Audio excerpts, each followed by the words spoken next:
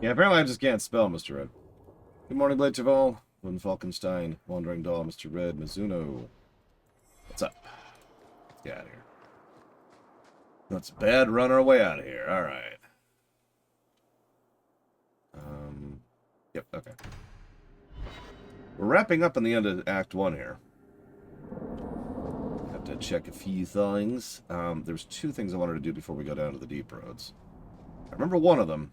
Just talked to Carver. I don't remember the other. Have to see if I can remember that before, you know, the end. Happy Friday. Fife.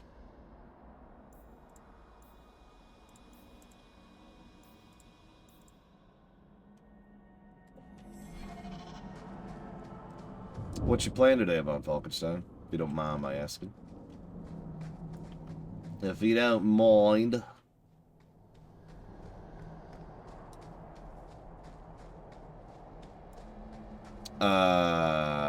No, Caspian, I did not. I didn't get any of them. Which is funny.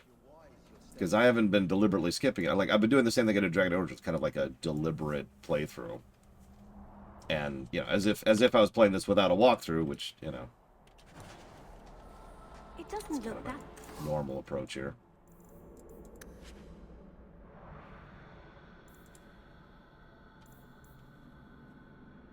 Which doesn't bode well for the fact that I'm missing gear and content. Not gear. The other thing.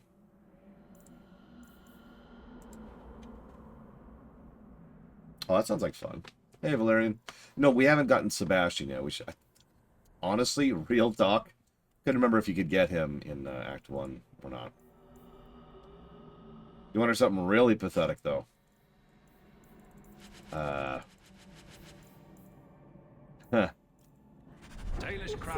So I was hanging out with Third yesterday, right? Which is always cool. I was like hanging out with him. And we were like, hey, what's up? And we were chatting. We started talking about companions, because we were talking about Baldur's Gate 3. No spoilers, of course, but, you know, we were comparing relative quality of companions. Oh my god, I'm stuck in the drain. Oh my god. Relative quality of companions, story-wise, right? Well, we were talking about Dragon Age 2 companions, and both of us were of the opinion that most of the Dragon Age 2 companions are at the very least well-written, right? So that's cool. But then I said, that's true, but there's a couple of exceptions. He's like, well, can you name one? I was like, yeah, Sebastian. This is not a joke. He didn't remember who Sebastian was, even when I prompted him. Like, I don't, you know, forgetting a name, that's whatever. But when I was started explaining the character to him, he's like, I have no memory of this character.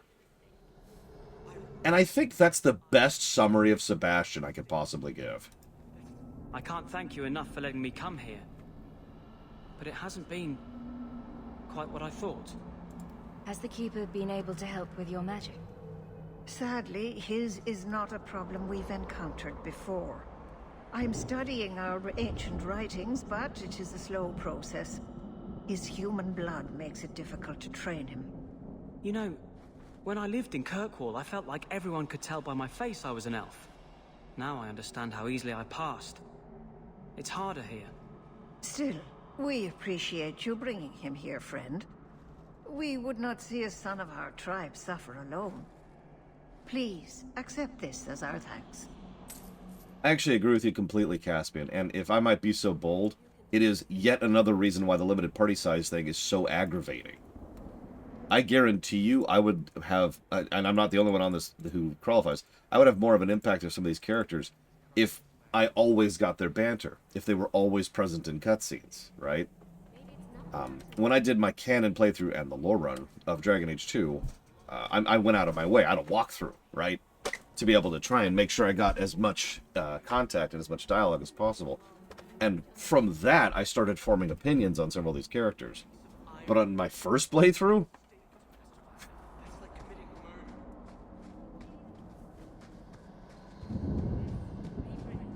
no, I agree, Wandering Doll, because that's the whole reason I bring it up. I honestly think the companions in Warcraft 2 and Dragon Age 2 are pretty legit. And I also think their companion quests tend to be meatier than they were back in Dragon Age Origins. Because really think about this for a second. Think about the companion quests in Dragon Age Origins. Alistair's was to go see his sister, which is, hey, can we go see my sister? and then you go see her, and that's it. Morrigan's was go to the tower to get the thing, and then go fight Flemeth. And those are the two, like, most substantial companion quests. Everything else is just kind of like one side quest that functionally is built like any other random secondary quest. By contrast, this is not quite to the level of, but still closer to the Mass Effect 2 approach, where companion quests are, meat content, main content. Watch your steps, Yam. You don't know how many Dalish arrows are trained on you right now. May the Dread Wolf never hear your footsteps, Another nightmare. child. Don't worry, the Dreadwolf will never hear my footsteps. Wait, hang on, let's verify that really quick. No, no Dreadwolf today.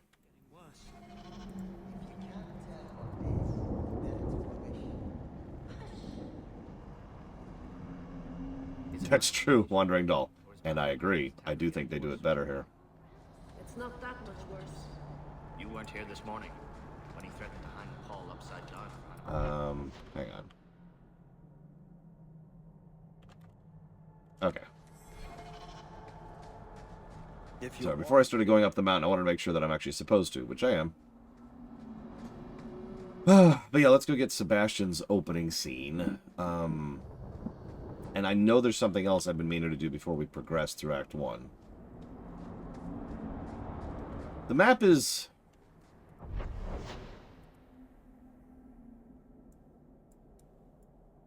mean, it's not bad. It's I think the overworld map is better. In fact, I'm willing to give a positive the overworld map, but the map here, yeah, I would honestly, this feels like a complete wash map to me. It is functional. It'll show indicators of vendors. It'll show some points of interest. It'll show quests, as long as there's a quest marker. That's what you get. That's your lot.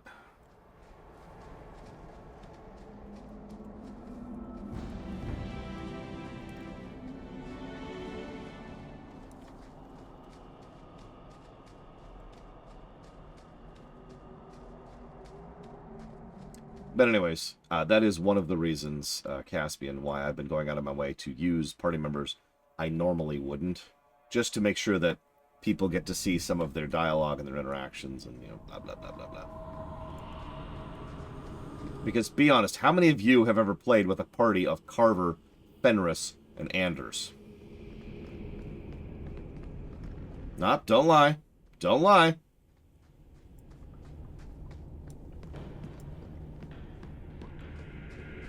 Whoops, wrong way.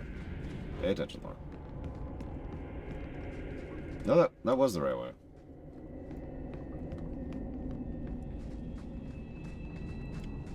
No? Oh, jeez. Damn you, Blade Cheval. There it is. Yeah, Varric and Aveline are my usual permanent party slot people. And Meryl's usually my secondary, because I actually like Meryl. I know. Blasphemy. Where is this jackass? Is he over here? Yeah, Varric always has a party slot. Varric also has the most banter, because he has banter not only with every other party member. Hi. But he's the most common one to have banter between two other party members.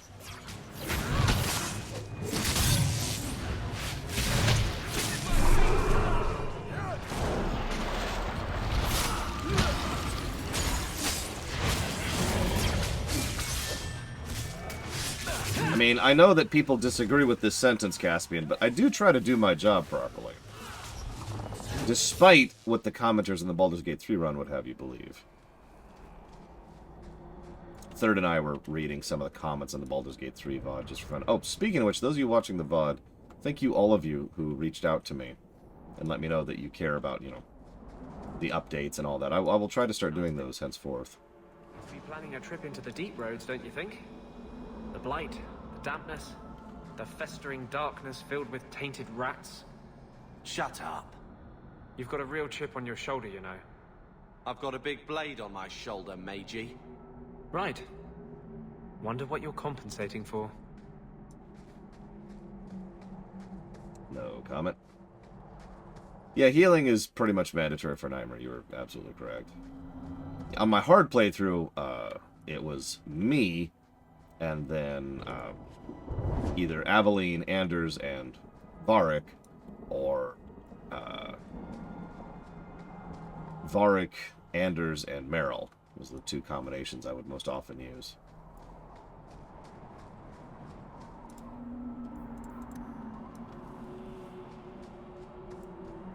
Cool. So, I think I'm running into something. I could be wrong about this, but I think Warcraft Code has decided that the entire nation of Italy hates me now, and that's just my life. That's just something I'm gonna have to live with. I will never again have delicious Italian food. I will never again be able to sample the delights of the fine Italian boot. It's gone. Anyways, sorry. So, I feel like the quest we're on is actually for Act 2. Now, this is a vague memory in the back of my mind, but I remember this being a thing. So, because the guy who's supposed to be here isn't here, and I even double-checked a walkthrough just to be sure. So now we have to walk all the way back down the mountain.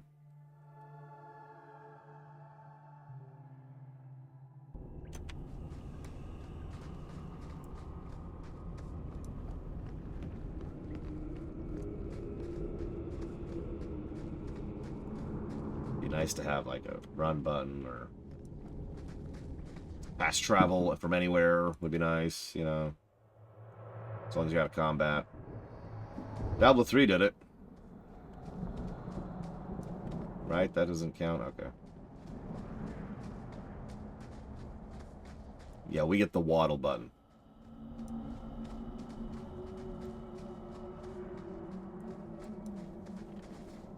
The best part is it doesn't look better from the front. Look at it. Strongest thing in the Dragon Age setting. Unironically, Solus.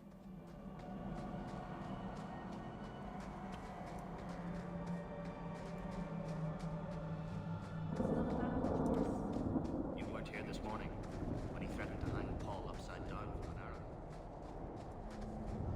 Yeah, he is just straight up not here.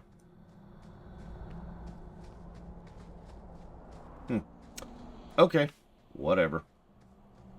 I'm managing Warcraft Code. I did have American Italian food yesterday. Yeah, Varric's chest hair. That's the strongest thing in the setting.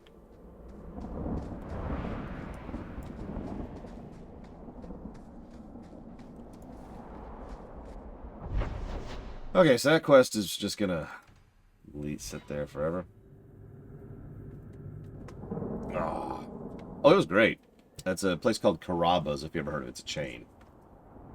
It's like a step or two, maybe 3 steps up from Olive Garden, which I know isn't saying much, but it's still true.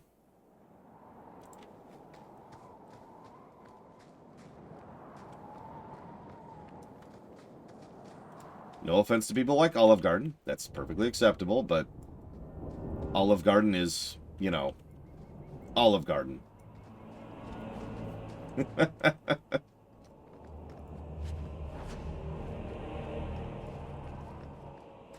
Oh, that's funny, Warcraft Code.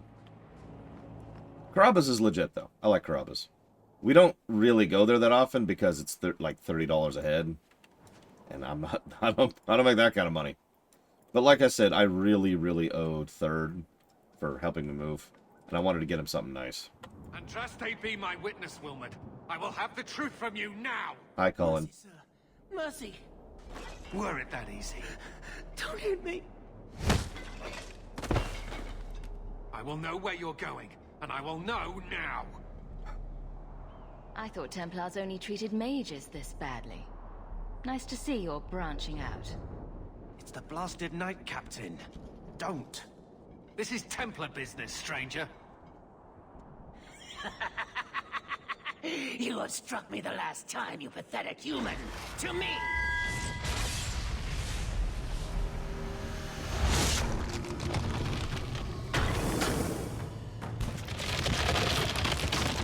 preserve us. Well, that's cool.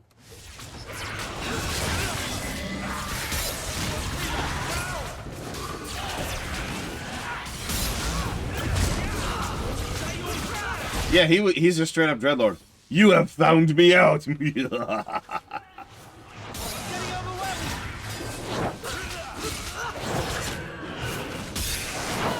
Don't worry, we'll definitely recognize Cullen the next time we see him too.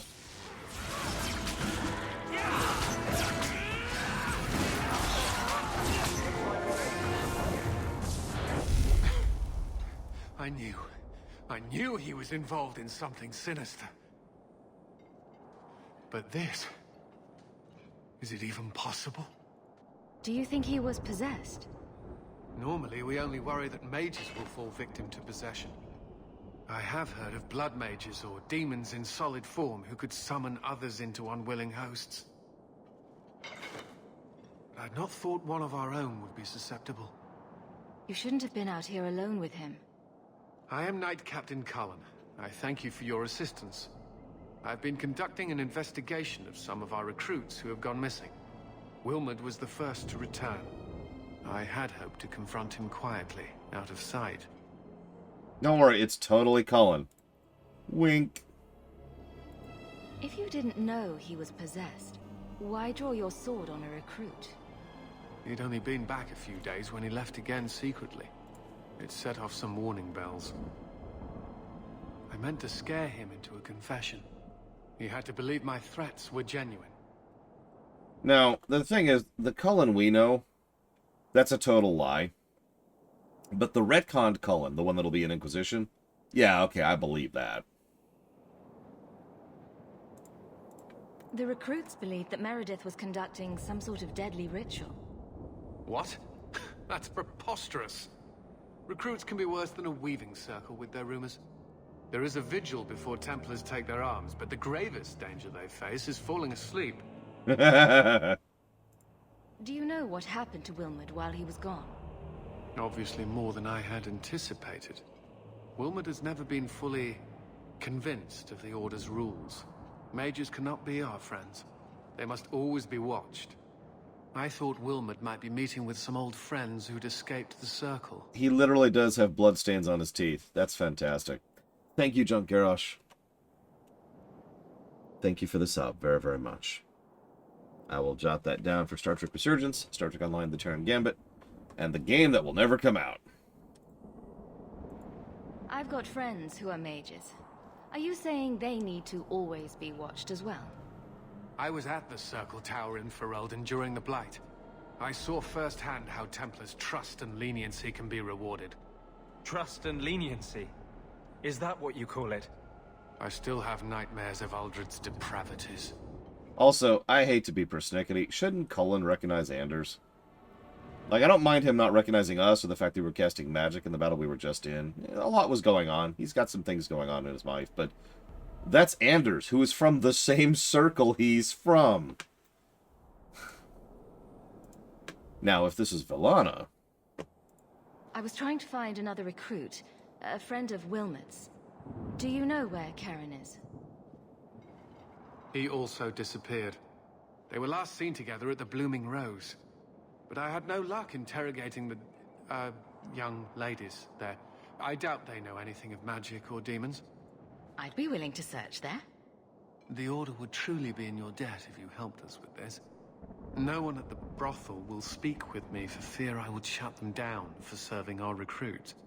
If you learn what manner of creature did this to Wilmod, please come tell me in the gallows. I will ensure you are rewarded. It's that KOTOR song again.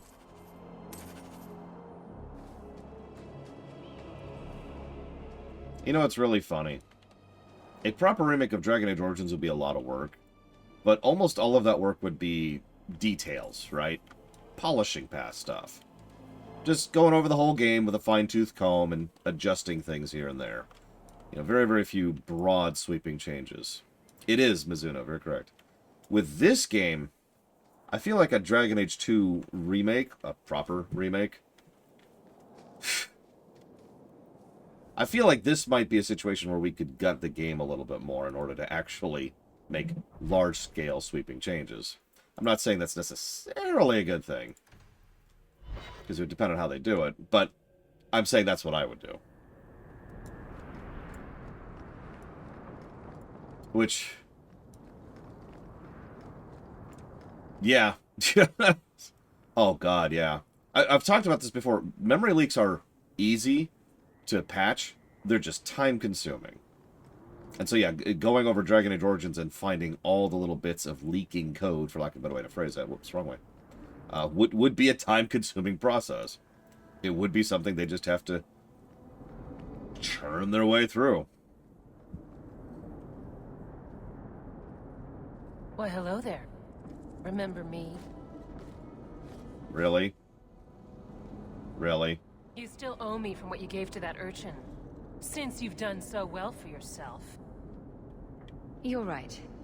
I probably could pay you back. Too late. Oh, okay. I intend to take what you owe. With interest. I was actually willing to work with you, since I do owe you.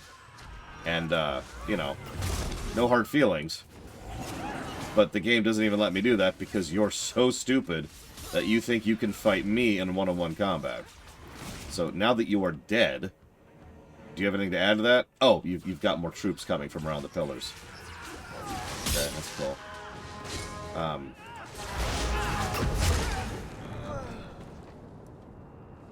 Well, cool. Thanks for the additional loot, you moron.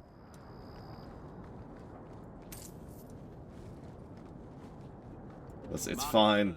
It's fine. Warcraft code.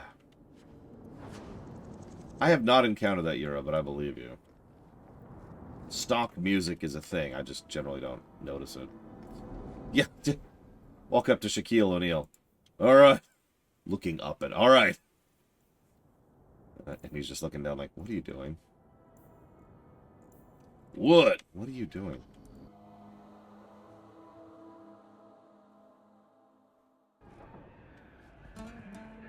So, this is a fun quest.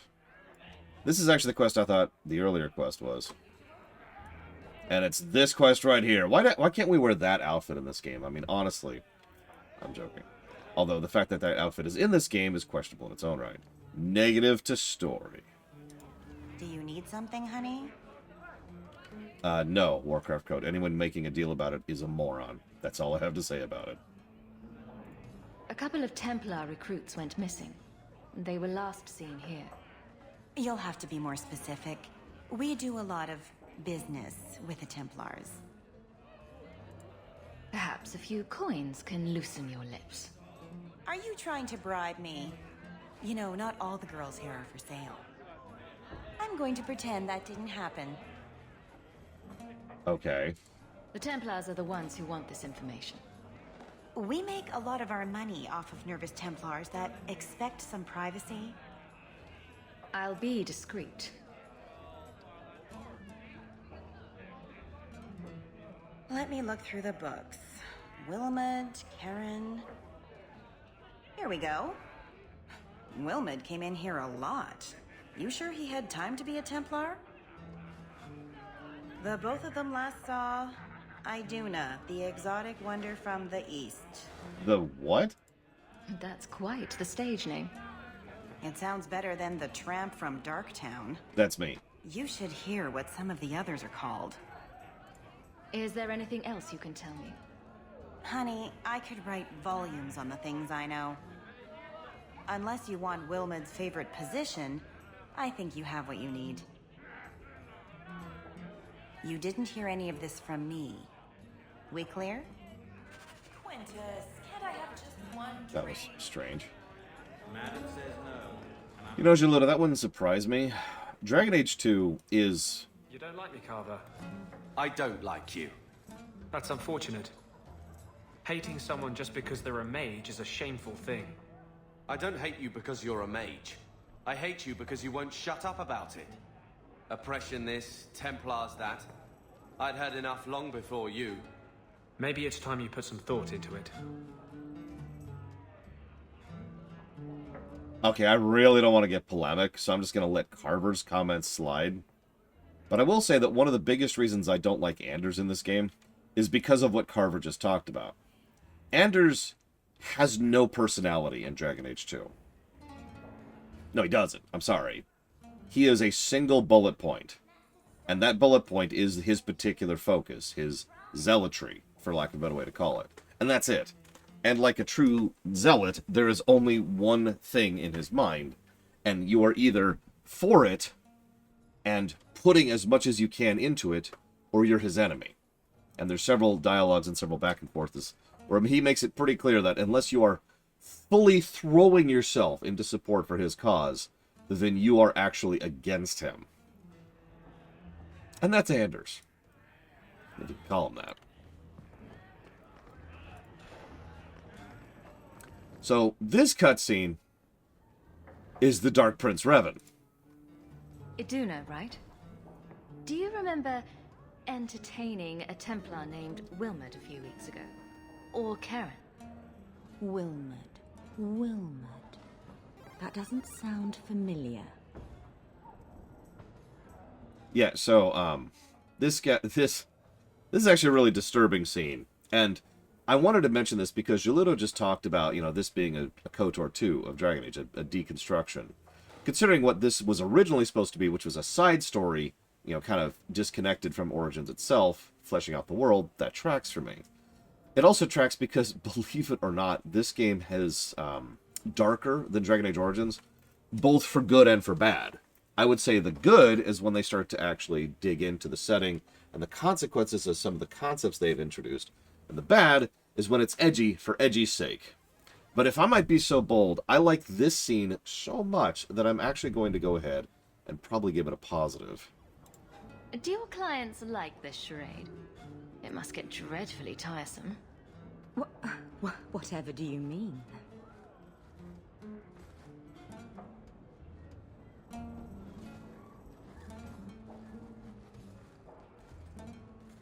Questions are boring.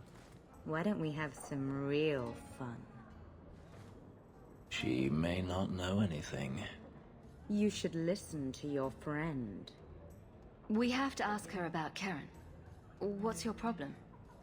I don't know. Be careful. I'm here on business. Karen. Wilmot. Answer one of my questions first. Who told you about little old me? And unlike most Dutch angles, this one's subtle enough that I think it works for what's going on here. Notice the music hasn't changed at all. There's no scare chord in the background. It's very understated, which works.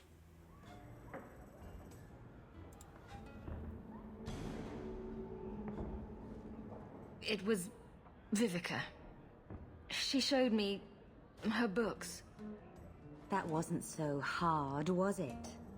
So, Vivica sold me out, did she?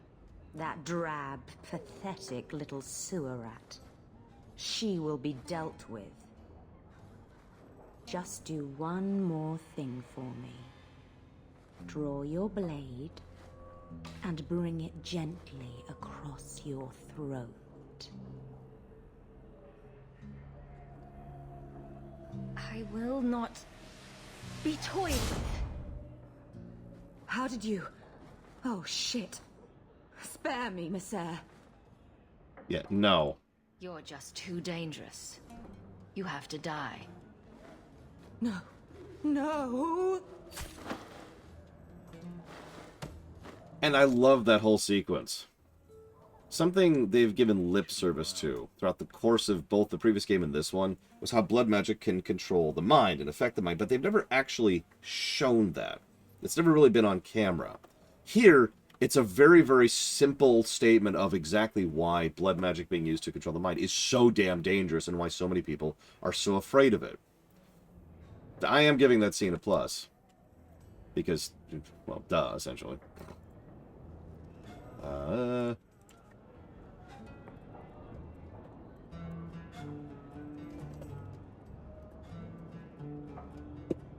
Brief thoughts on the other companions, because I've obviously already kind of talked about most of them, definitely not Shelley.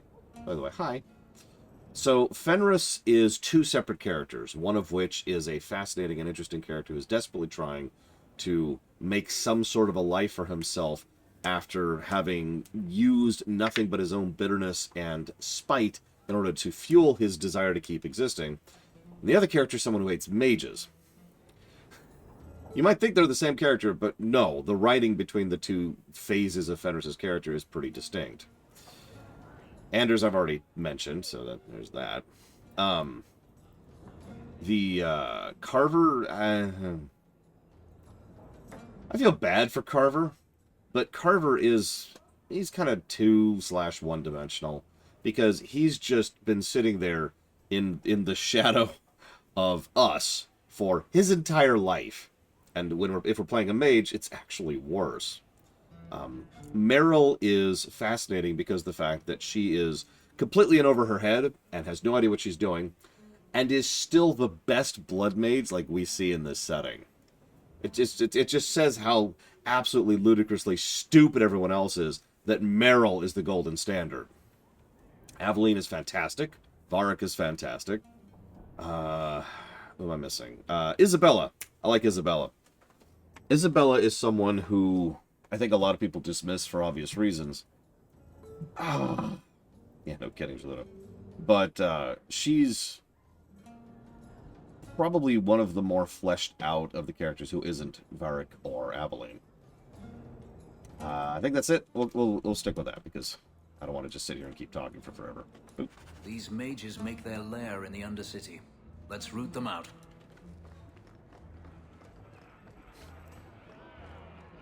Oh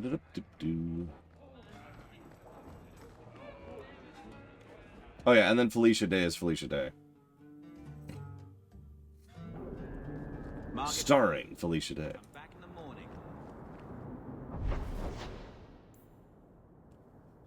Are you kidding? I love that quest. Definitely not Shelly. She's so terrible.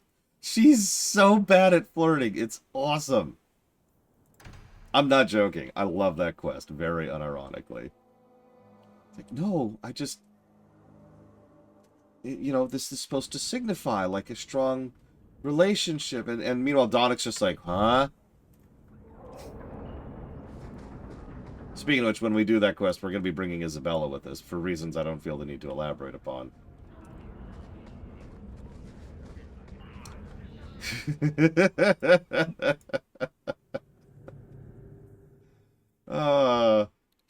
We should go carefully. Who knows what this many blood mages may have summoned to defend themselves.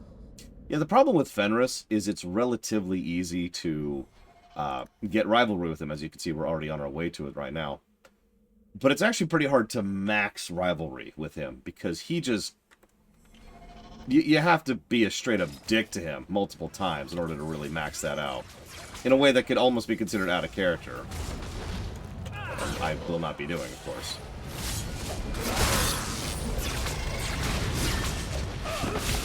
Yeah, Isabella was a sea captain. That really is all you need to say about her.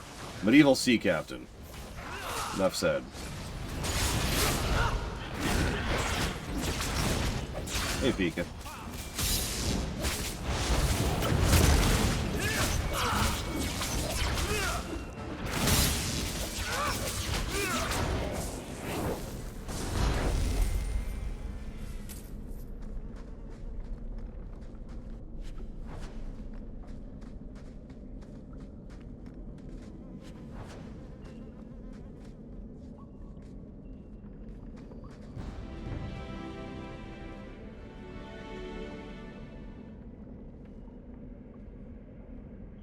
Listen, the mages and the Templars cannot coexist.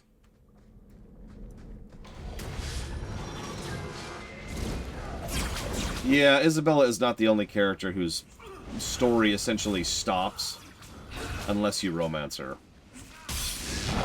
Anders? Anders? Anders? Anders! That's just...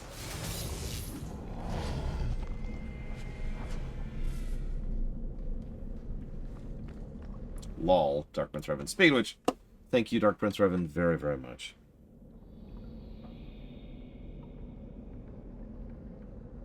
Now, I apologize profusely Didn't actually catch which one to put those towards. And it's not in the log because I don't know why.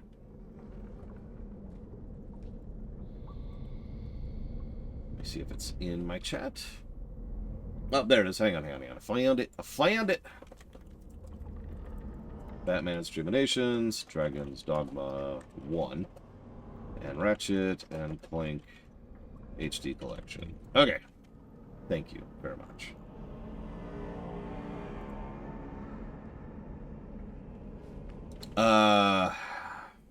You know, truthfully, I don't know how long Dragon Age 2 is going to take. If we were just doing the vanilla stuff, I could probably give you a pretty decent viewpoint on that. Maybe like Monday-ish. But we also have to do the DLCs, and I don't remember how long they are.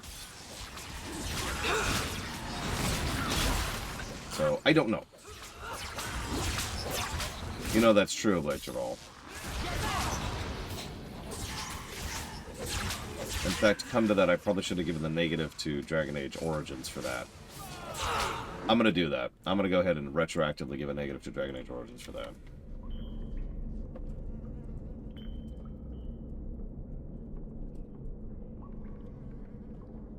They kind of suck so far, Dark Prince Revan.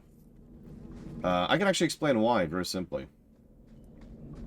So, yeah, Stardew Valley had that problem in spades. So let's assume that this little stump right here is an enemy. And this little bundle of chains is an enemy. And that pillar is an enemy, okay? So, oh, it won't even let me cast when I'm out of combat. Whatever. Here, let me get into combat. Let me rock past these very obvious traps. There they go. Come on. Give me an encounter. You know you want to.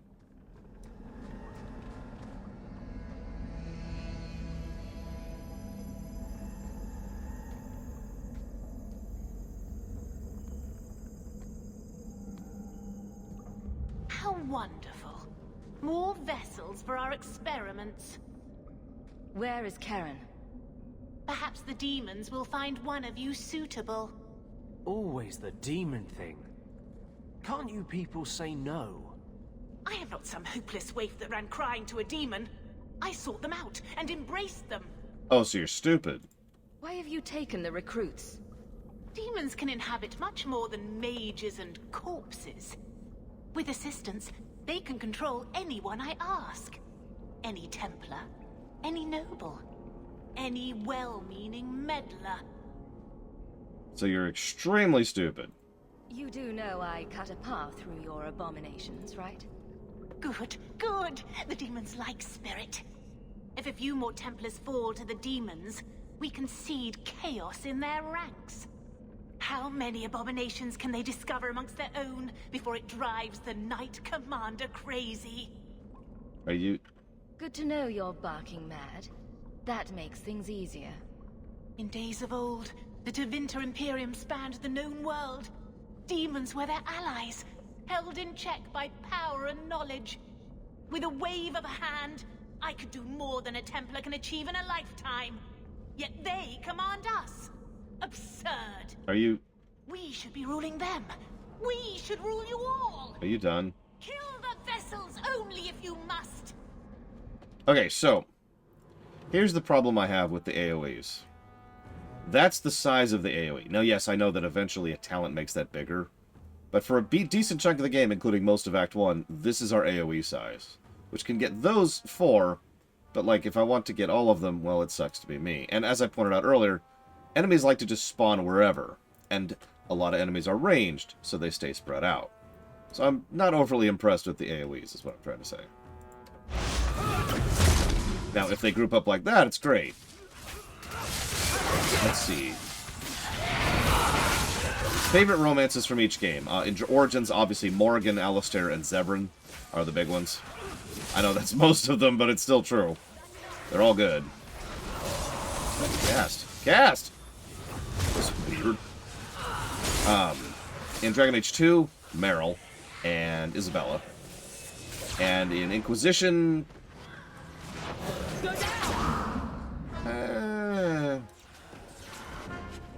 I'll go with Cassandra there. Honestly, considering it's almost assuredly not designed Blade Revolt, I'd lean towards it being a bad thing. The lights. I guess that's my fault for leaning towards a build deliberately that's AoE heavy. And then, you know, being able to really capitalize on that. Aaron?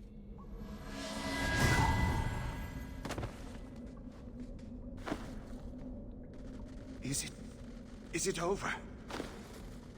Karen. Yes, that's my name. Oh, thank the Maker. I thought he had abandoned me. Do not trust him. He's likely possessed. I never understood why people could be so terrified of mages. Our family had too. You, Bethany. But this... Andraste was right to warn against magic. Tirane made a choice to practice blood magic. Most mages are good people. You don't think I know that? It's just that I never really thought about their side. Now I see. What happens now? Anders? Any chance you can tell if Karen has an extra passenger? Well, there's one sure way. What was that about? If there was a demon in there, it would have defended itself. Looks like he's clear. Thank you, Anders. Go ahead and leave, Karen. You've been through enough. Don't tell the Templars. I don't know what they do to me.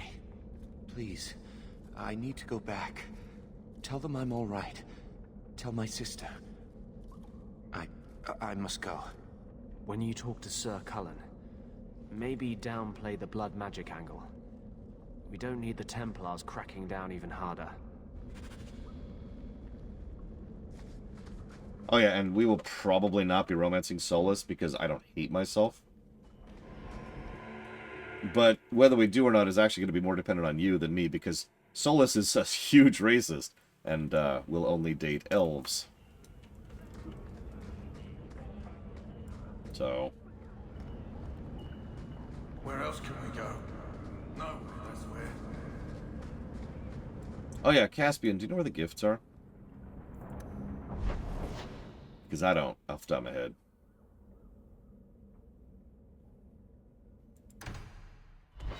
I have not decided our gender yet. I think it'll depend on our species, and I'm going to let you guys decide our species. Oh, I have preferences too. Most people have preferences, but Solas is still a giant racist, regardless of that fact. I just thought I'd mention it as like a little addendum, you know?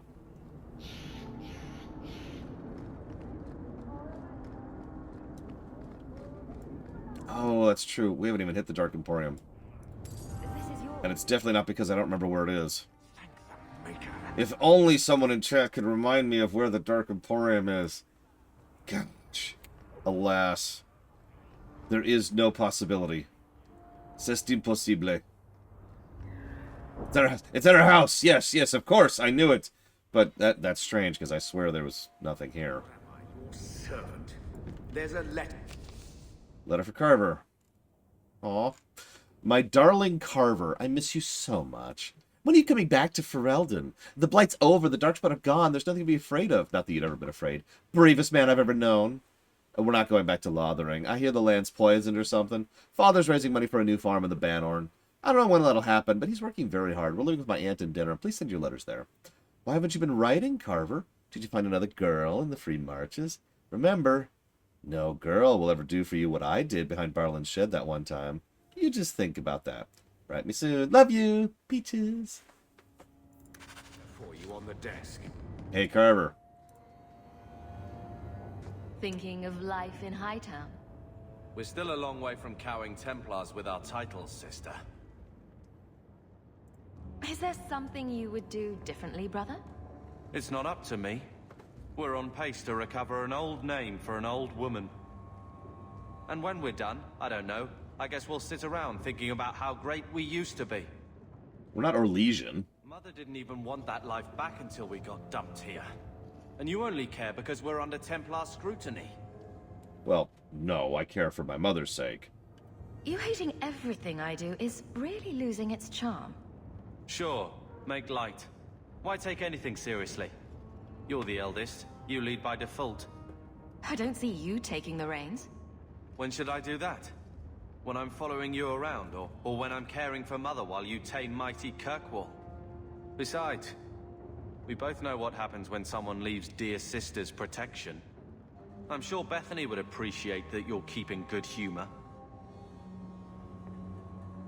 Fun's fun, but you're taking this little pissing match too far. What?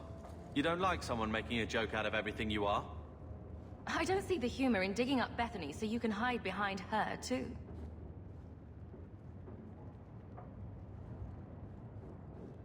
All right.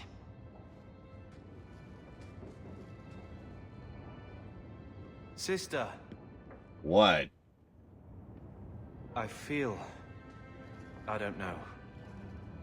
It's like Mother taking everything out on us. She was just scared. I don't have a place in the life she is trying to bring back. I'm here if you need me. But I must find my own way.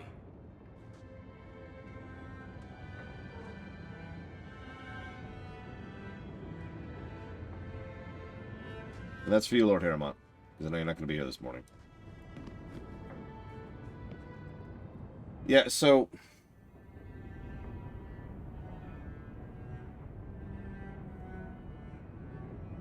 I think I finally identified what I don't like about Carver.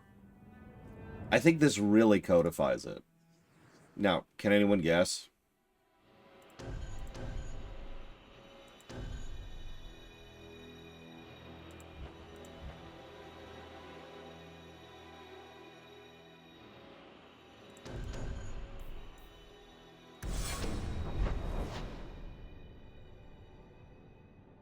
I am aware, definitely not. This is... I've done this game enough. I've done a lore run of this game, which I guess doesn't mean anything to you, but... Yeah, I have covered this game before. This is just the first time I'm reviewing it. So, nobody guessed correctly. It's his voice actor. Voice acting is so important to a character, and I know that's sort of a duh, and everybody knows that, but I think most people don't really process how much impact an actor has on a character. I'll name two examples right off the top of my head. Jean-Luc Picard is who he is because of Patrick Stewart. No, really. I want you to do me a favor, if you ever feel the inclination, and just look at the writing on the page. Divorce Patrick Stewart's acting from Picard, and you have a character who's not honestly all that great and is frankly kind of a stuck-up asshole. It is Patrick Stewart that makes that character so amazing. Another example from this very game is, unfortunately, I don't remember. I should look up his name. I'm sure hang on a second. Let me look up his name really quick.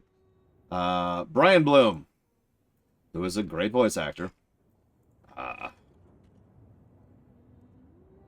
Yeah, so Brian Bloom, who plays Varric.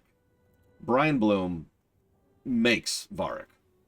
As I've said before, Varric was originally written to be a sleazeball, scummy, using the exact words by the writers, he was designed to be a used car salesman. A sleazy used car salesman, excuse me.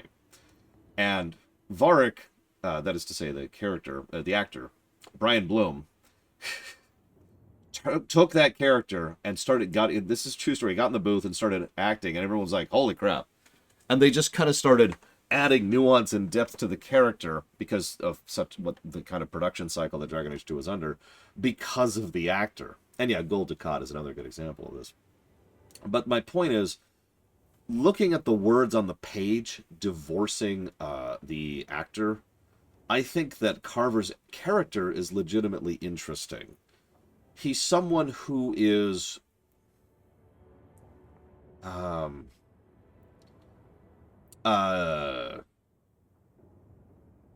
we don't meet Varric in Origins. We meet other dwarves voiced by Brian Bloom, but they're not Varric, definitely not showing. And I know, because I just finished Dragon Age Origins like a couple days ago. Yeah, no, Carver's voice actor sounds like he's doing sight reading. That's exactly what it is. And I know he's a good actor, by the way. I have heard him before, and he does good stuff. But my point is, do I have a book here? I don't have a book handy other than this. And nobody wants me to read this out loud. So here, I'll just read it. So it sounds like he's doing Any action that could generate noise must be done very carefully. If the PCs don't try to move stealthily, the worm appears as soon as they get into town. You could hint that the PCs might want to stay... And you get the point, right? There's just a variance when you're reading the words for the first time when you're performing them. A good voice actor needs to know their lines before they're saying them. And that may be on the time crunch, that may be on the voice director, and it may be on the actor himself. I don't know. Either way, his performance just isn't great as Carver, to be very, very blunt. And yeah, as Bregwin points out, he may just be a placeholder. Not everyone knows about the Mark Muir circumstance, but to be very clear about this, for those of you not aware, it's extremely common for someone in the office to read the lines out loud with the rough pacing that they're supposed to be in order to get across the idea of where the timing of the scenes needs to be, because that way other people can do their jobs, right? People who have to figure out the timing of sequences and animations and where the camera should be, they can start building and constructing the cutscenes that are playing during the dialogue if they have the timing of the lines there, even roughly. So it's very, very, very normal to have someone sit down and do what Mark Muir did back in Mass Effect 1. And considering the 11-month nonsense this game went through, it would not surprise me if Carver was a victim to that. Frankly, there are actually... That's true, Loner. There are several examples of that in this very game where the voice acting is just noticeably worse, usually on NPCs. But it's all just kind of... like, it's jarring, right? Because some of the voice acting in this game is legit. And then every now and again you just meet someone who just feels like they pulled in Bob from accounting.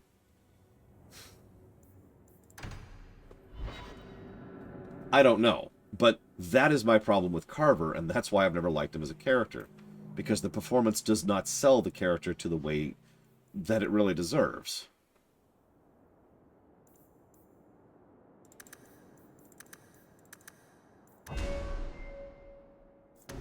We can finally get this.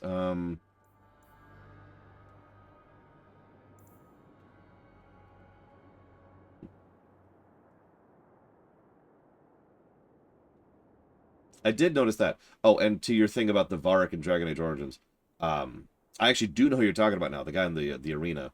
I'm pretty sure that's just not the same character at all. I'm pretty sure they actually forgot about that. I mean, this game... Origins had too long of a development cycle, and it shows. And 2 has too short of a development cycle, and it shows. This whole franchise is cursed. I'm even cursed as I'm streaming it. Let's see.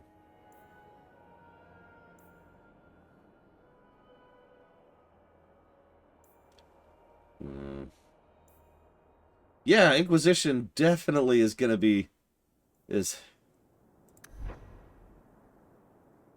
anyways.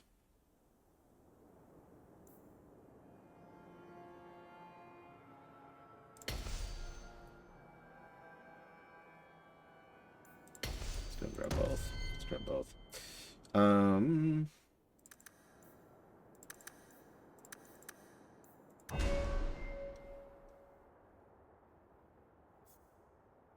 god, I'm trying to remember what I usually do with you.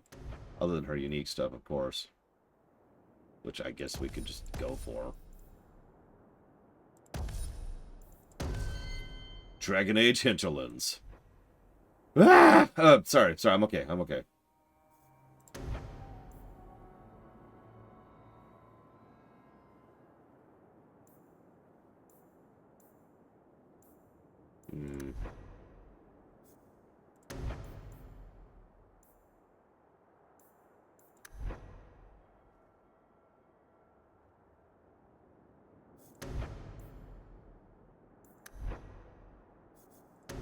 I mean, it's a joke, but the reason I keep doing this... Whoop. And failing. That's 2 times I failed to catch my own coin. The reason I keep doing this, as with regards to whether or not Dragon Age 4 is even going to come out or not, is because that's legitimately what I give the odds of Dragon Age 4 coming out, which today, it will not be coming out.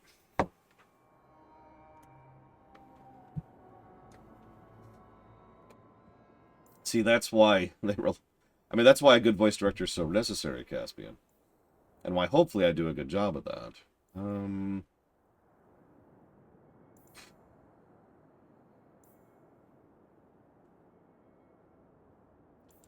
Yeah, we've been getting some bad luck on that lately.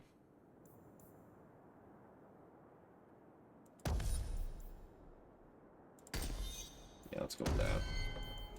Make sure you're using both of those. Hang on.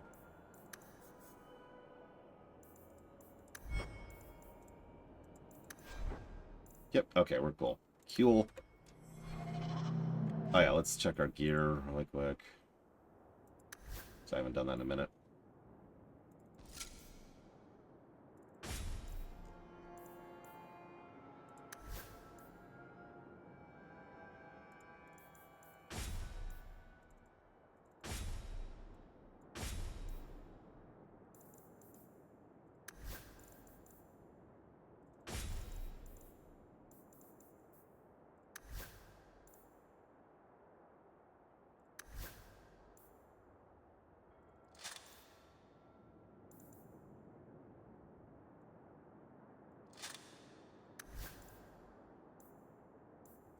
Really wish these were a little bit better labeled, but whatever.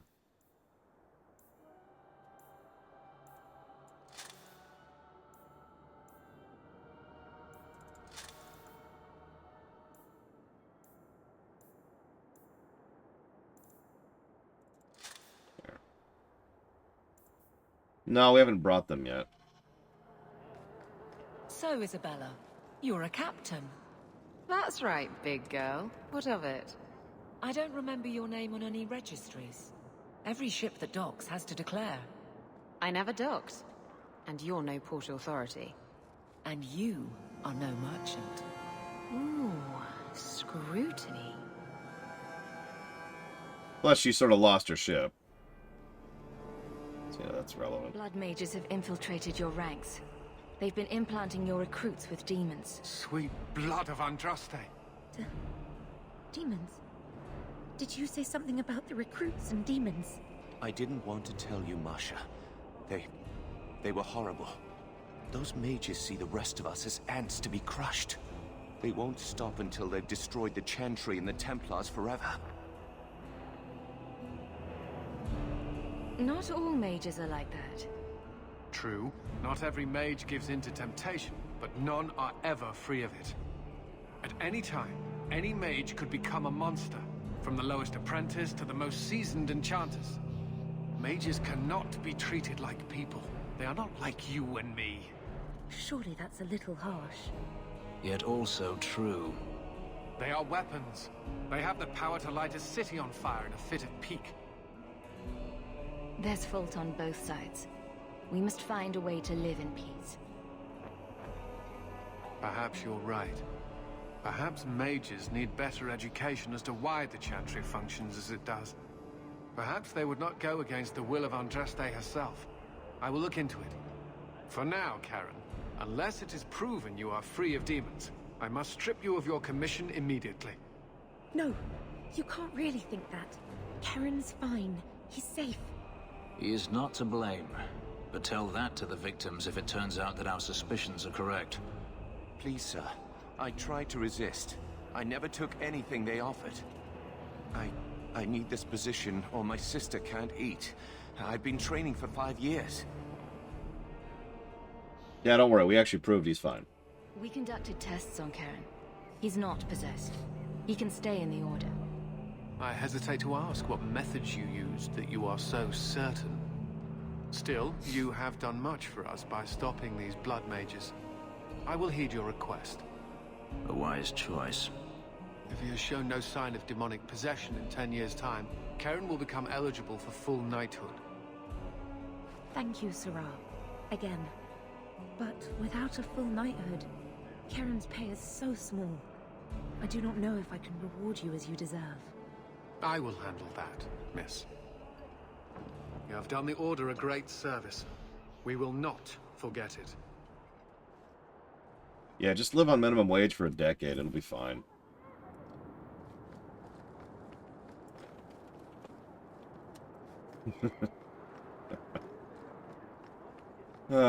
No, Surf.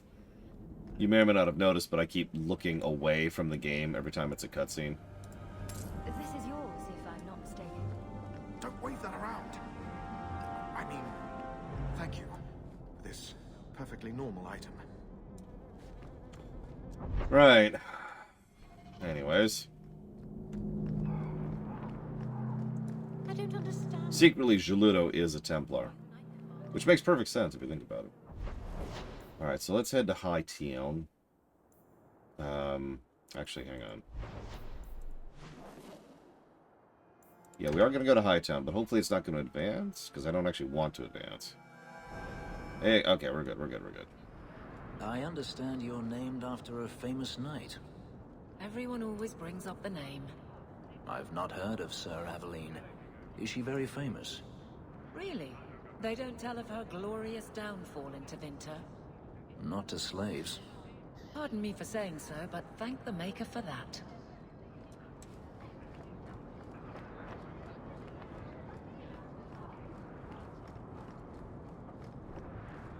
This ring is all I have to return to you.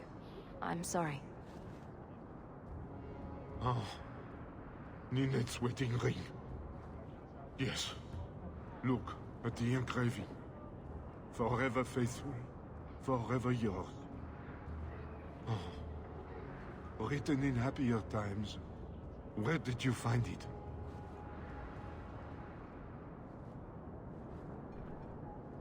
It was on Ninette's hand, which was cut from her body. She's dead.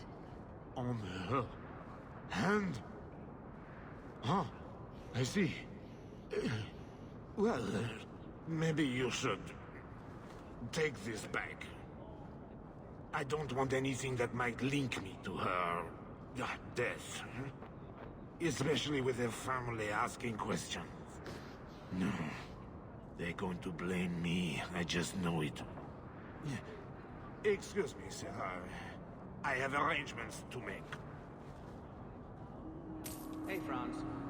You're welcome. What's funny is we didn't get a ring out of that.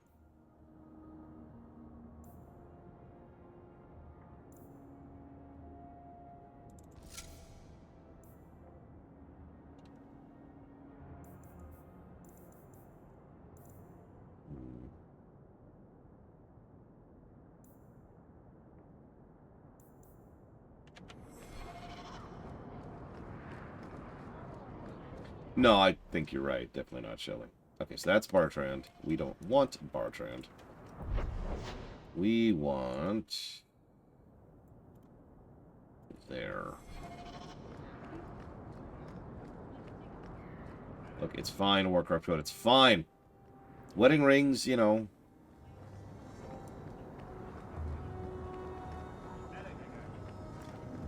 I can't even snark about this. So if the cutscene doesn't play, I think we're officially just not getting it. Though the lands suffer 1,000 wrongs, the Maker yet notices the smallest of deeds. Uh-huh. Yep, the Maker is definitely real. Wink!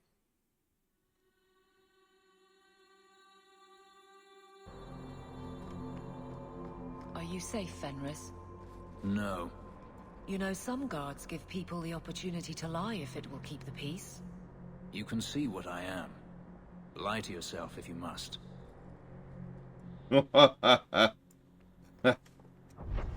Yeah.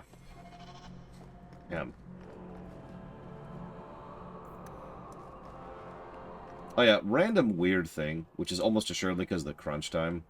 A lot of these little lore entries are word for word the same as in Origins. Like, they just straight up copy-pasted them into this game. Which makes a degree of sense, because, you know, it's the same lore, but it's also just kind of weird, you know? Maker's blessing, child. Don't do that. I am Elthina, Grand Nice gloves, though. Cleric of Kirkwall, and I believe you're new to our city.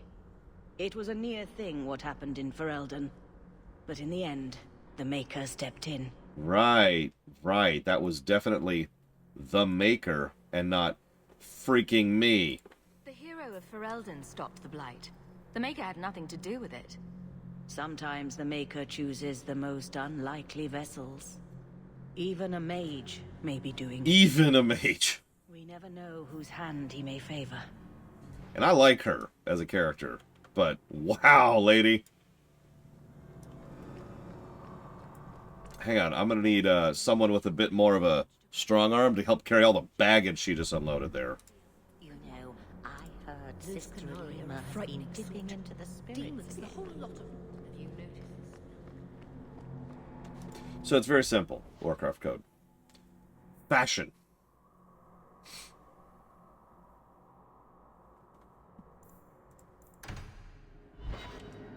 I'm not joking. It's a stylistic thing.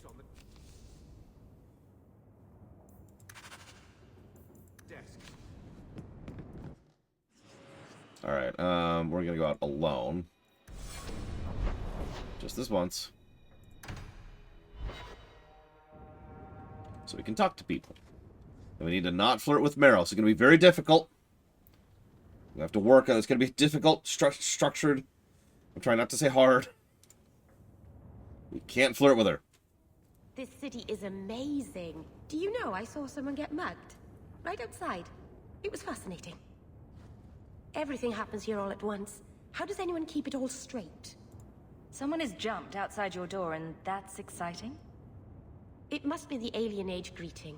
Hasn't happened to me yet, though. They must not like me. Thanks, Varric. It's so busy here. So many things just get... lost. Do you miss the Dalish? I miss Haren Pyval's stories. The creaking of Aravels in the breeze. The city is so busy and confusing. And the elves here are not like my clan. But I'll get used to Kirkwall in time. The Templars haven't found you, have they? I've been careful, even among the Dalish. Keepers never work magic in public. And I think the Templars don't even see me. I'm just another elf in the alienage. Are you feeling lost here, Meryl? A bit. But I'll adjust. I'm glad you came by. I needed someone to talk to. Abrupt fade to black, but whatever. Yay, Meryl. Okay, now let's go talk to Fenris,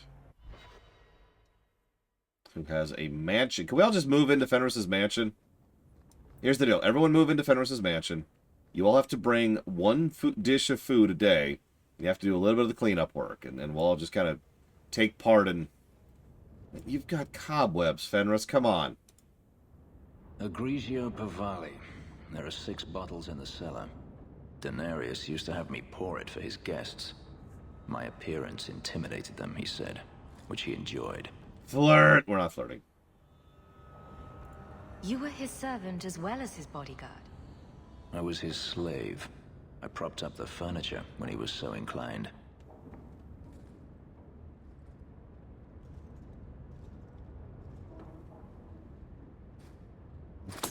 No, that's making the problem worse, Fenris. Still take pleasure in the small things.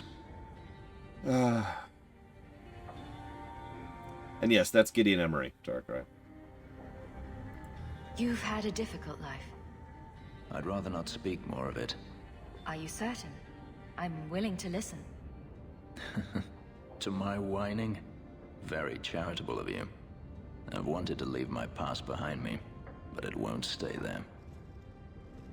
Tell me, have you never wanted to return to Ferelden? No. I'm glad to be out of Ferelden. And that's it? You leave it behind so easily? I lost my sister to the Blight. And now she no longer matters to you?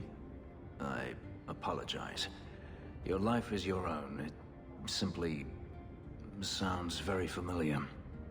Do you intend to keep living here? I haven't decided. For now, it's as good as any other place. I would return to Saharan if I could, but there is no life for me there. Also, you have a mansion, and apparently plenty of money for food and drink, so... Like, I don't know about you guys, I would kill to just have an empty mansion to work with. I can't even afford my own apartment. Is that where you're from? So I've been told. Were you very young when you left then? Perhaps. You could track your former master down, I assume. I imagine he has returned to Minrathous. though I dare not go near the city while he is alive. No, it is better to wait for him to leave his fortress, fight from a fortified position. I do not expect your help when that day comes, but I would not turn it aside. Southern Italy. Got it, Warcraft code. You've been on the run a long time, then. 3 years now. Denarius has a way of finding me. Perhaps it is the markings. Whatever the means, it never takes him long to follow. This is the first time I've given him reason to pause. I suppose there are advantages in numbers. Haven't you sought help before? Hirelings when I could steal the coin. Never anyone of substance. Until you. Denarius will not give up, however. I await his return. What if he does give up? What then? Then I go to him. I will not live with a wolf at my back. Sounds like the right idea to me. If it comes to that, I doubt it will. You whine too much. If you're looking to start a life, you could stay. We shall see. I should thank you again for helping me against the hunters. Had I known Ansel would find me a woman so capable, I might have asked him to look sooner. Flatterer or not interested. It turned out well enough. It did at that. I will not keep you longer. Another time, perhaps. I'm not romancing Fenris. I like Fenris too much to do that to him. Now, Aveline, oh, all over that.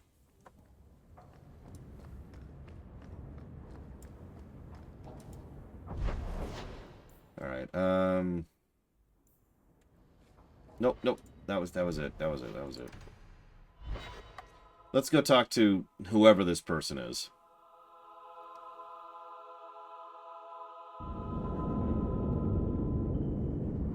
Hang on.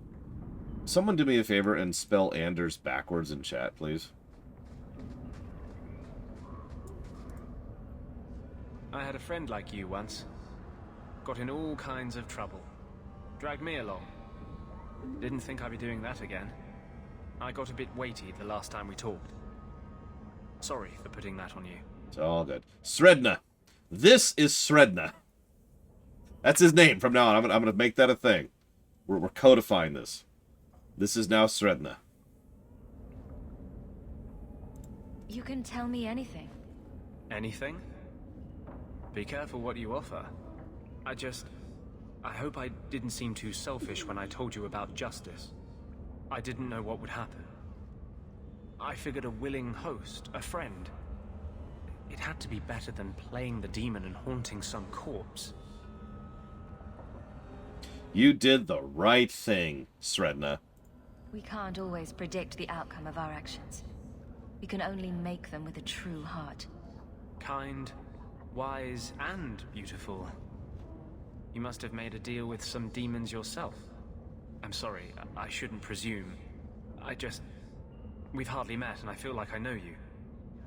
Am I making you uncomfortable? So, this is infamous. I don't know how bad it is in review, but this is infamous. Here's the thing. And this is something the writers actually the creators actually flat out admitted to. In all games that have romance options, it is upon the player to decide to begin the romance. Now, the creator said they felt that was strange and unnatural, that it was always the impetus was on the player character rather than the companion character. So they decided that with Sredna here, Sredna would have the ability to just kind of decide to enter a relationship with you. And so the relationship flags would then be set by him. Then you have to cancel the relationship that has already begun. There's only one way to do that, and it's to be a dick about it.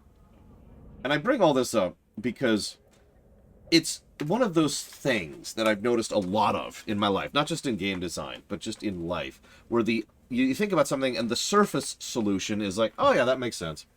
And then you think about it more, and you actually try to get more in depth, and it's like, wait, no, that was extremely stupid. Because, of course, the romance options are on behalf of the player. Because the sheer quantity of different types of players that can be playing your game is insanity. You cannot estimate or presume who the person is behind the controller, so to speak. And so, in all cases, because there's so many circumstances in which it could be someone who either doesn't want a romance or shouldn't want a romance, you should never force that upon the player. Right? Like, this is a fairly basic concept if you really think about it. And that's just from a fundamental, objective perspective. And yeah, Kaidan did the same thing back in Mass Effect 1. We dinged that game for it too.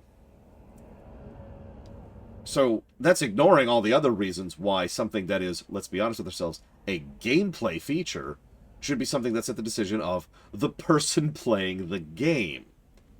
If I choose to play through a level in hard mode, that should be on me. Now here's the thing. A lot of people made a really big deal about this, like a lot of noise about this, including me, I feel like adding. It's not as bad as everyone makes it out to be, including me. It is wrong. I am dinging it. I'm dinging it in the exact same way we did the Kaidan situation. Kaidan? I can never remember how to pronounce his damn name. I usually kill him, you know. But I don't think it's like, it's not Hitler rising from the dead to spit on my puppy, right? This is just, huh? And that's it. It's just, huh? I don't want you thinking about me that way. Everyone wants to control my thoughts. Fine. I hear you. Strictly professional. And there you go. We have just shut him down. And there are other ways to do that, but that scene can also go worse than it just did, depending. And that's not great. The fact that that is essentially forced upon you is not great. So again, for the same reason we gave the negative for Kaidan, we're giving the negative here. Now, I gotta look up if we gave that to story or gameplay, because that could go either way. So, give me a second.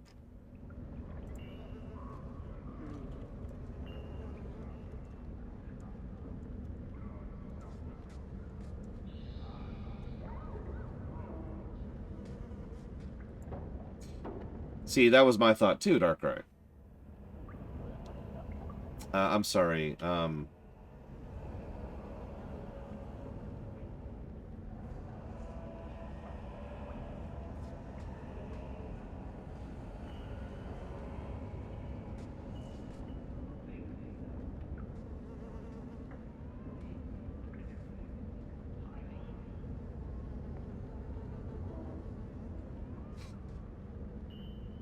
I'm sorry, I don't actually understand the question you're asking, definitely not Shelley. So, from what I understand of the lore, we do know that spirit entities, whether they call them spirits or demons, is immaterial. So we're just going to call all of them, ephemerals. All of the ephemerals are reflections and echoes of us, the so-called real people. And as a consequence, most of them tend to be not even what I would call intelligent beings or truly sentient sapient beings. They are bots, base-level, bare-bones AI, or VI at best, which have the ability to, emulate things like speech and emotion, but only because that's something that is reverberating them. That's the pattern that's hitting them, is the way I like to think of that. Which brings me to your point. It seems logical to me, especially over long-term exposure, like the one that was in Wynn, for example, that certain of these ephemerals would kind of become more and more and more of that sort of a thing. And yeah, I was going to say, we've got an example of this right over here, because the way that they describe this is that Sredna here, and Sredna's hatred of the Templars and zealotry of the mages, is what reverberated and changed the pattern of justice into vengeance, right? So, with regards to Meryl's thing, I don't know. I'm not sure about that one, because that could go in several different directions, I think. It's just his name from now on. His name is Sredna. Sredna and Vengeance. On CBS. 7 p.m. daylight time, or whatever.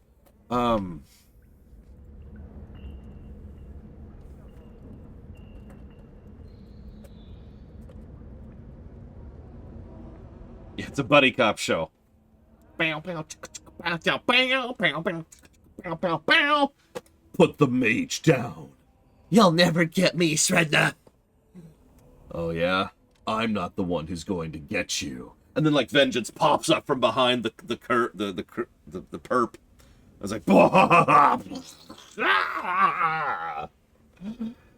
I guess he's just kind of gone to pieces.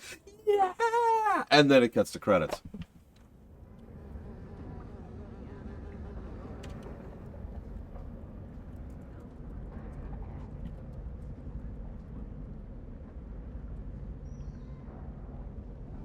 Wait, which lightning effect?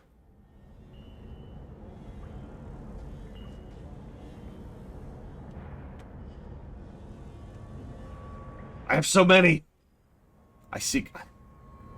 Secretly, I really am Emperor Palpatine. Oh, I can't do it. I'm too dry. I'm too dry.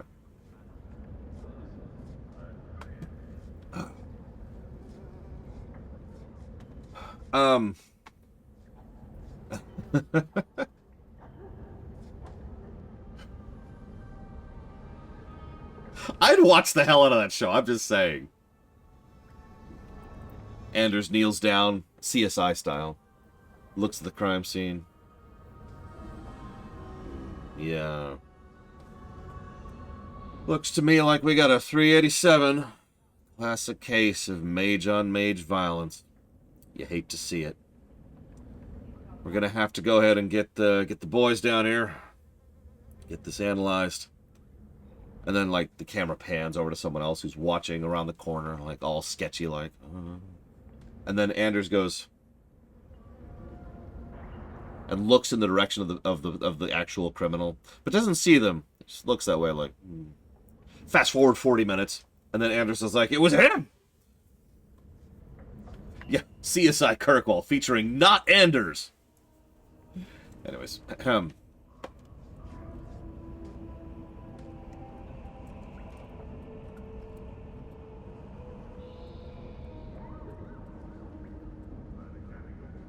yeah, sorry, that's or Nanders. I like Sredna better. We're gonna stick with Sredna. I just forgot about it. What am I doing? I'm hitting this button. Isabella, that's who we're talking to. It's always a Templar. Every single time. It's always a Templar. See, it wouldn't be Nanders. It would be Nonders.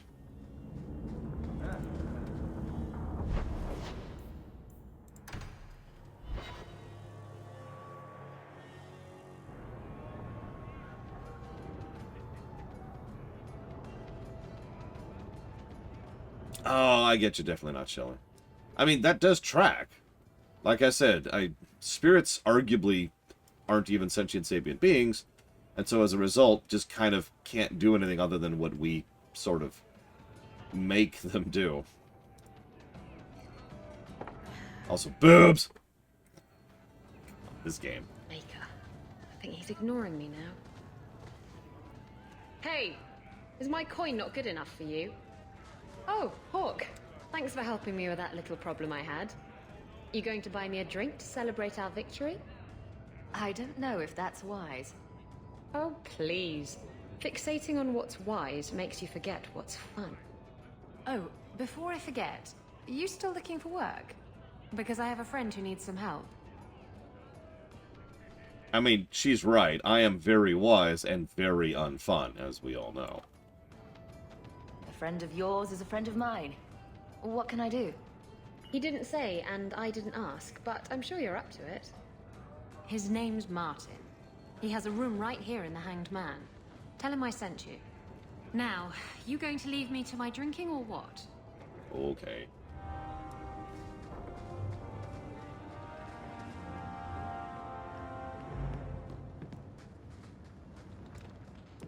Oh yeah, one thing that mildly irritates me is, and I demonstrated it earlier with Fenris, there is a quest marker to talk to your companions that does not show up until you're in their room, whatever their room is. Now, it's here in the journal, which is why I double-checked earlier. But nothing on the map or the mini-map indicates that. See, it's semi-easy to miss that. And that's frustrating. So you found me. Going to finish Martin off properly this time, are ya? Where's my property, eh? How's it feel making a profit off someone else's hard work? Can I help you? I'm not here to kill you. But if you tell me what this is about, I might be able to help. You're not here to kill me. And you want to help? Maker, it's got to be my lucky day. I need someone to help me find out where the raiders have hidden my stolen cargo. This job's as easy as a peg-legged tavern wench. And there's good coin in it to boot. What did the raiders do to you? They closed in on my ship and forced her into the cliffs. My crew and I barely made it out alive. They must have salvaged the cargo when it washed ashore. Are the raiders a big problem around here? There are always raiders on the seas, just like there are always bandits on the roads. But they've been much more active of late, like vultures, taking advantage of the Blight. It's your cargo. You look for it. Those raiders are still looking for me. What? I'm not going to draw their attention. Okay. You have a history with the raiders, don't you? Yes, I was a raider. Back then it was just smuggling and petty thievery. It's changed since that madman Ianto took power around here. Extortion, murder, kidnapping. He does it all. It's just not to my taste. I tried to get out, but he didn't like that. This scar on my neck, he gave it to me. Slit my throat and threw me overboard. I tried to start a new life away from this bullshit. And he has his men chase me down and steal my cargo. Bastard. Well, either way, I'll help you out. I'll take care of it. You'll need to look around the docks. The crates bear the seal of the Orlesian Port Authority, so you'll know it when you see it. Okay. I'll find your cargo, Martin. You have my word. I've had it with the raiders, and this cargo is the key to me getting on the straight and narrow. You're doing me a huge favor here, friend. Thank you, and be careful.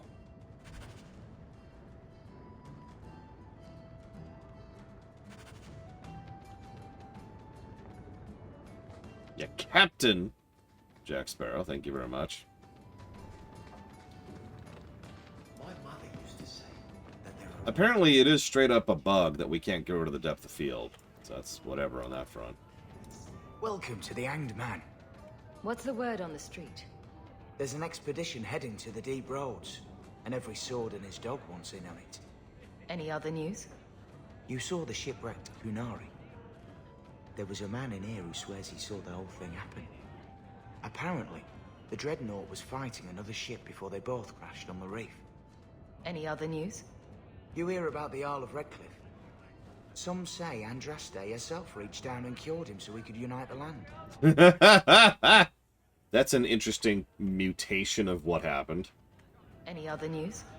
The craziest thing. Apparently, the pigeon population has taken a nosedive in Ferelden. Weird, huh? What kind of sick individual preys on those innocent things? First of all, good job, Shale. Second of all, pigeons are not innocent things. Pigeons are flying rats that deserve to die. Thanks. I should go. Anytime. Plague-bearing garbage cans. That's what those are. Yeah, go Shale.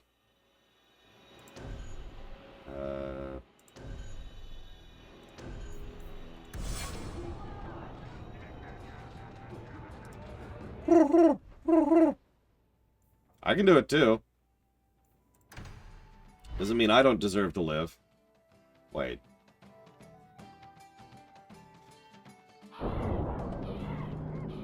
I enjoy a man with markings like that. You've enjoyed many, I suspect. Where I come from, they're called tattoos. Sailors get them all the time. Not made of lyrium, I'd imagine. Not a one. And the pictures are different. Usually breasts. I suppose a pair of lyrium breasts tattooed onto my chest would make things better. That's me. I'm a helper.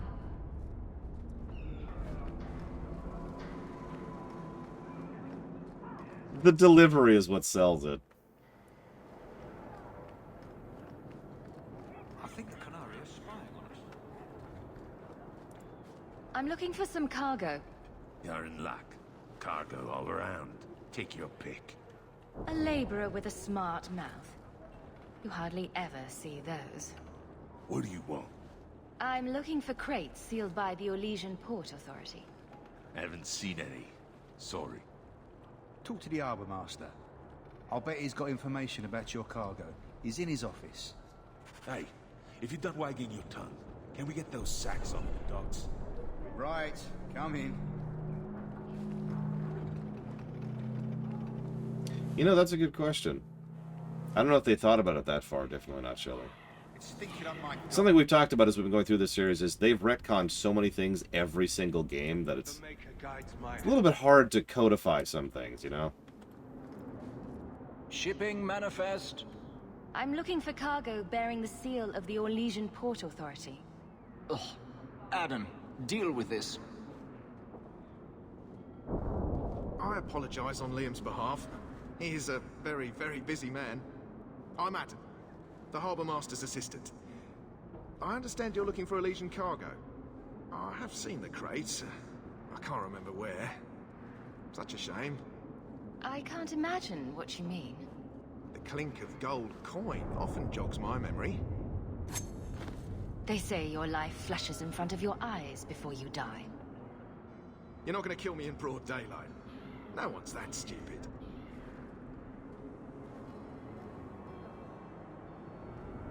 Is this enough to help you remember? Ah, it's coming back to me. The cargo is in Alton Woodrow's warehouse, by the dock. I'm glad we could help each other out. No. Also, I could totally get away with killing you in broad daylight, I'm just saying. This is Kirkwall.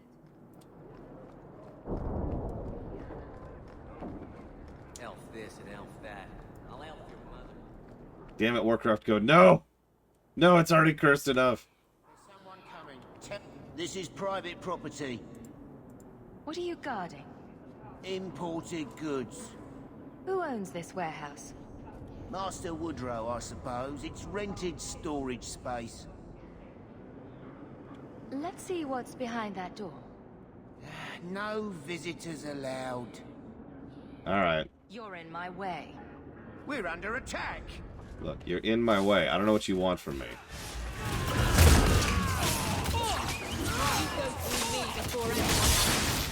See you around at Falkenstein. Have fun with the board games.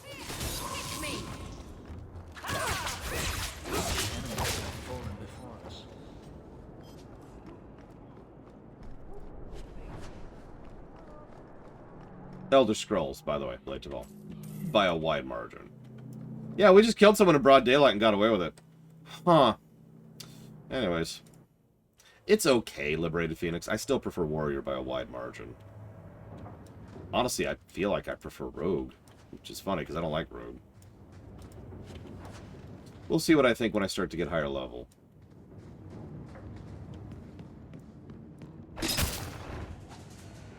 No, enemies everywhere. Of all the games, this is one where they can actually say, enemies everywhere, and it would actually make sense, but no, they never say that.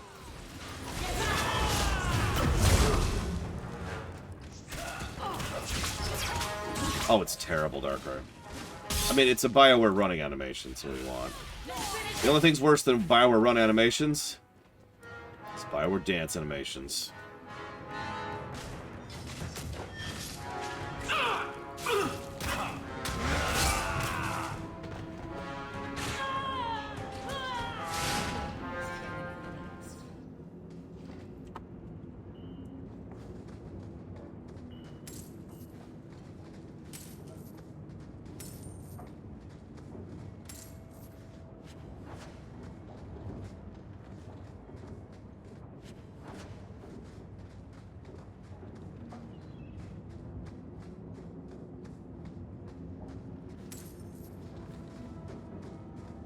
Hi, Sarura.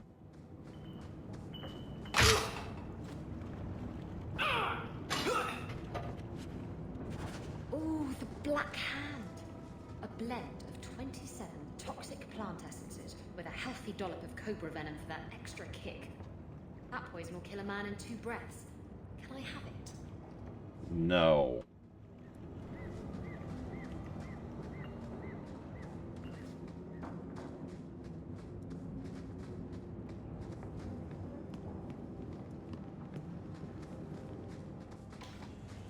Oh, God's sake.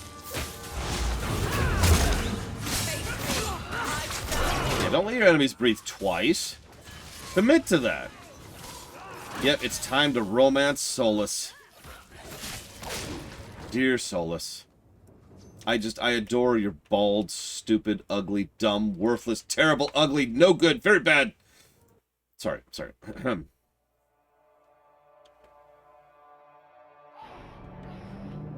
Exactly. And opposites attract. Warcraft code. So what's with that magical fisting thing you do? Sorry? You know, when you stick your hand into people.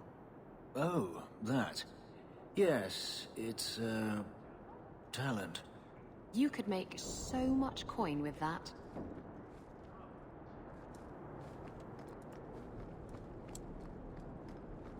We'll have you squared in no time. It's okay. I stick my... Well, no, I don't. I don't. No, she likes to poke and prod people on purpose. It's part of her character. Do men find you intimidating? What about Wesley? Did he? Isabella. What? Too soon? Too soon, too personal, too... everything coming from you. Oh, sore spot? If you don't shut up, I'll give you a sore spot. So it was already mentioned, but one of the things I definitely like about the characters in Dragon Age 2 is they have their own relationships with each other regardless of us. In most RPGs, in general, characters, like, there's the PC in the middle, and then characters have relationships with you, friendly or antagonistic or romantic or whatever, but they don't interact with each other. Like, if you were to physically draw it out, the web all goes into you. There's not really a lot of crossing over. In 2, they all have some crossing over. Well, not all of them, but several of them have crossing over. Varric and Aveline, Varric and Merrill, Isabel and Aveline, Isabella and Fenris. You get it. It's awesome. I like it. You're smuggling poison. I thought you were trying to change your ways. I got the stuff from a legitimate supplier, and I'm going to sell it through legitimate channels. It's all legitimate. It's poison. It kills people. I just sell it. I'm not responsible for what people do with it. So, where is it? I refuse to be a part of this. You want it? Get it yourself. Oh, come on. If I don't get the goods back, I'm ruined. I just can't be a part of this. Fine, you've ruined me. Happy now. Yeah, I'm okay with that. Peace. It's okay. Wynn talks too much no matter who you choose. Definitely not Shelly.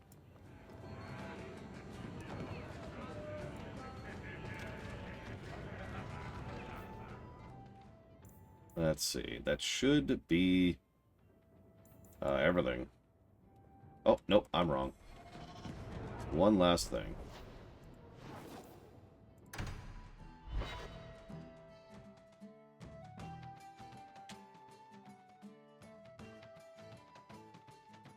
Oh, we're starting to memory leak a little bit. Hey, 040.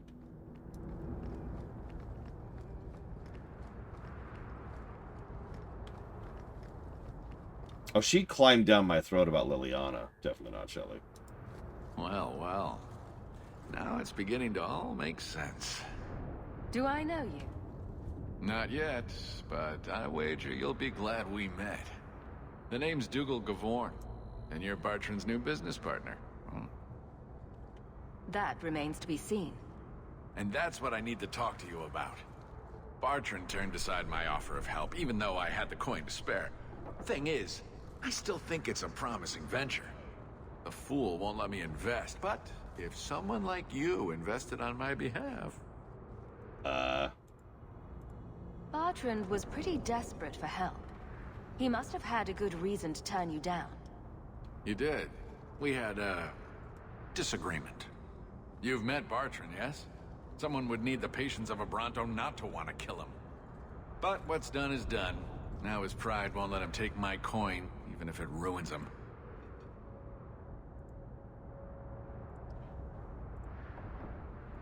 He won't be happy if I do this. Then why tell him? Bartrand is better off not knowing a lot of things. This way he's happy, you're happy, and I'm happy. We're all happy. I prefer the Overlore Warcraft code. Just what kind of terms are we talking about here? I give you what Bartrand needs. Bartrand thinks it's your coin. Then when the expedition's done, you pay me back double. What if I don't have double? This might all be for nothing. If you really think it's such a waste of coin, why go at all? I think double's the very least I could earn back for this kind of investment, don't you? No. But yeah, I do like that there's an option here just in the off chance, because it is possible. In fact, it's relatively easy if you are, thrifty, or rather not thrifty. If you spend too much money to reach this point and not have the 50 gold. So, in other words, you would be soft-locked, except this quest exists, so now you have the ability to actually progress. I don't need the money, so piss off. If Bartrand doesn't want your help, neither do I. Think you can come up with a coin all on your own, eh? Fair enough. There are plenty of ways to get what we need. Really? From what I can tell, it seems your friend enjoys spending coin more than saving it. You change your mind? Come talk to me. I doubt this expedition is going anywhere in the meantime. Yes, anyways. We got the cash. We haven't exactly maximized, but we have the cash.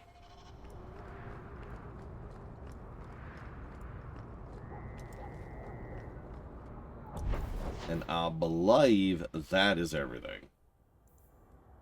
I have heard of Fire Warrior. I have never played it, Solar Galaxy.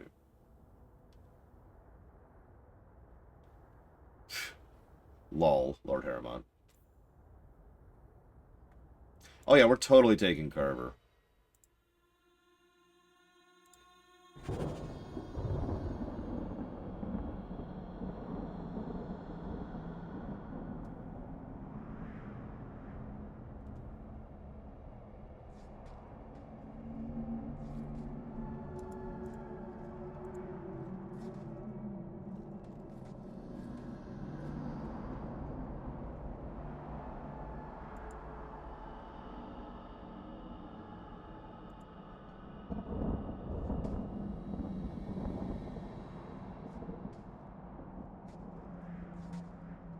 Yeah, we might be bugged on this quest. Because this quest can bug. Yes, we did, Caspian.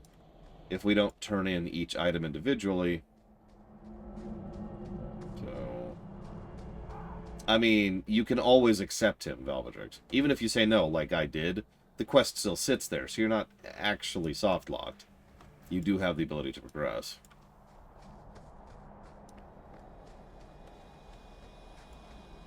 If you're wise, you'll stay far away. And around. Oh, here we go. Never mind, we might be okay. I am Master Island, a crafter for this clan. Forced to stay so close to this Shemlin city, I've seen my share of outsiders pass through our camp. Is there something you needed? Do you have any pure ironbark in stock? What use is ironbark to you? I've never met a Shem who could bend it to his will. Either way, I'm out of stock. I do know where it can be found, but it is impossible to retrieve. Our people were forbidden from venturing to the area after we lost 2 of our best hunters there. What's the problem? Maybe I can give you a hand dealing with it. I find it insulting that you think you would succeed where we could not. The place is overrun by darkspawn. If we tried to eradicate them, we would risk the precious few hunters we have left. I'll show you where the area is. What you do with the information is up to you. Thank you. Now we can move on. Absence of a negative, Ponka. If that little safety net wasn't there, it would probably be a negative. even then we would probably debate that negative, because the game makes it pretty clear up front you need to make 50 sovereigns, and the game makes it very clear you're running around doing side quests to save money. So if you, the player, then decide to spend all your money, that is at that point kind of on you. Except, then we have to consider whether or not the game encourages you to spend money, if there's stuff worth spending money on, and so forth and so on. So it's debatable. So it's like all things.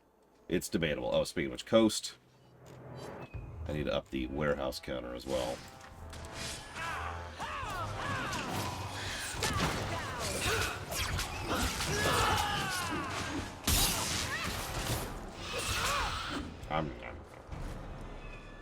Delicious tail.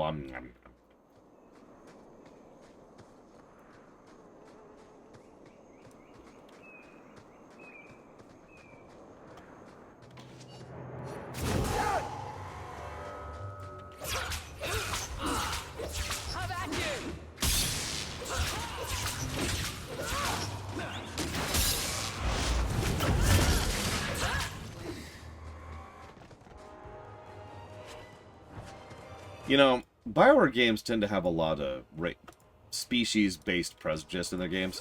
And that makes perfect sense, because they're all Canadian.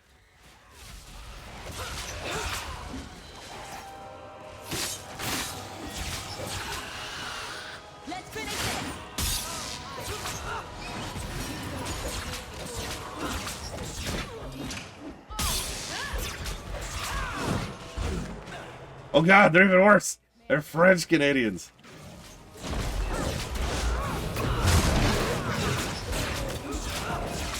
Those damn dirty Canadians.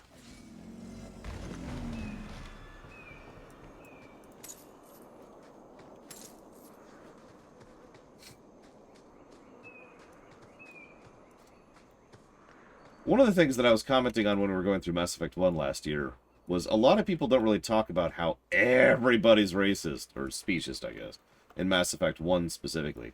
Like, everybody's into it. It's just, you know, there's a gradient there. It's like, wow, that's just leaning on that hard, aren't we?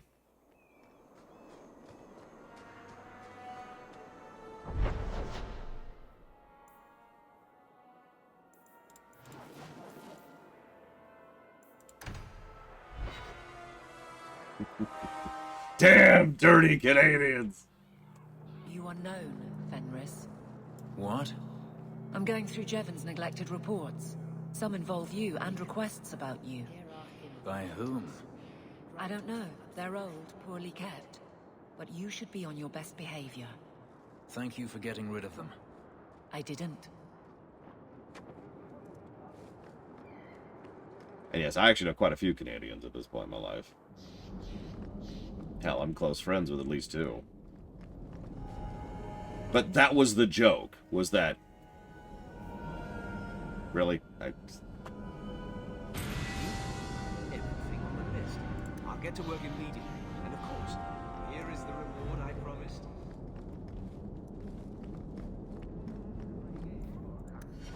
Let's see. What are we up to? Where are we at on the Jedi thing here? Yank. That's what I want. And then I want Yank to be bigger. Really wish these would be even bigger, but I suppose there's no helping that. Or we could make some of our fire or cold stuff better.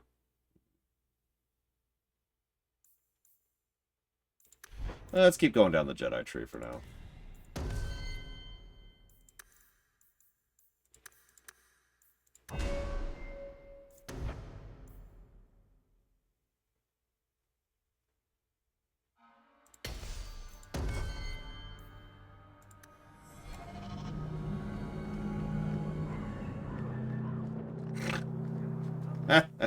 Lol, Sarura.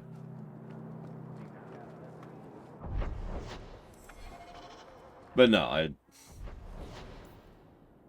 hang on, is this... We done? Yep, we're done. Okay. We have 100%ed. It's time to finish Act 1.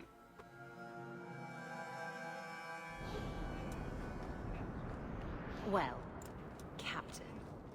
Can I call you Captain? You can call me Captain. I won't be doing that. Neither will I, because you're a guard captain. No real authority. Not like on a ship.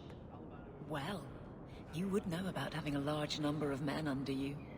You've been waiting to use that one. Did you practice? Shut up. I very unironically love the friendship between Isabella and Aveline. Yes, I did get that one, Lord Harum, I'm pretty sure. Yeah, let's save here really quick. Just to make sure. You again? What now? I spoke to Varric about becoming a partner. Partner? Bloody Varric. I suppose you're the help he promised. It figures. If you see that sodding bastard, bring him here. I want to hear exactly what he's promised, right from his lying mouth. Okay, well, it's okay. Surely there's a party change thing nearby, like, say, this. Wodan Feddic, purveyor of goods both common and rare, at your service. And this is my son, Sandor, who is as brilliant an enchanter as you'll ever find. Say hello to the nice human, Sandor. Hello. We shall be accompanying your expedition and providing the needed supplies. It's all quite exciting, isn't it? You aren't worried about venturing into such a dangerous place? Not with such fine protection. But I digress.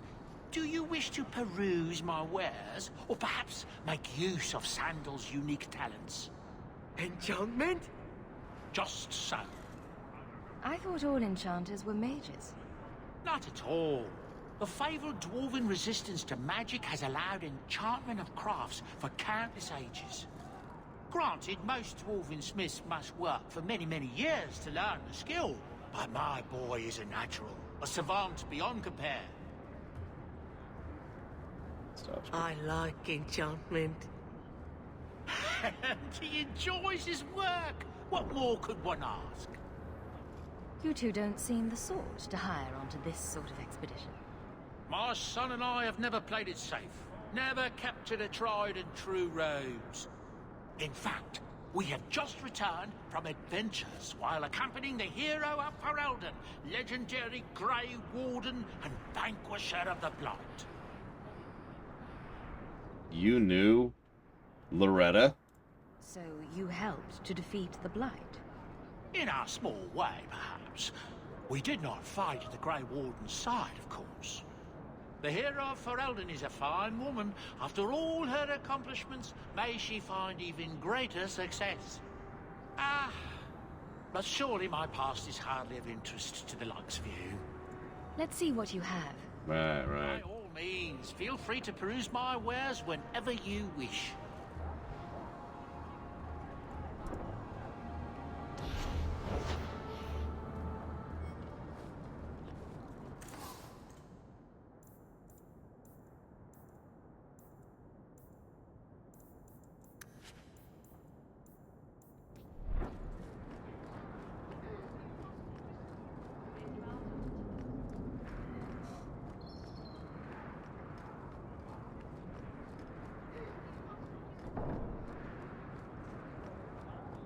That sounds really funny, Solar Galaxy.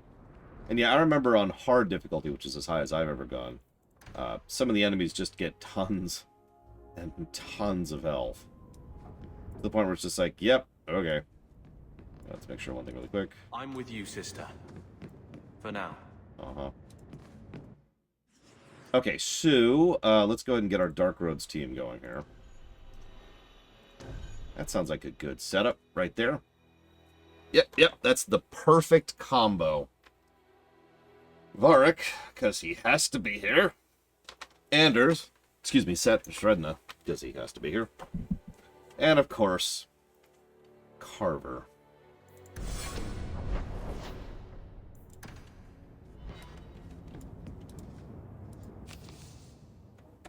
Oh yeah, by the way, someone asked, do we have the DLCs installed?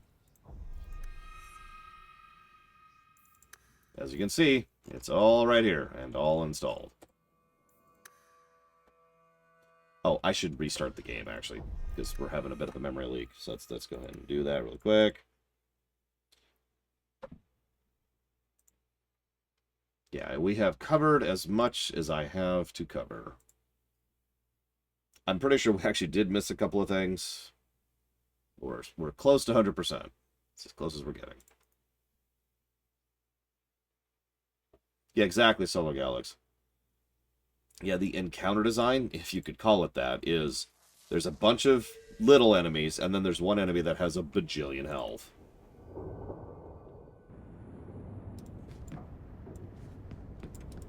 Hell, that's already true. It's just they die quicker.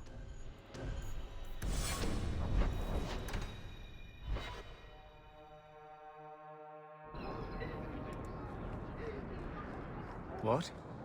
Just wondering if the feathered pauldrons are an essential part of the moody rebel mage persona. What are you talking about? I'm working on an epic poem about a hopelessly romantic apostate, waging an epic struggle against forces he can't possibly defeat. What do you mean, can't possibly defeat? Well, it's not a good story unless the hero dies. I don't know if I agree with that sentence, but, you know, that's a way to look at it. Also, I need to double check some things super quick. Just 100%ing. Pretty sure we're good, though.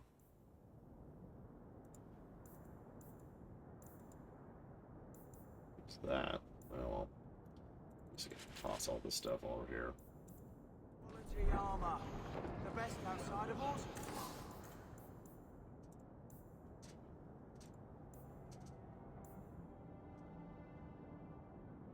I can't afford that.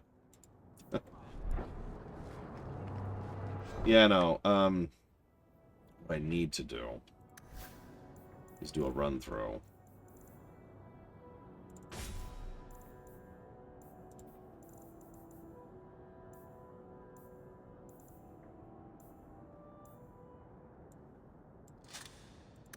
Carver, you get nothing, because you don't matter. Okay, fine. Do we have a weapon for you? No, okay.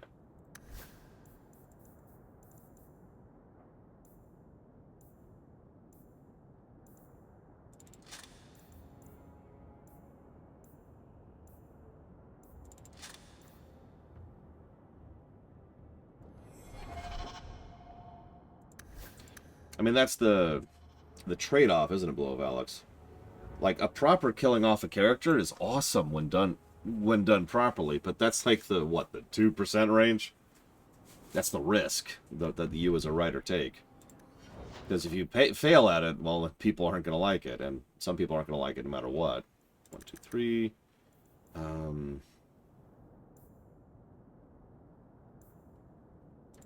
1, 2, 1, 2. Oh, where am I at with you?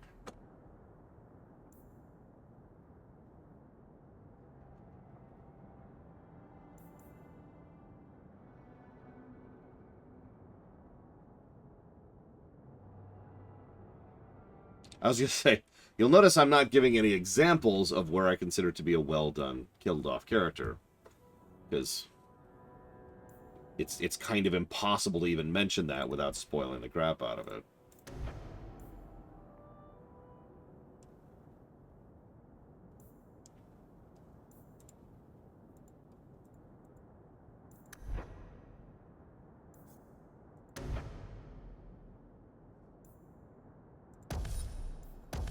Like, I could even give you an example from my own written works, but I probably shouldn't, because, again, spoilers.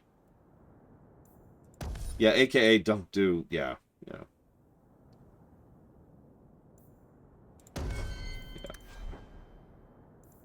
Okay, cool.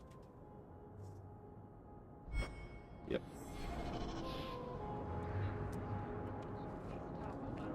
Correct. We have officially covered Dragon Age Origins.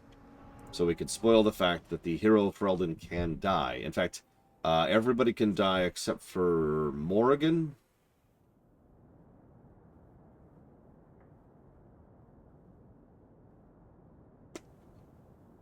And I think that's it. And Anora. If we even count her. I was thinking of playables, but yeah. Like, everybody can die in Dragon Age Origins. You gotta work at it. You gotta put some effort into killing everybody. If Leliana dies in Origins, then she just shows up, and she's like, no, I'm fine. There's an asterisk there, which I'll cover later. But they pull the same general trick they do with Oghren. Oh, yeah, no, I was fine all along. Everything was always fine. Everything's fine. Everything's fine. Don't worry about it. It's fine. Okay, Meryl, Aveline, and Fenris.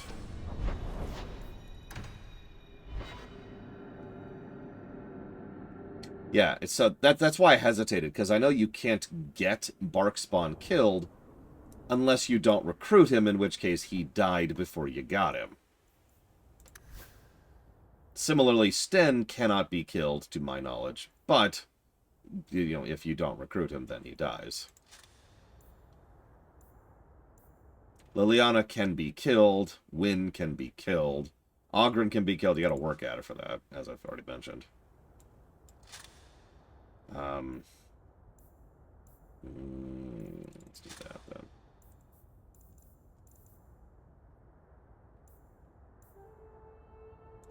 We'll do that.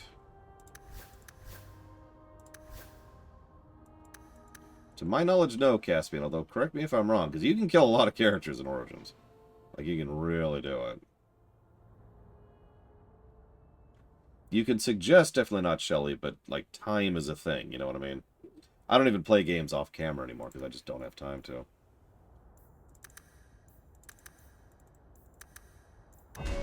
And we were going full entropy with her, just to play around with it.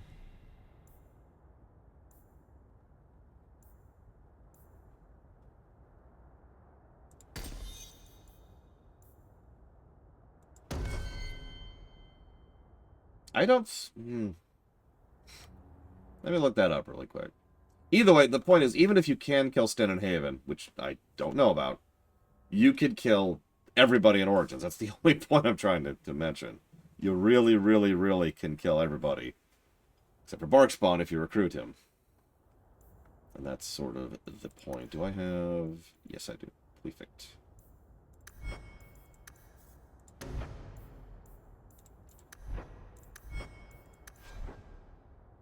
I do not have Entropic Cloud. Why don't I have Entropic Cloud? Why are you not giving me... Okay, let's do this. No?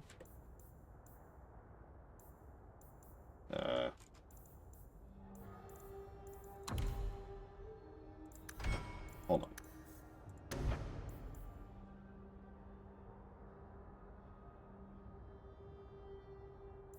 Okay.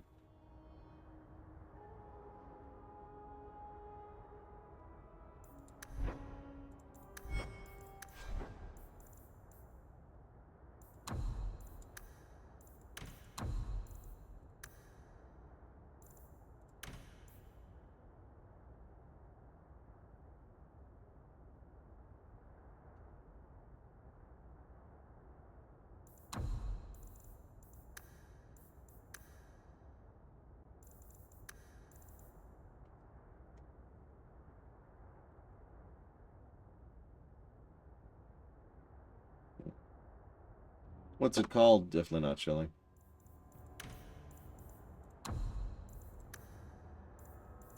Yeah, this Entropic Cloud. Weird. Whatever. Tiny Bunny.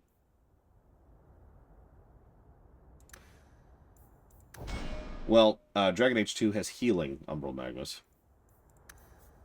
Which by itself qualifies as a fundamental change. 2 is also much higher pace. Why don't you arrest us, Aveline? What? We break the law, I'm pretty sure. There are laws for almost everything. You're not a bad guard, are you? No. That's good. Is it because you're fond of Hawke? I kind of am. How very nice for you. Keep it to yourself. I'd rather keep it with her. Oh my god. I just...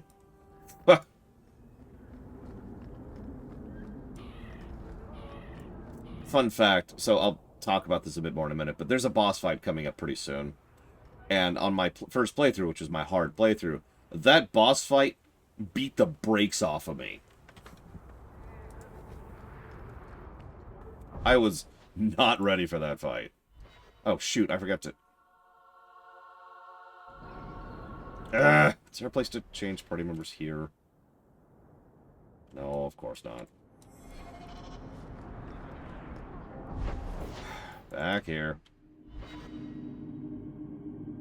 Just let me change party members, please. Thank you.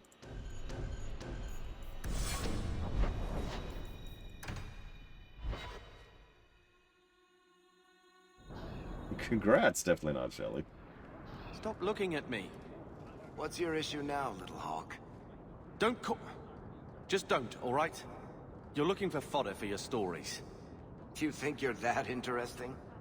I have enough trouble being overshadowed as it is. I don't need to get caught under an imaginary me, too. Don't you worry. I'm not in the business of lullabies or children's stories. Oh my god! Welcome, merchant. Not here to sell today, guardsman.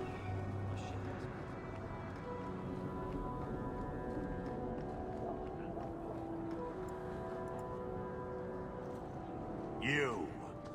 Ah, brotherly love. It's quite something, don't you think? Sure is something. Especially when little brother makes promises I can't keep. Bartrand, so suspicious. I have in fact brought us our future partner. What? Partner? You stupid nug-humping dirt farmer. Why'd you go promising something like that? Because if we don't get this expedition moving, brother, then we won't have any profits to argue about, will we? Maybe you have a point. So we're partners? That depends. You got the coin we need? Are we talking a full share here, or what? If you have the coin, sure. You'll get a full share. That seems like a lot for an expedition. We're going lower into the deep roads than anyone's ever dared. Who knows what we'll find down there?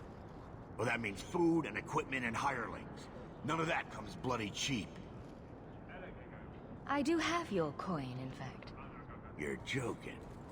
What did I tell you, Bartrand? Not bad for a human. All right, partner. Full share of the profit between you, me, and Varric. Now we just need a decent entrance into the deep roads. Yeah, I covered that. These might be just what we need. What's this? 3? 4 entrances into the deep roads, all in the free marches? Where'd you get these? A wizard did it. Well, color me astounded. We just pick the most promising one and go. Time to wrap up any business you have in the city, my friend. We'll be gone for several weeks at least. Let me know as soon as you're ready and we'll head out. Now here's the thing about Bartrand. On my first playthrough of this game, I really hated Bartrand. It didn't occur to me until my second playthrough that we don't really see Bartrand as himself pretty much from this point onwards, right? Spoilers. And that kind of made me wonder how much of him is him and how much of him isn't, and you get it. So, it's interesting to note because while he is crude here, he is also reasonable. Yeah, sure, we'll go in, we'll get the thing, you'll put this up, you'll be our protection, 33 share, we're cool. He is at the very least neutral, right? As opposed to, well... So are you ready? It's a long trek. If you have any business you need to wrap up here, you'd better do it now. Oh yeah, notice there are 2 warnings that we're about to end Act 1. I'm ready. Let's get started. Then let's not waste any more time. There is... Chosen one of the hidden entrances. The deep roads there will be nice and virginal, ready for a good deflowering. Gross. Now there's an interesting image. It'll take a week for us to get to the depth we need. There are bound to be leftover darkspawn from the Blight. Big risks, big rewards. Like I said, there is an asterisk. I didn't actually get a chance to say it. There's an asterisk to the Bartrand thing, and we'll mention it when we get there. We shouldn't be taking any needless risks. This isn't a foolish endeavor. This will work. Now, before... Wait. Who invited the old woman? I'm sorry to interrupt, Sir Dwarf, but I need to speak with my children. Mother, no. We talked about how important this is. I just want to know one thing.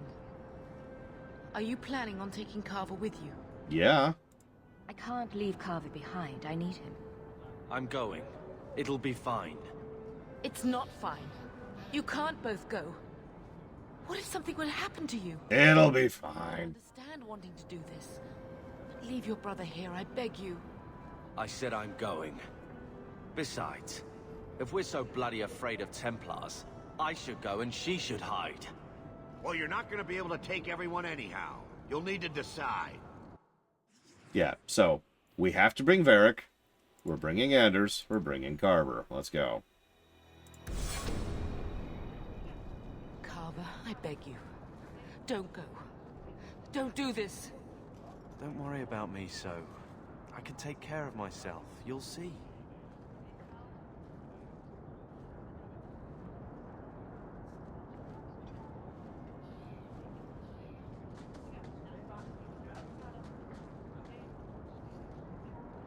Personal drama over with? Now let's get underway. Been a long time coming, eh, brother? That it has. The deep roads await!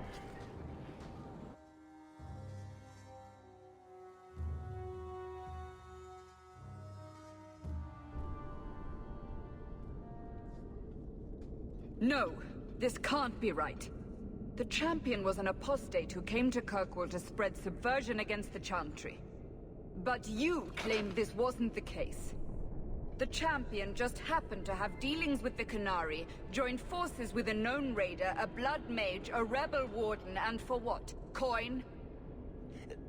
Maybe it's not as simple as you imagine, Seeker. Simple?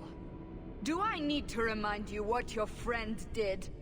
Do I need to tell you how many lives have been lost? How many more will be lost? You cannot sit there and tell me she is innocent. I don't know if innocent is the right word exactly. She must have known. Somehow the champion knew what was down there. That's why she wanted to join your expedition. No. None of us knew. If we had, she wouldn't have let her brother step foot into that blighted hole. Is that so? Then tell me your version of what happened on this expedition. By the way.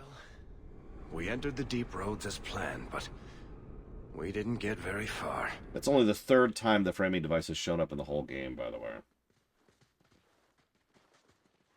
It's continuing to make that point. And they didn't use it well just now. There's been a collapse. The way forward is blocked. What? Is there some way around? Not that I've been able to find.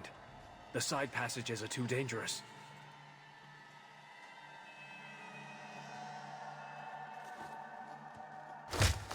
Useless! What am I paying you blighters for? Set camp!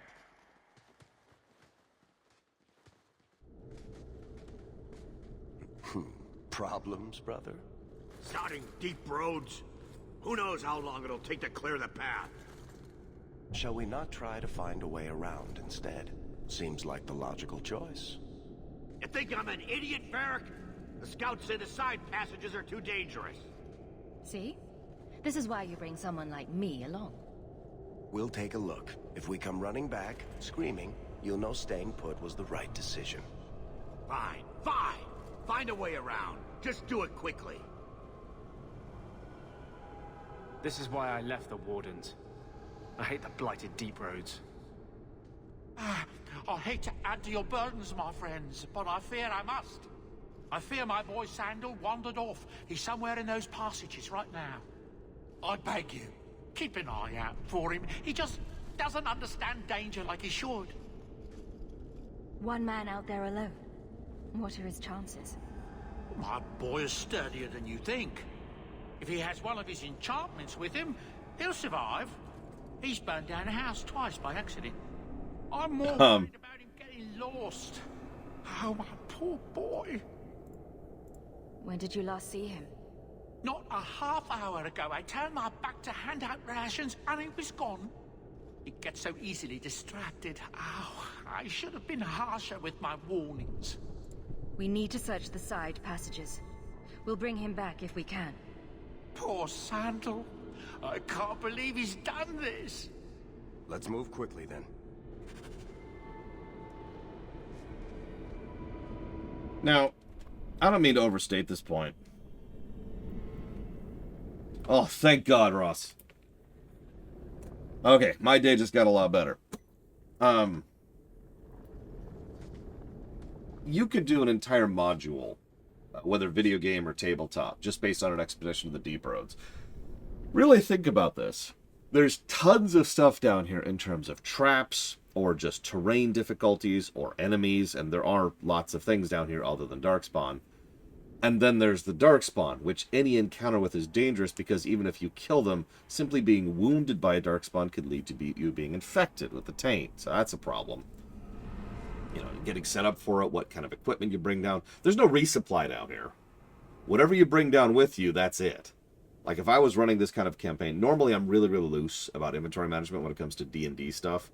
But in this case, I would have, like, a sheet. And it's like, okay, you're putting on this sheet what you're bringing down with you.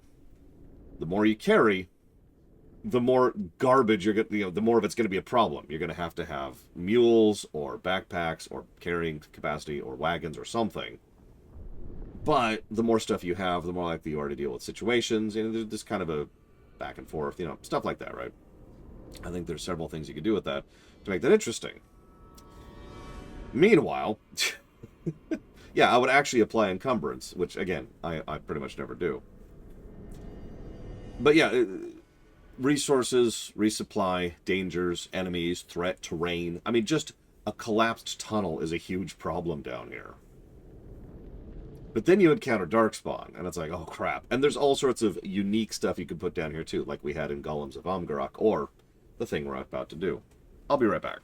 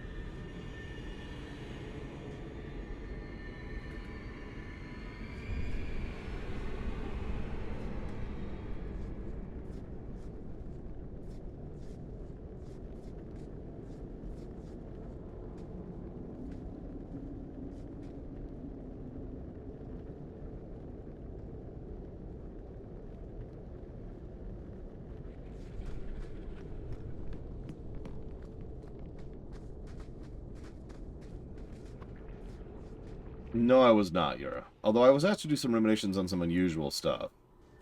Including myself.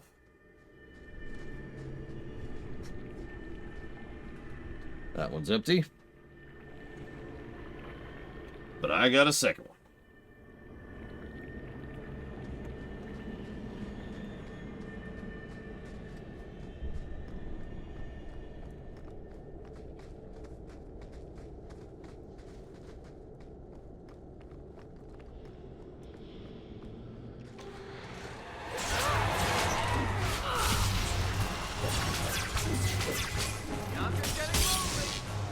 That's the last of him. Messing with us is suicide.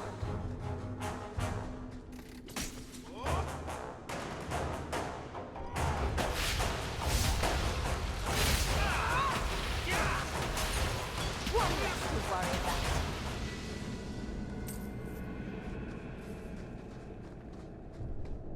I've actually been thinking about the Dragon Age problem with regards to Dragon Age 4 for a while now. Because, as several people point out, why not just have each of the major characters, Warden, Hawk, and Inquisitor all relevant in 4. The problem is, it's relatively easy for 2 of those characters to be dead by the time Dragon Age 4 comes around.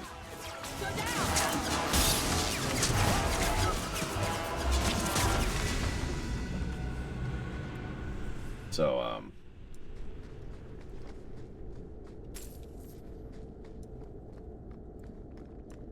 but here's the thing, and I've honestly put some thought into this, some real thought into this.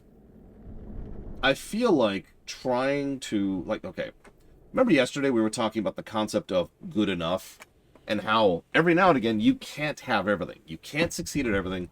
You cannot satisfy all requirements. Something has to bend. That's the whole point of a priority list, right? And so in a situation like this, I really, really don't think that having every possible outcome for Dragon Age 4 is honestly possible. There's just too many ways that Dragon Age Origins and Inquisition can both go. So don't accommodate for it. That's my answer.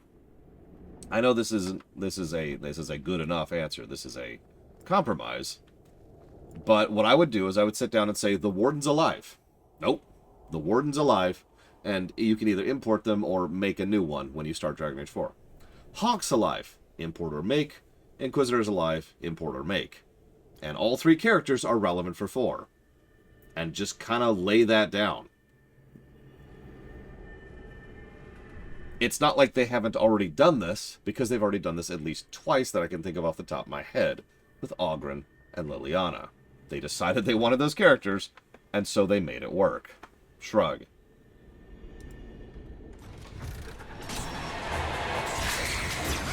Hello, Dr. Winter.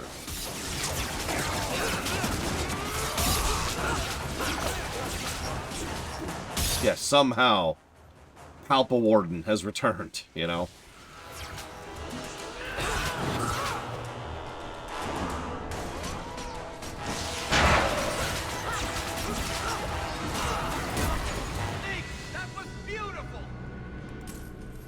So, getting back to the game we're playing right now. This is bad. If you ever see lyrium like this, don't be near it. Don't breathe near it. Don't touch it. Don't inhale it. Don't lick it. Carver, no.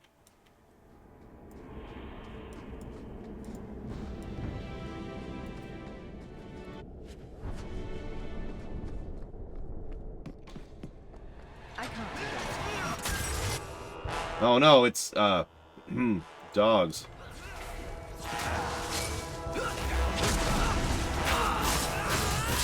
Okay, one lick. One lick. Make it count.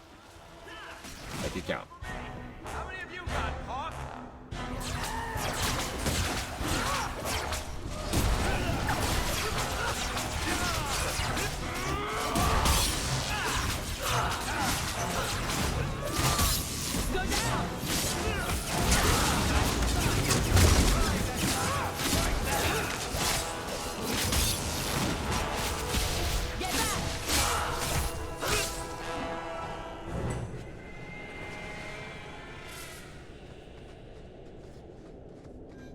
That's the first time we've had someone go down in combat. Holy crap.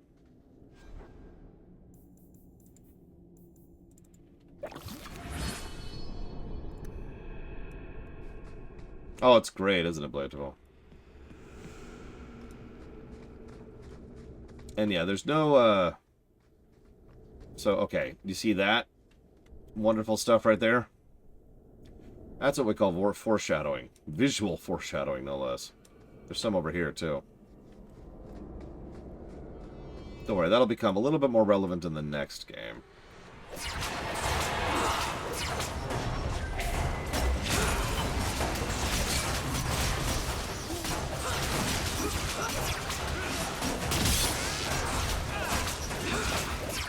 What's really funny to me, Origins combat was,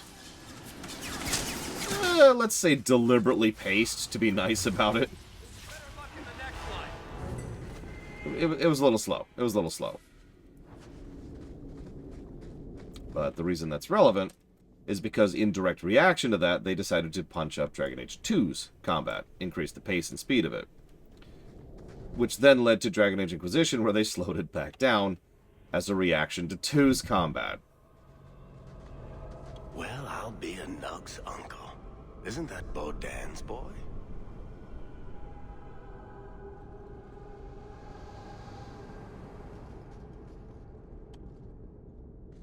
Exactly, Blade Cheval. Hello? Hi, Bodan, or Sandal. It is. The great warrior stands victorious. I'd really like to know how you managed to kill all of them.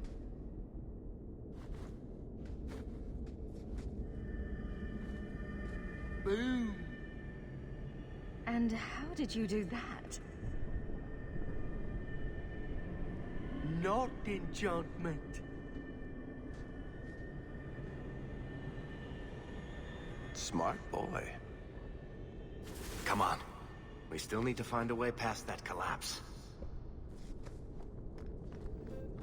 Hey, Nami. Thank you. Very, very much. Wait, is that a yearly one? Hang on. I apparently can't do math in my head. Nope, it is. That's the 4-year thing. So welcome to the 4-year club. Are you sure you just want to put that towards little old me and my dealer's choice?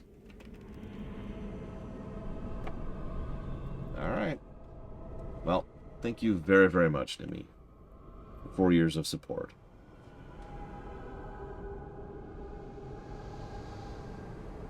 Always. Thank you.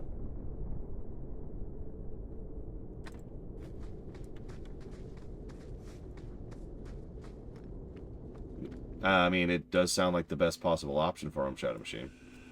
Which is sad, but it's still true. Plus, this way his mother...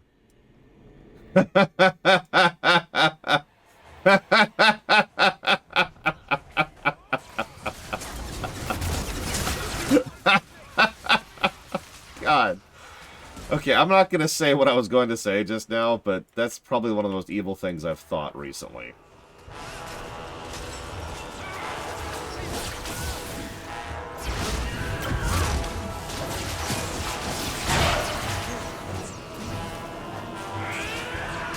Did they just literally spawn out of nowhere? Yeah, that's saying something, knowing me.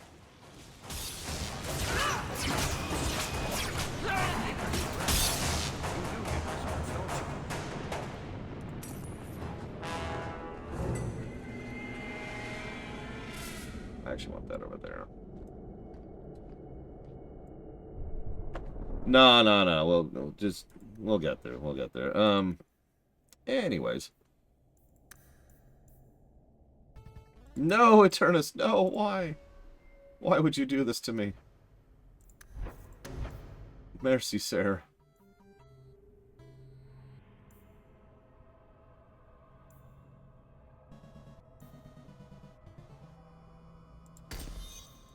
Start getting some combos going.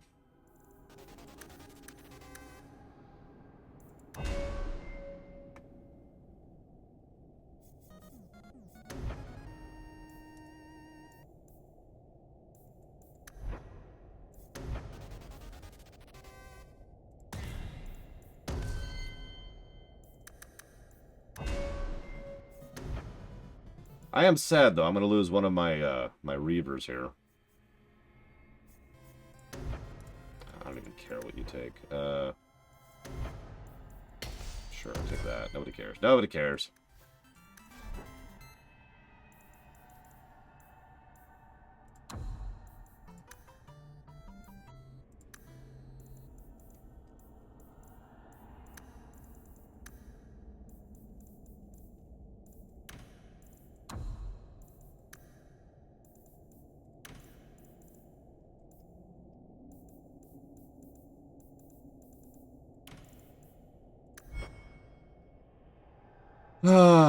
Thank you, Eternus, very much.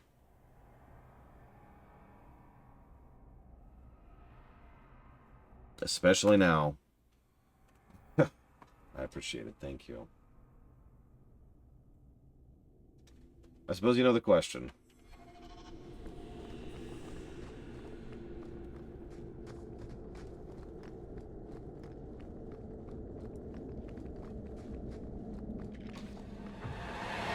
I don't know. according to what Sredna says, the Circle's actually worse than the Blight. And Sredna would never lie to me. Ever.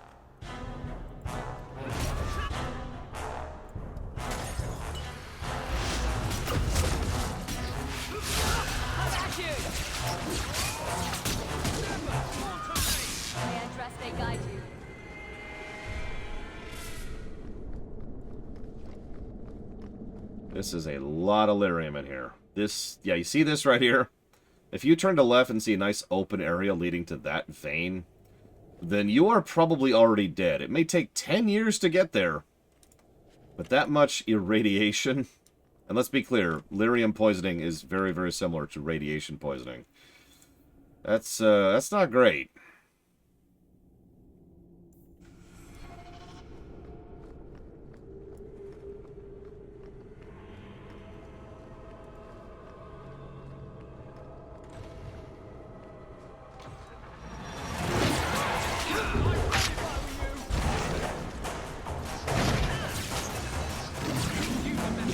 Yeah, exactly. We are currently looking at a Zone Red in construction.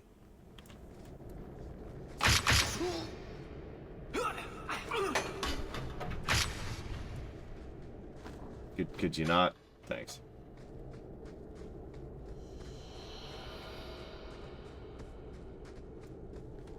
Ace Combat 4, yes. Okay, sorry.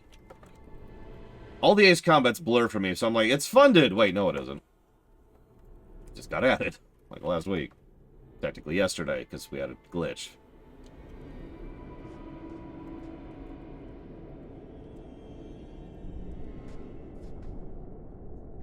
No, I'm just dumb, Eternus, don't mind me. Eternal Admiral Dreadnoughts, that sounds like an undead fleet game.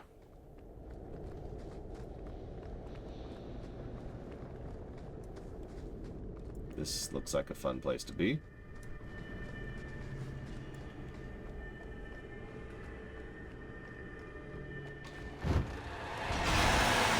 Okay, that might as well be a thing.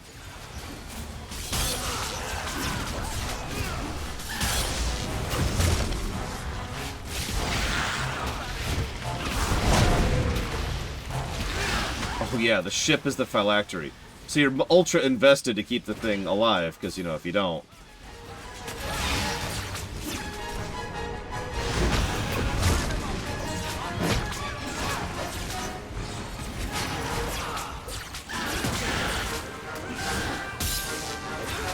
Why is there a dragon?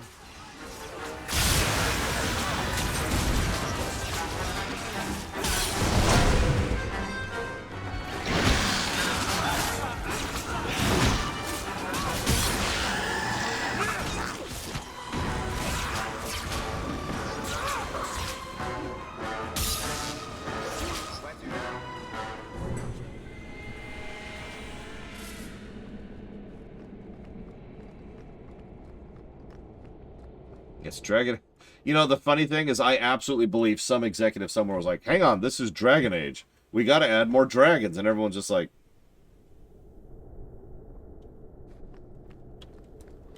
You realize that makes no sense, right? Here we go. This goes right where we want it to. Let's go back and tell Bartrand. He'll be so pleased. Yeah, I can't wait to get the goats through the passageway we just cleared. Thank you, Cycloud. Bartrand, we found a way around your damned cave-in. It's about time. Let's move out!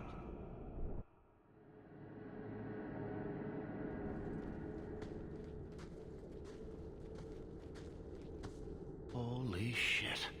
Is this what you were expecting? I thought. An abandoned dyke, something old, but... What is this? How did you even know it was here? Old scavenger tales. After the third blight. A week below the surface, they said. But nobody believed them. Looks like they were right. Make camp here. We need to look around.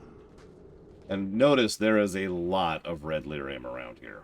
Earlier, it was like part of the pillars and you know, stuff like that. But here, what I'm trying to say is it is debatable if this stuff in the pillars was just art design, was not intended to be red lyrium. There is no denying at this point that this is red freaking lyrium. It's right there coming out of the ground. So. Cool. I don't get it. Nothing in this tide makes sense. Why's that? We're well below the deep roads. Whatever dwarves lived here, they came long before the first blight. But where are the statues of paragons? I don't recognize these markings on the wall, or anything in the rubble. Who knows how old these ruins are? Maybe your people were different back then. I know enough about our history to know we haven't changed much. Dwarves have been mired in tradition for many ages. These dwarves might have been unique. If so, I hope they kept their valuables close at hand. So, I'm not going to describe red lyrium in full totality yet, because the games will not describe it until Inquisition. All you need to know right now is that it's bad. It is worse than regular lyrium, and regular lyrium is bad. This place better be worth it. What's so special about this place? Looks like the rest of the deep roads to me.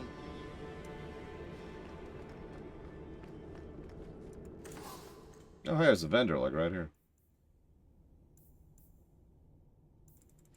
Clean up all this crap.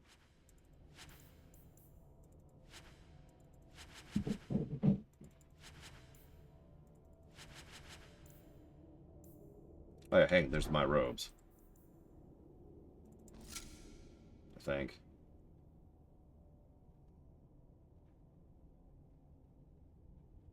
Yep, so I now have the full initial Spiral Eye set. Don't even know what the set bonus is, because I don't think it even tells me, but whatever. Get rid of all this crap.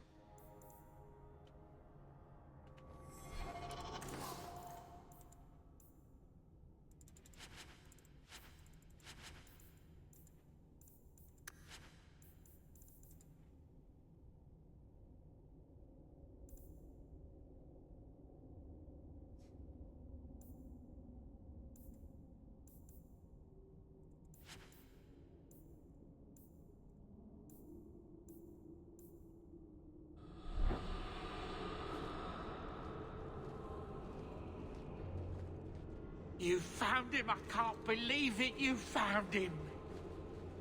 Hello? I owe you a great debt. I will repay it somehow. I swear my life on it. No need. I'm glad Sandal was all right. Because of you. You will not regret this. Say thank you to the nice lady for saving your life, Sandal.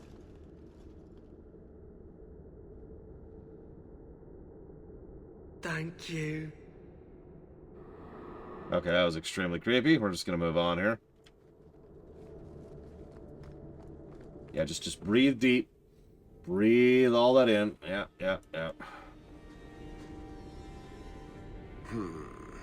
Whatever's through there, it seems still intact. Think we'll find anything? Bertrand is far more enthralled with this place than you are. Unlike him, I wasn't born in Orzammar. I wouldn't even be down here if there wasn't profit in it. This entire place gives me the chills. Let's hope it's worth it. Whatever we find, it might not be very pleasant. I suppose we'll need to go down there to find out. Honest theories about Sandal? He's a dwarf who became lyrium-addled. We encounter several lyrium-addled dwarves in Dragon Age Origins. Bowden picked him up, took care of him, found out he was good at enchanting. There you go. That's it. There's no theory there. That's what it is. Memes are neat and jokes are cute, but no.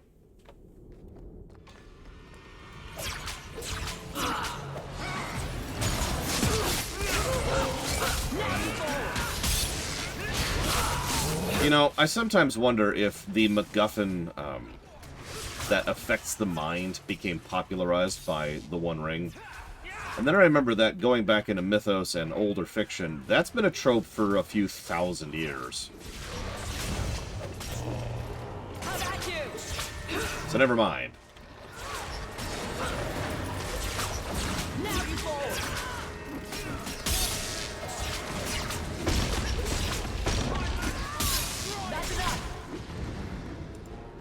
I hope Shale isn't an enter.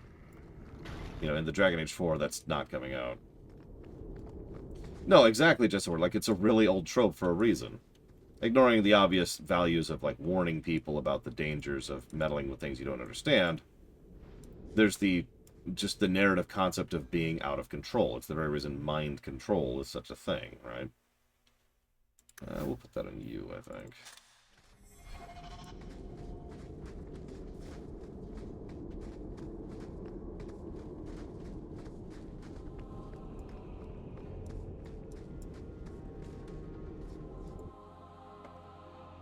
You can't kill Shale, but you can not recruit her. So she can die. It's the same thing with Barkspawn.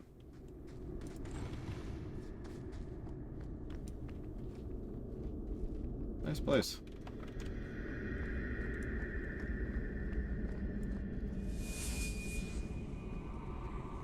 You see what I'm seeing? Is that... During Baron von Thule. It's definitely magic. And not the good kind. Doesn't look like any kind of lyrium I've ever seen. Look at this, Bartrand. An idol made out of pure lyrium, I think. Could be worth a fortune. You could be right. Excellent find.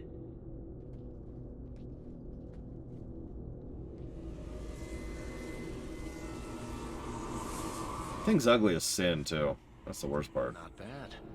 We'll take a look around. See if there's anything further in.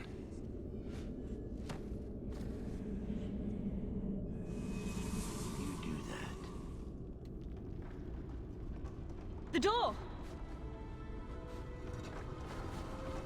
So... Bartrand! It's shut behind you! You always did notice everything, Varric. Couple of things. You're going to screw over your own brother for a lousy idol? It's not just the idol. The location of this tag alone is worth a fortune, and I'm not splitting that 3 ways. Sorry, brother. Bartrand! Bartrand! I So- swear I will find that son of a bitch. Sorry, Mother, and I will kill him. Let's hope there's a way out of here. Now, I don't want to defend this sequence, but I was paying very careful attention to presentation. You know me. Presentation matters a lot to me.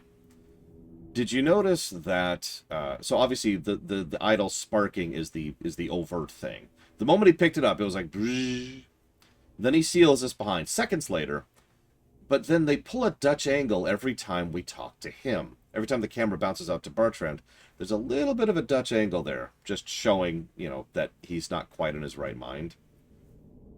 The thing is, the question here boils down to how much of this is Bartrand planning to do this, how much of this is the idol.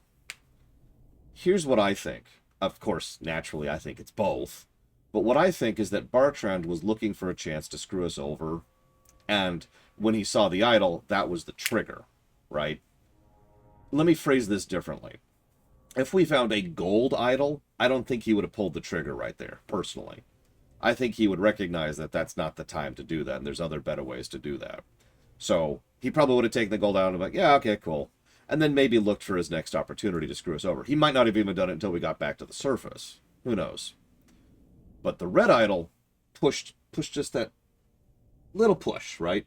Because that's what red lyrium tends to do to people, is it tends to magnify and, as Sarura put it, dramatize people. It makes them go, Rah! It takes negative thoughts and amplifies them, and eventually destroys the brain, as we know from extensive experience. So, that's what I think. That's my take on it. And, again, the presentation, I think, lends itself towards that. Having said all of that, and yeah, we'll see this with Meredith later as well. Having said all that, I don't think that's a great sequence, but it is the kind of sequence I don't think it's something I'm going to give a negative for. Because, again, I firmly believe Bartrand was always planning to screw us over. The question, yeah, Dr. Winter brings up a good point. The question is, was Bartrand going to screw Varric over? Varric over. Who knows on that one?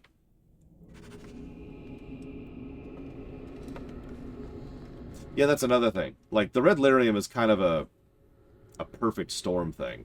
Because it's... Who's ever heard of a lyrium idol? First of all, a statue made just of lyrium.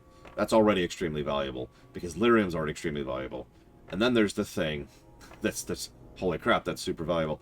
And then there's the fact that it's red lyrium, which we know is affecting him. And then there's the fact that he's already Bartrand. So, I don't think this is badly written in this case. Sorry, Sarura. Having said that, with regards to Meredith later, we'll talk about that when we get there, because that firmly sits in the Act 3 nonsense.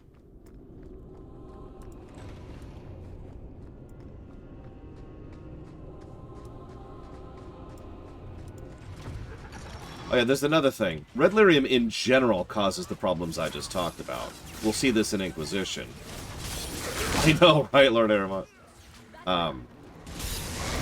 That red idol might be a magically enchanted... Like, we don't really know a lot of the details. It might be magically enchanted, it might be augmented, it might be focusing the powers of red lyrium. There's a lot of things that it could be doing to make the normal effects of red lyrium, which I remind you, are already bad, worse. That's why I'm not giving it a positive Lucas Slaughter. While I don't think it was badly done, and I think they earned the scene, I think it still could have been done better because this is Dragon Age 2. It could also just be very concentrated. That's very valid. Even Tiberium has different density and strengths to it, you know? That's a good question, Geludo. Unfortunately, I don't actually know the answer to that. We do know that they knew that red lyrium has the effects it does, and that will, again, carry forward into Inquisition. But what red lyrium actually is, I'm not sure if they decided that yet or not. And I will not be sharing that here, because, you know, future spoilers. Speaking of which, taking a drink.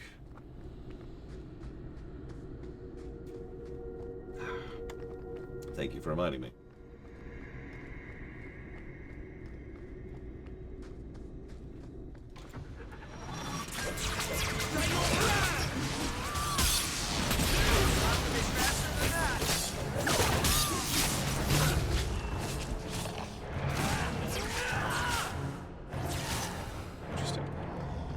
Sorry, I've been experimenting with the controls.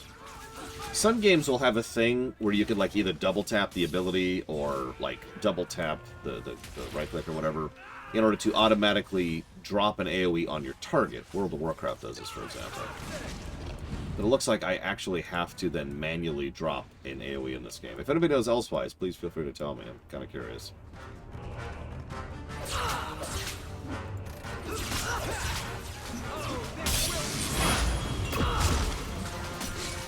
Can you let me drop the spell that I'm trying to drop? Hey, laser spec.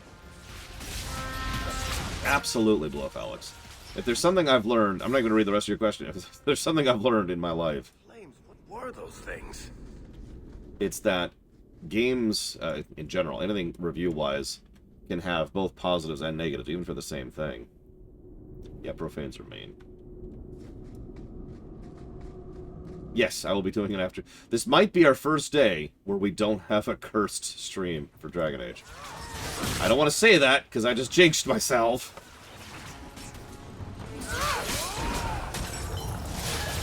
See, now you got me thinking, Blow Up Alex, and I'm trying to think of an example of, like, a mega negative and positive in one sequence. Yeah, and that's when the comet hits, right? I feel like there would be something like that in Star Trek. Oh, you know what? First Contact, the movie, not the show, not the episode. This isn't really a spoiler. The beginning of First Contact starts with a colossal battle with the Borg. It is well presented, well executed, and terrifying. It does a great job of showcasing the power of the Borg and the fact that a massive Dominion War armed Starfleet is having trouble slowing down a single cube. However, in that same scene, they go directly in between that and also not only giving the Borg the most colossal glass jaw in existence, but they also, the way that they're handling it is just complete nonsense on several levels. It's very much because it's cool factor. So the whole scene actually sucks just as much as it's awesome.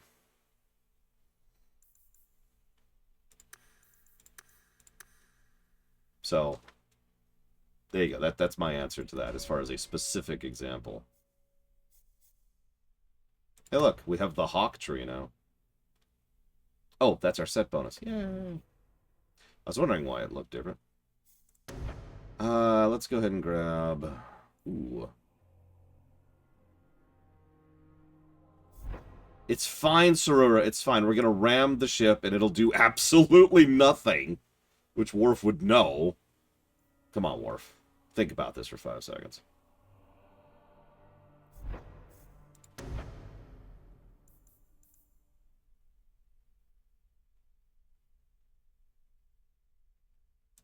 Let's go with that. Okay, that's... Okay, so... I want that over there. Okay, sorry.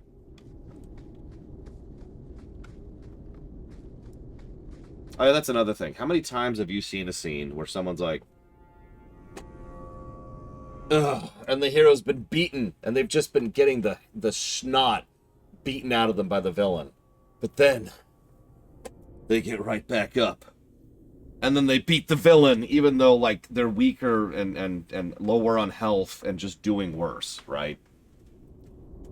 Now, the thing is, yeah, it's a really common trope.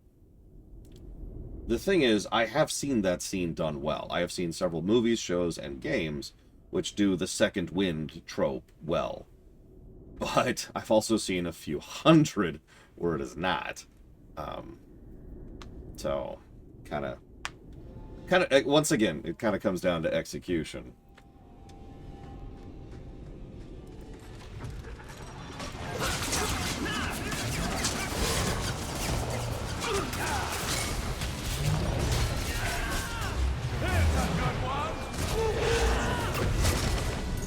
Enough. You have proven your mettle. I would not see these creatures harmed without need. You're the first one here that hasn't simply attacked us. They will not assault you further, not without my permission. What are these things? They seem like rock wraiths, but...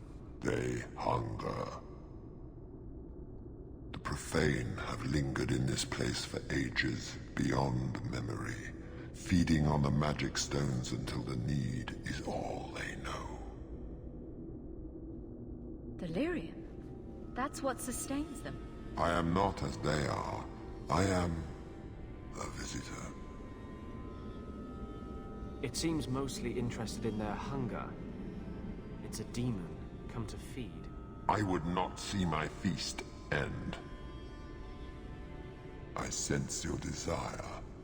You seek to leave this place, but you will need my aid to do so. Don't do it. Demons will trip you up every time. Could be a way out of here. I don't know. I mean, you'd know, Sretna. What are our options? Why do we need your aid to leave? There is another door that leads into the paths far above us. That is what you seek. It has been sealed, however, and cannot be opened without a key. I know where the key is. Do as I ask, and I shall tell you. So what do you think?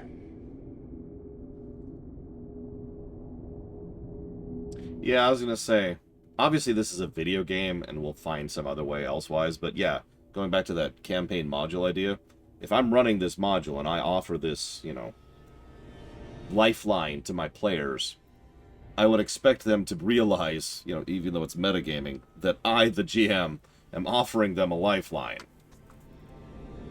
Like, imagine, I talked about terrain problems. Imagine they just ended up tripping one of the door mechanisms, the super sealing doors, like we saw in Awakening, and now they're stuck.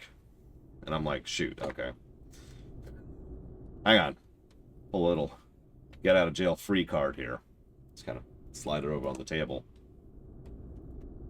So, in character, the logical answer here is to take the deal. So we'll do that. We don't have much choice. Very wise. What part of demon did you not hear? You cannot ask me to deal with this monster. There is a crypt not far from here, guarded by a creature that has confounded me for too long. Slay it, and freedom is yours.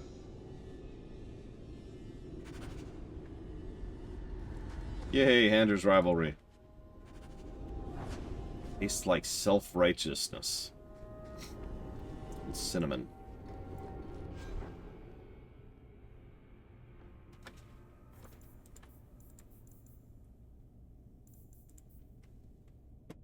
At some point we need to talk about the rivalry system.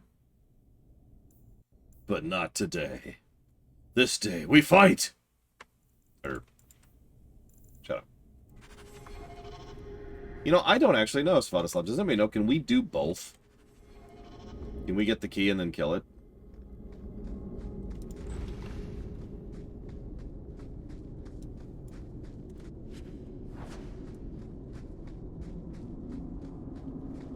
Excellent. Good, good. What is this place? This is the vault. The dwarves would have brought there. So yeah, this fight is the one I mentioned earlier. Profanes are mean in general. This thing beat the brakes off of me. Just absolutely demolished me on hard.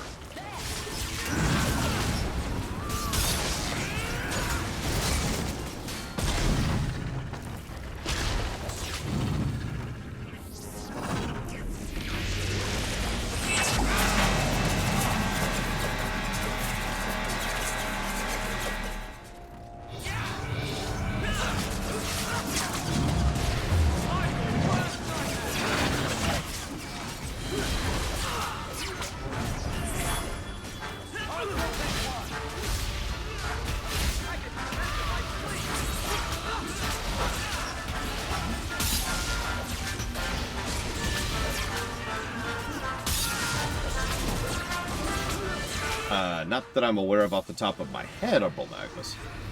But if I talked about it during the lore run, then the answer would be yes, because it's during the lore run. Come here. Okay, Carver, buddy, use a potion.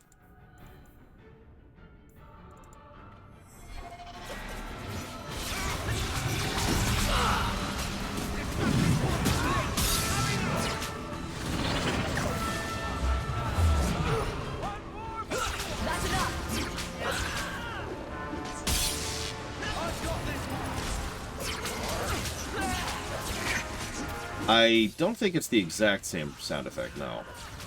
The sound engineer in me.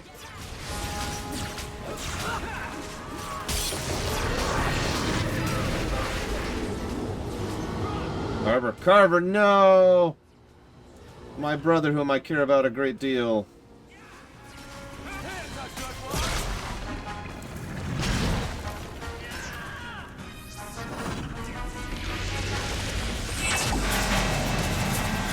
I definitely care about Carver. I hope he doesn't die. Oh no, he's dying. Oh no, Carver, no.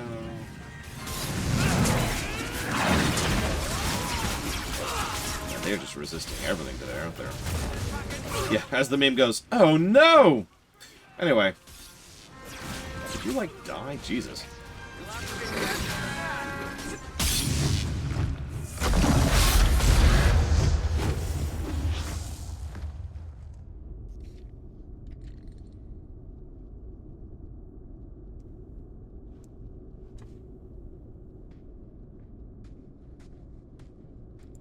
Whew.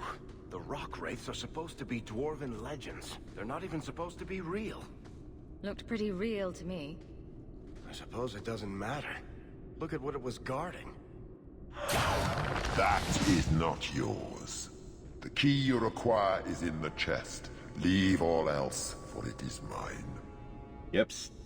Not to point out the obvious, but can you imagine what this stuff would be worth on the surface? You will not. It is mine, all of it. Take only the key, or I shall destroy you. You mind? Way ahead of you. Bianca says the treasure is ours. I have altered the deal. Pray I do not alter it any further.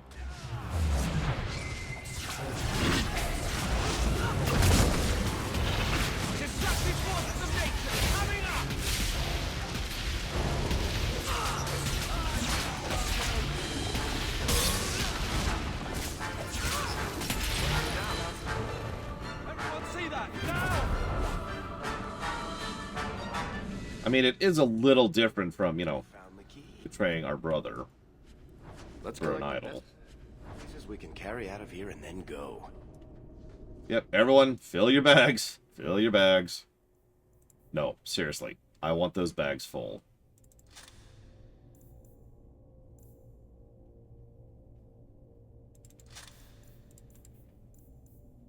Aw.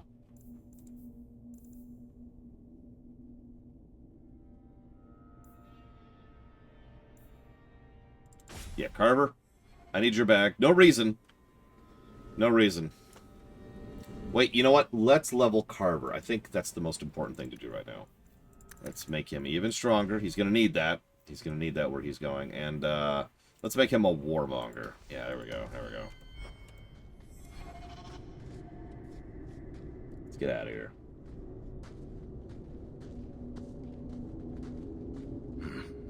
I'd say this is our way back.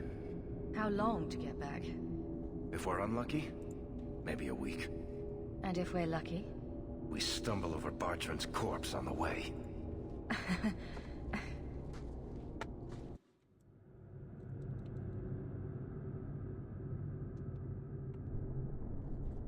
This part of the Deep Roads looks familiar. We're back where we started. And in only 5 days. Not bad, eh? Think we could take a break? I feel wrong. I think all our stomachs are a bit tender right now. I'll wager it was those deep mushrooms we found. Oh, shoot. No. It's... Carver! It's the Blight. I can sense it. Just like that Templar, Wesley. I'll be just as dead. Just as gone. That's just like you. Keeping this to yourself. I thought it was nothing. Hoped, anyway. Idiot. I'm not going to make it. Not to the surface. Not anywhere. It's getting worse. There might be something we can do. I stole the maps from a warden that had come to Kirkwall. I wanted to know if he was looking for me. He wasn't. The maps were for planning their own expedition into the Deep Roads. Does that mean the Grey Wardens are here? If the Wardens are here, I know where. We could bring Carver to them. And what? Become a Grey Warden? I mean, there's not a lot of other options here, Harper.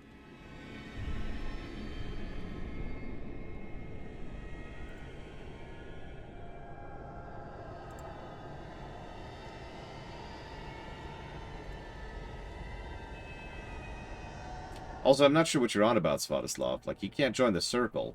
If you leave him behind, he joins the Templars. And, well... enough said, I believe, is how I'm going to end that sentence. Is becoming a Grey Warden a cure? Yes, I suppose it is. But it's not without a price. One not everyone is willing to pay. Why don't you tell me, like Duncan didn't? What price? Maker's breath, spit it out. The process of becoming a warden is... unpleasant. And irreversible. It also means you might never see your brother again. He might survive the Blight, but at the cost of becoming a Grey Warden. It's not an easy life. Trust me. What about you? You're not a Grey Warden anymore? You think I got away? Eventually they or the Circle will drag me back. I've got no illusions about that. Is this even possible? How does someone become a Grey Warden? I can't tell you. But it's not something you can undo once it's done. Even if you want to. This just keeps sounding better and better. They might agree to it, however. That's if we can find them in time. I was gonna say, honestly, the Wardens might let Anders go. Excuse me, Sredna go. But, yeah, the calling is the real problem here. If there's even a chance, we must take it. Then I hope I'm right.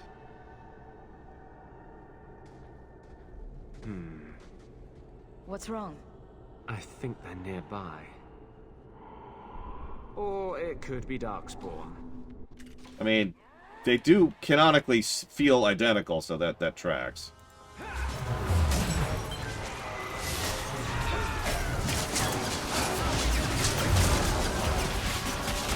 See you around, Jesse Ward.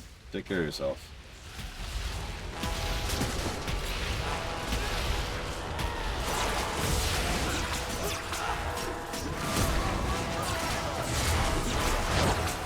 That's... No, I did not know that, Europe. I'm guessing that's a dev mistake, honestly.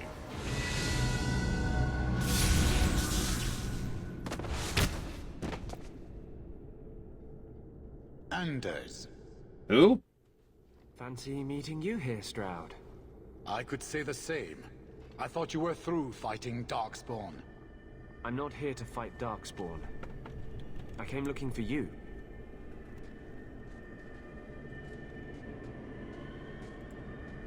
You mean the boy as a recruit? Of course you do. I'm sorry. I know this comes as no comfort to you, but we do not recruit Grey Wardens out of pity. It is no kindness. You think it's kinder to let Carver die from the Blight? Sometimes it is. Yes. Stroud, trust me when I say this one is worth your time.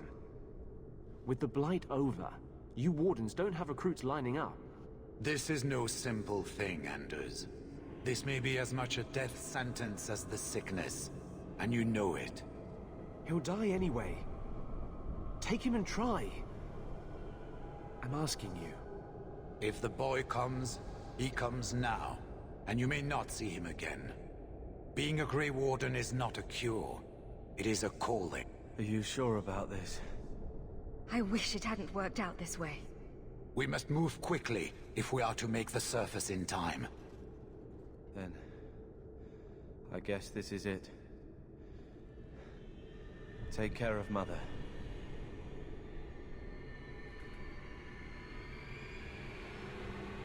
Now, as much as I hate to agree with Lord Harrowmont on anything, as just, you know, general policy, this feels more like Anders than Sredna. Like, this whole sequence. It's probably one of the few things that was clearly written with Anders in mind, you know? And considering how out of order Dragon Age 2 was written... Home, sweet home. Finally. Oh, I wonder if Bartrand came back to the city. You think I'd be that lucky? Luck hasn't exactly been our strong point so far. This is true. I'm sorry about what happened to your brother. I'm not. He'll make it. Carver's stronger than he thinks. I should have seen Bartrand's betrayal coming. I'll find that maggot if it's the last thing I do. I imagine you'll be heading home to, tell the family. I don't have much choice. You'll be a wealthy woman, Hawke. It wasn't all for nothing. Yeah, it's as much as that was like being traded as a bad thing. No, we struck gold. We knocked it out of the park down there. Baby, you made it home. Carver isn't with you. No. Is he coming back? I don't know.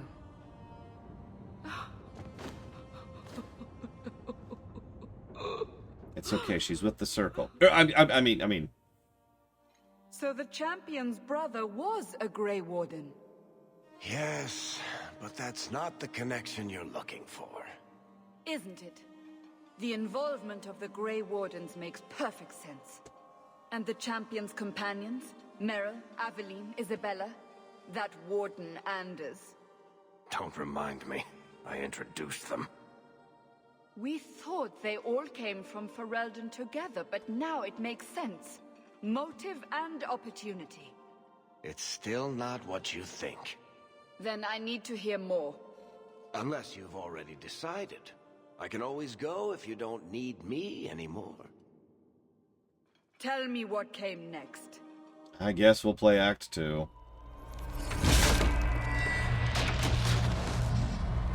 The treasure we found in the deep roads made us a fortune. The champion moved up in the world. Literally. Bought a mansion in Hightown. Everyone knew who she was now. Even the Viscount was taking notice. The Grey Wardens left Kirkwall. It was months before we learned Carver survived. 3 years later, the Qunari still have... Oh yeah, 3 years, by the way. Qunari insisted they were waiting for their ship. But some of us knew better.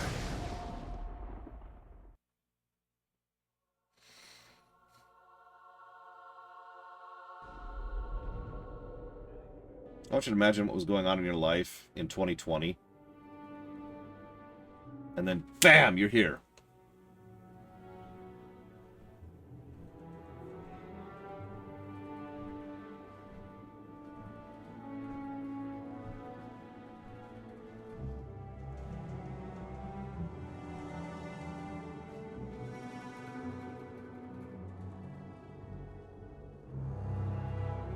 There are people I consider good friends I hadn't even met back then. Hadn't even started the rewrites yet. Lived somewhere else. Health was doing worse. Meant to be permanent. There are concerns the Qunari influence is no longer contained. Was it ever? Kirkwall has tension enough between Templar and Mage. But these Qunari, they sit like gargoyles waiting for Maker knows what, and everyone goes mad around them. Nearly 4 years I've stood between fanatics. And now, this. Dun dun dun. Don't keep us in suspense. Leave us. Meredith at my throat, Orsino at my heels, and a city scared of heretical giants. Balance has held because the Qunari ask for nothing. Even the space in Lowtown was a gift to contain them. But now, the Arishok has requested you. By name. What did you do? I got his attention a couple of times. I guess I impressed him, but that was years ago. It makes no sense. And it doesn't matter. I just need them quiet. I remember how you helped my son. It seems you are meant to have influence above your station. Speak to the Arishok. Give him what he needs to keep the peace. Can you do that for Kirkwall, Serah Hawke?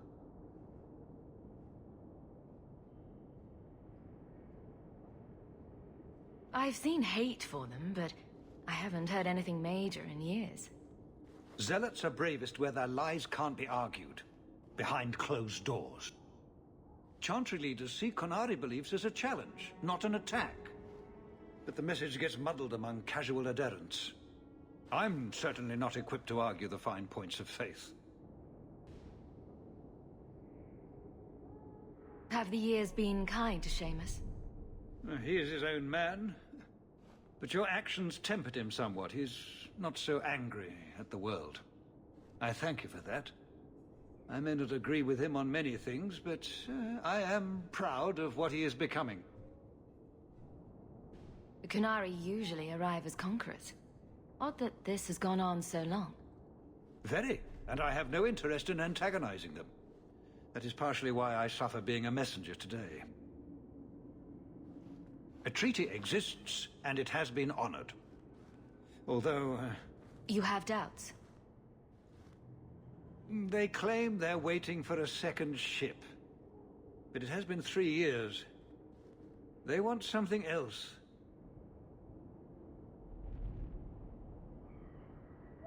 Also known as Duh. Sounds like you'd be better off without this headache. They will not leave, and we don't have the resources to force the issue. At least, not in a way that would leave the city intact.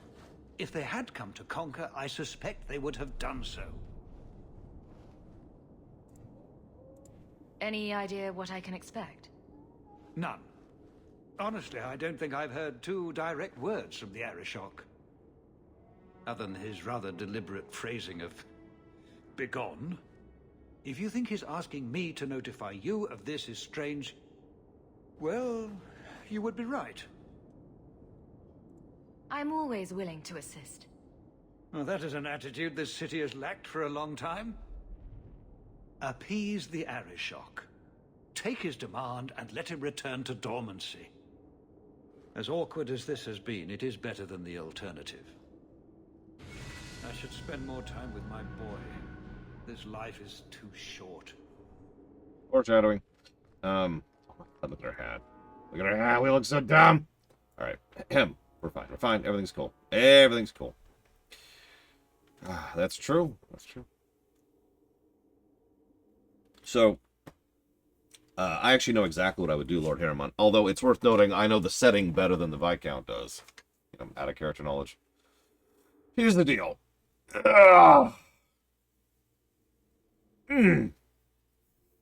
Let me first say that I enjoy Act 1 quite a bit.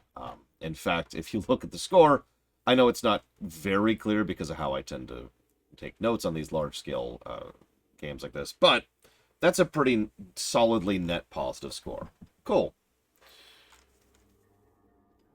The reason I bring that up is, for years upon years, people have talked about how Dragon Age 2 should have ended after Act 2.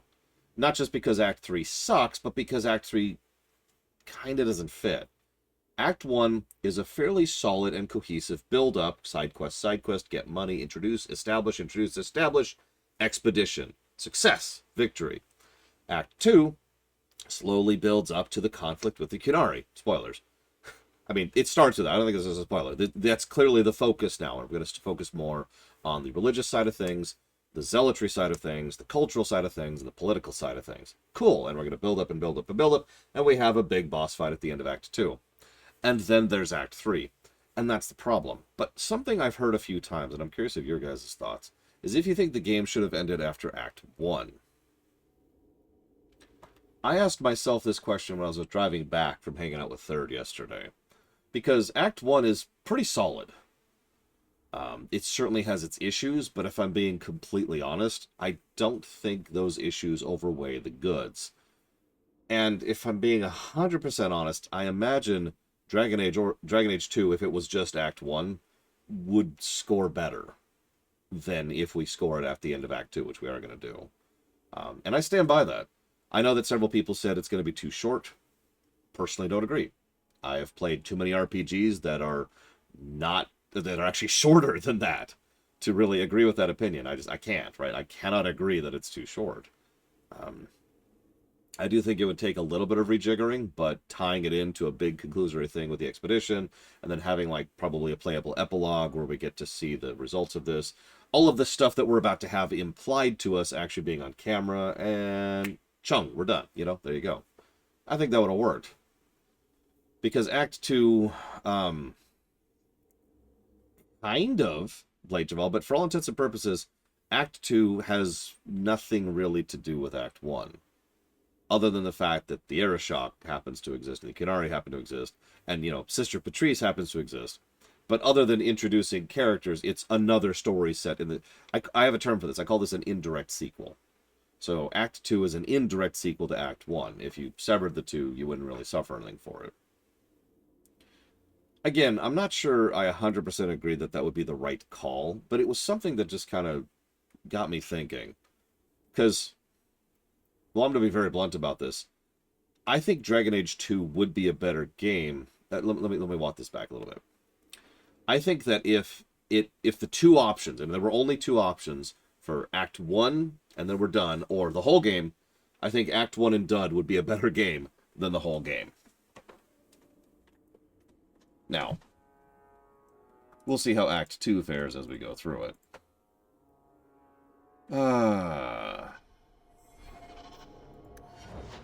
Let's see here.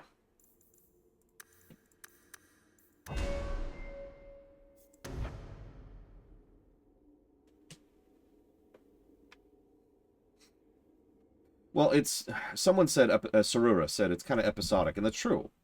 These are...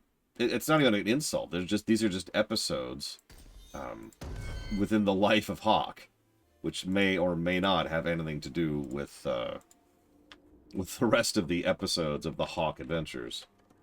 But there is one big negative with regards to this, if I might be so bold. And it's the fact that... Well, why is Hawke still invested in Act 2? Now, you can come up with an answer for that, but we run into the same problem with Witch Hunt. Witch Hunt can make sense under the right circumstances, but doesn't always make sense. And I know many players who their Hawke, or the way they portray Hawke, or the way they think of Hawke, would not have stuck around. They would not have bought a mansion in a high town. They wouldn't have gotten involved in the Qunari conflict. They would have freaking left. So like I said, you can explain it, but that doesn't mean it is explained.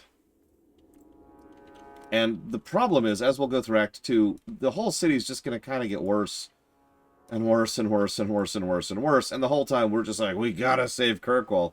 And I know several people, including me, who are like, why?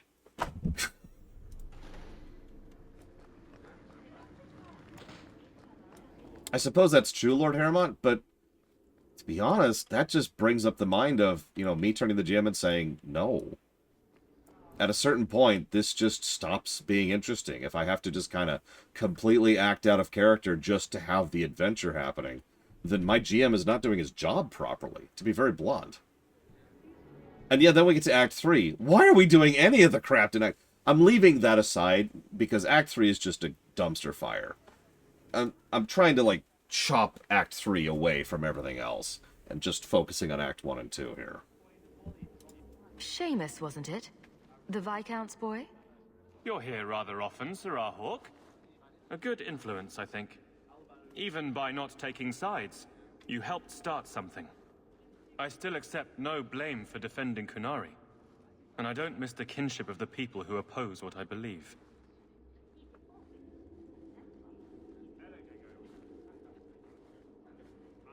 The Arishok asked for me.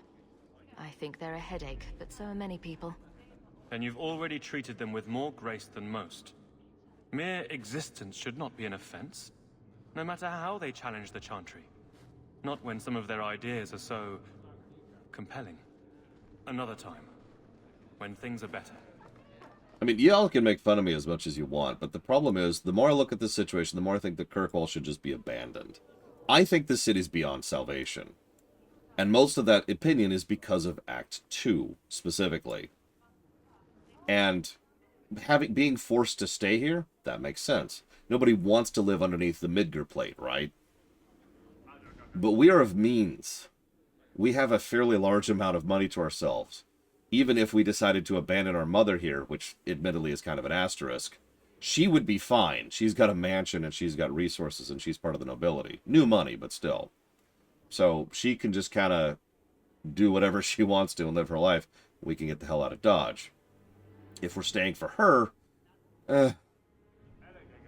whatever. We could also try to convince her to leave. It's not like she had any particular investment in staying here until it was the only choice for her to stay. Like, she had nowhere else to run. Remember, we were fleeing the Blight. It's not like she's particularly invested in staying in Kirkwall. So, would I stay for Varric? That's another question. So I would talk to Varric in character, and I'd be like, why do you care about this goddamn city? And if he gave me an answer that was something along the lines of, because it's a good place for stories, and, you know, I know the people here, and I'm trying to make it a better place, and he talked me into it. Okay. I will put up with this cesspool that is on fire while it's slowly leaking into... I'm sorry, I'm going to not be exaggerative. I will put up with this dumpster fire of a city try to do the best thing I can here for you. But you notice, the game doesn't do any of this, which is sort of the point I'm making. The game makes no effort to try and give Hawke any motivation in Act 2 or in Act 3. And that's my problem with it. And that's why it's almost assuredly going to get a negative. For the exact same reason that Act 1 got a positive for it. There is a built-in, baked-in investment to be here and do things and to help, regardless of what character you're playing. And then you hit Act 2. Now what are you doing? Why is Hawke bothering with all this crap? And the game doesn't even bother to try and to try and do anything with it. Yeah, headcanon and role-playing is essentially mandatory. And I don't think that's the worst thing in the world. But I do think it's negative worthy. I'll jot it down as a potential. We'll pay attention.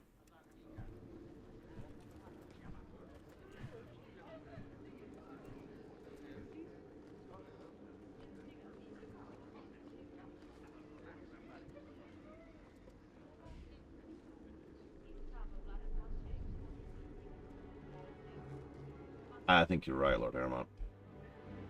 Let's go talk to Aveline first. Let's see how the last 3 years have been treating her. Oh, there's that issue I just mentioned. We'll need to give them answers by tomorrow, Captain. I'll have them. Dismissed. The Seneschal was particularly vocal. Dismissed.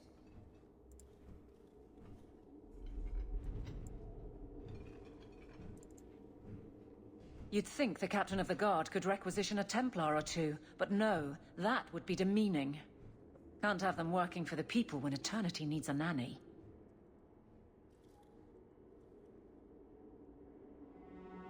Wow. Hang on. Sorry, give me a second, FM Elward. Give me a second.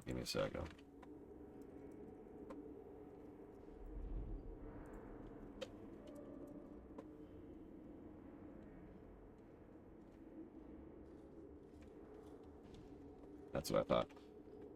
Wow, apparently no one has donated for Star Trek Infinite. That's really weird to me, but I just triple-checked my notes. So I will put that towards Star Trek Infinite. Real talk, Colgrim, it would probably take a while. We like to presume that things happen in big, loud, blockbuster Hollywood kind of ways, but in real life, a city that's on the verge of total collapse usually takes a year or two to just kind of into its final death throes. And it'll just sit there withering and twitching and just But having said that, I think that this city would be, in every way that matters, dead without Aveline in a week. You had to know cleaning up this mess would be difficult. It's not the challenge, it's the unending part. And really, I blame you. You poured money into a pot that was already full. Everything has shifted. Good job validating the fears of every anti-Ferelden and Kirkwall. Hey. That's another thing. Several people mentioned that we have kind of made things worse simply by being here. So, that's cool.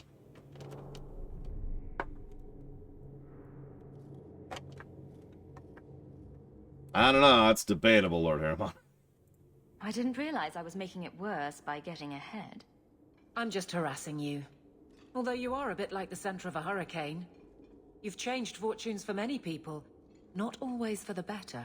Oh, speaking of which, thank you, FM Elward. I will put that towards Star Trek Infinite. I do appreciate you. Thank you.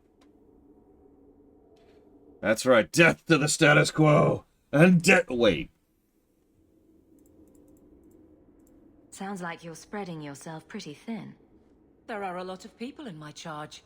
Someone has to look out for them. You guard the guardsmen? I don't turn people loose like Jevon. There's additional training, doubled patrols. Costs are up, but I've halved injuries. I'll take it and argue with Seneschal Bran later. After the last captain, you couldn't have expected this to be easy. At least I had the guards on my side. Once they understood, they rallied. And those who didn't weren't fit to hold the crest. Stack friends against the enemies. I don't know if I came out ahead, but it's for the better.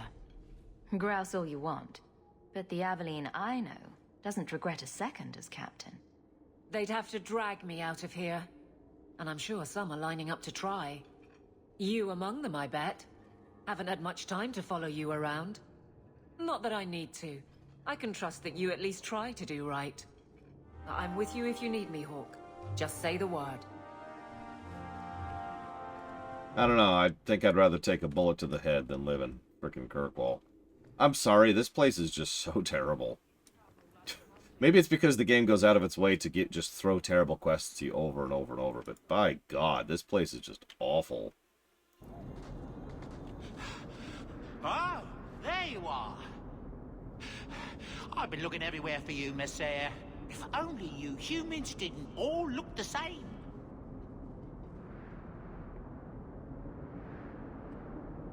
I was called to the Keep on important business, Bowden. Yes. I was hoping to catch you before you arrived. I came to deliver this to you. The last of the proceeds from all that treasure you found in the deep roads. It seems your friend Varric found a buyer after all, yes? Quite well done. Thank you.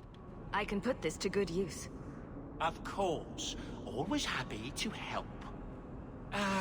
Before I go, may I simply say how grateful I am that you've allowed my boy to stay in your home. I said I would repay you for saving Sandal's life, and I shall serve you faithfully. It is good to know he is safe. I didn't ask you to be my manservant, Bowden. But I owe you a debt, and after what happened in the deep roads, I have no other way to repay you. I'll leave you to your adventures. Your mother asks that you return to the mansion when you have a chance. Thanks for the 50 gold back. Sweet. Yeah, sure, here's my explanation. So once upon a time, there was these guys, right? And they said, let's make a city that looks as evil as humanly possible. Quiet day in Hightown. And then they made Orgrimmar. Any questions?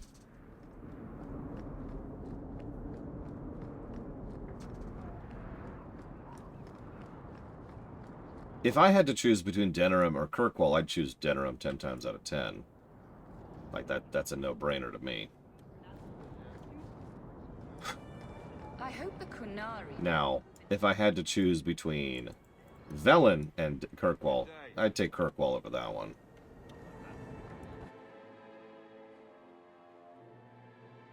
I'm not a big fan of swamps.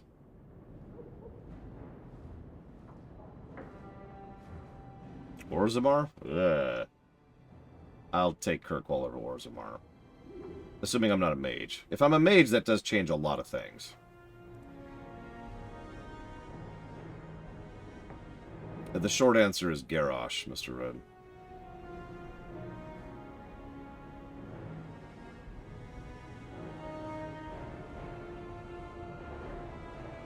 So we're new money now, as you can see. We have become part of the problem. Oh, that's a good point, Dakota.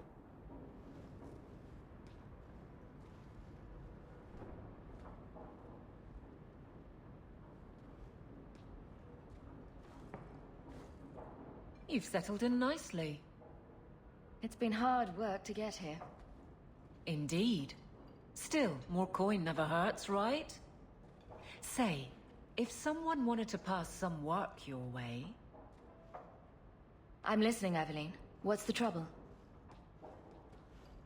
A thorn in my side, inventing trouble and scaring people. Remember Emmerich, the Templar?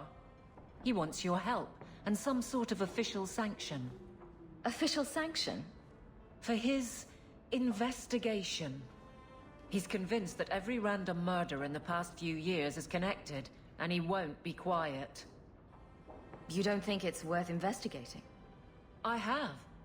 He even convinced one of my lieutenants to raid the Dupuis mansion. Nothing there.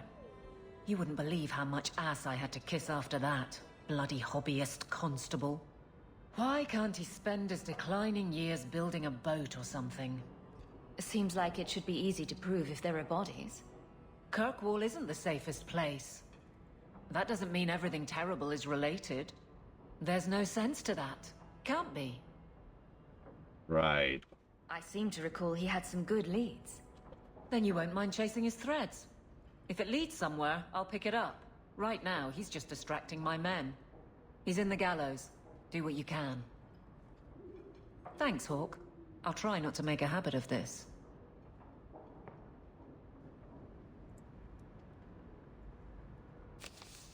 Oh, Jesus. Feeling inadequate? Flying at half-mast. Does your soldier not stand at attention? Does your dwarf shy away from the deep roads? Come to Jormund's apothecary and ask for our special sauce. Our special sauce is infused with the essence of 52 herbs. It is completely natural, completely safe, and absolutely effective. You will never feel the same again. Be the man other men want you to be. Be the man you deserve to be.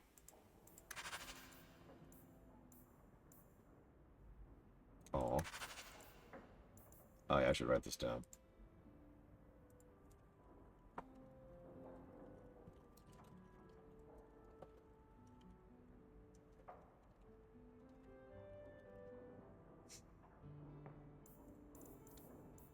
For the record, I wouldn't mind living in Orgrimmar.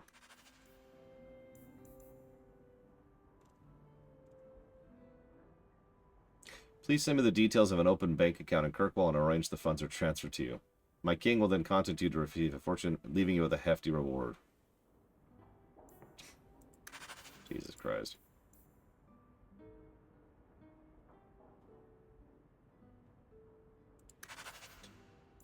A strange letter from Lothering.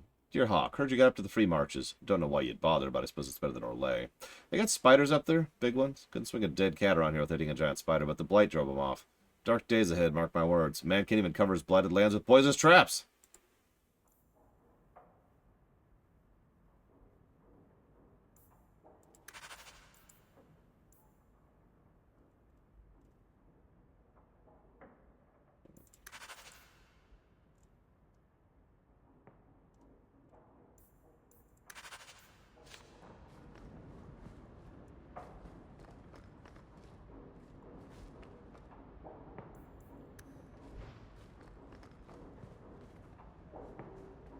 Sorry, to be clear, I wouldn't mind living in Orgrimmar, which is a little different from Orzammar.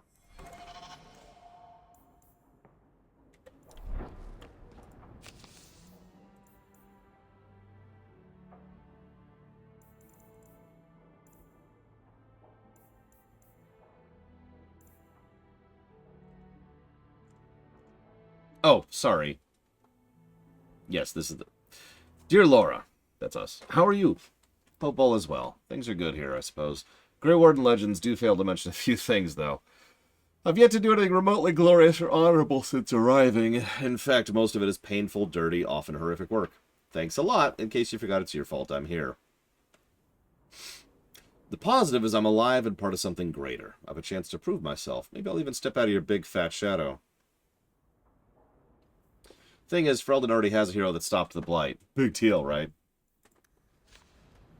Yeah. That's a great option, Spartan, really.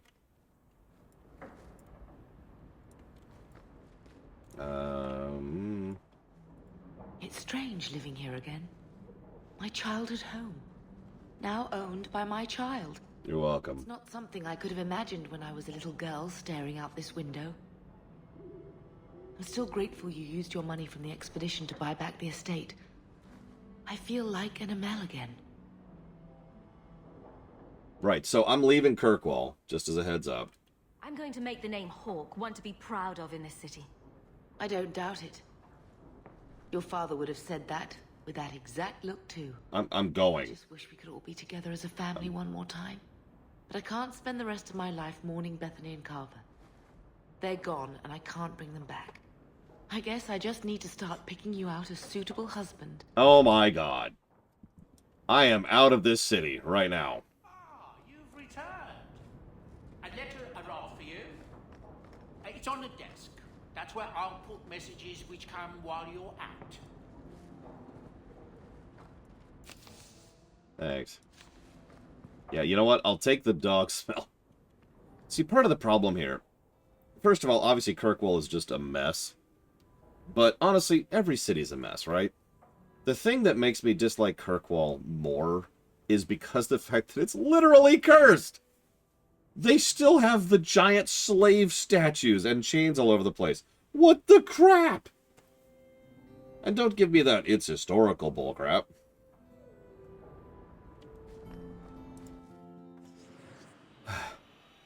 Alright, let's get Carver to join the party. Oh, wait. Yeah, they could have done anything with those. No. Leave the slave statues. It's very important.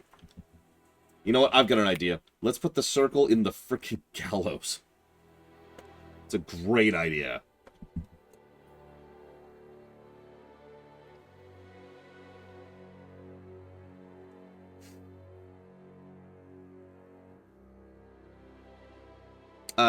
Okay, I'm sorry. I'm saying it's literally cursed. Let me be more clear. Because curses are a tangible, like, demonstrable thing. The veil is weak here. What that means is it's easier for the fade to leak in, which has all kinds of problems. It's probably, although I don't think they ever confirmed this, but it's probably at least part of the reason why the blood mages around here are worse than in most other places. Yeah, this whole city is just like a giant 5-star but all-you-can-eat buffet for demons. And that's... I'm being facetious, but I'm not exaggerating. This place is not a pleasant place to be. Alright, let's bring... Who haven't we brought lately? Let's bring Meryl Anders and...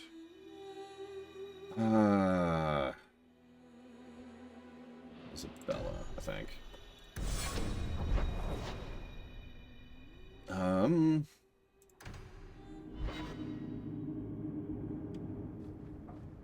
Hey, can I chat with you, Meryl? By the Dread Wolf, why is my house always such a mess when people are here? It's clean sometimes, I swear. Meryl, I have a mansion. Come live with me. No, not like that. No, not...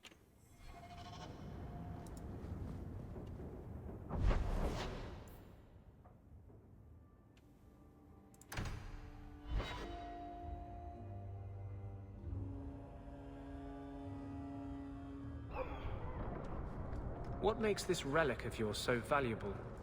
The same thing that makes anything valuable. Someone's willing to pay for it. That's not evasive. Look, I didn't get where I am by showing my hand, you know. No, your hand isn't what I hear you've been showing.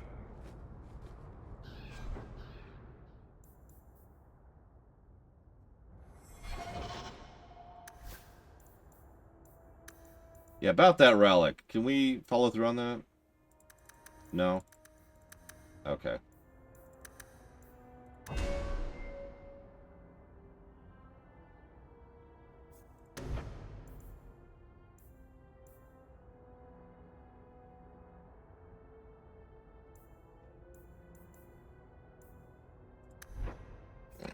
Yeah, we need law. Or sand, sorry. Reading while talking. We need sand in the party.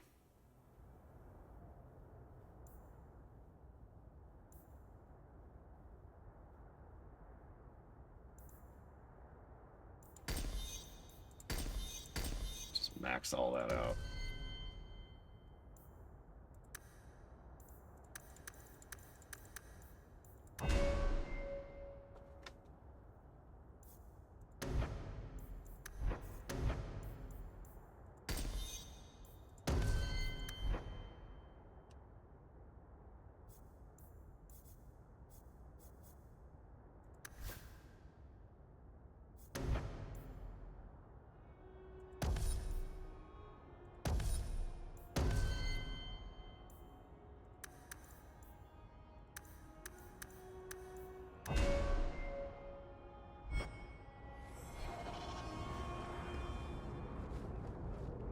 Yeah, I speak negatively about cops, but,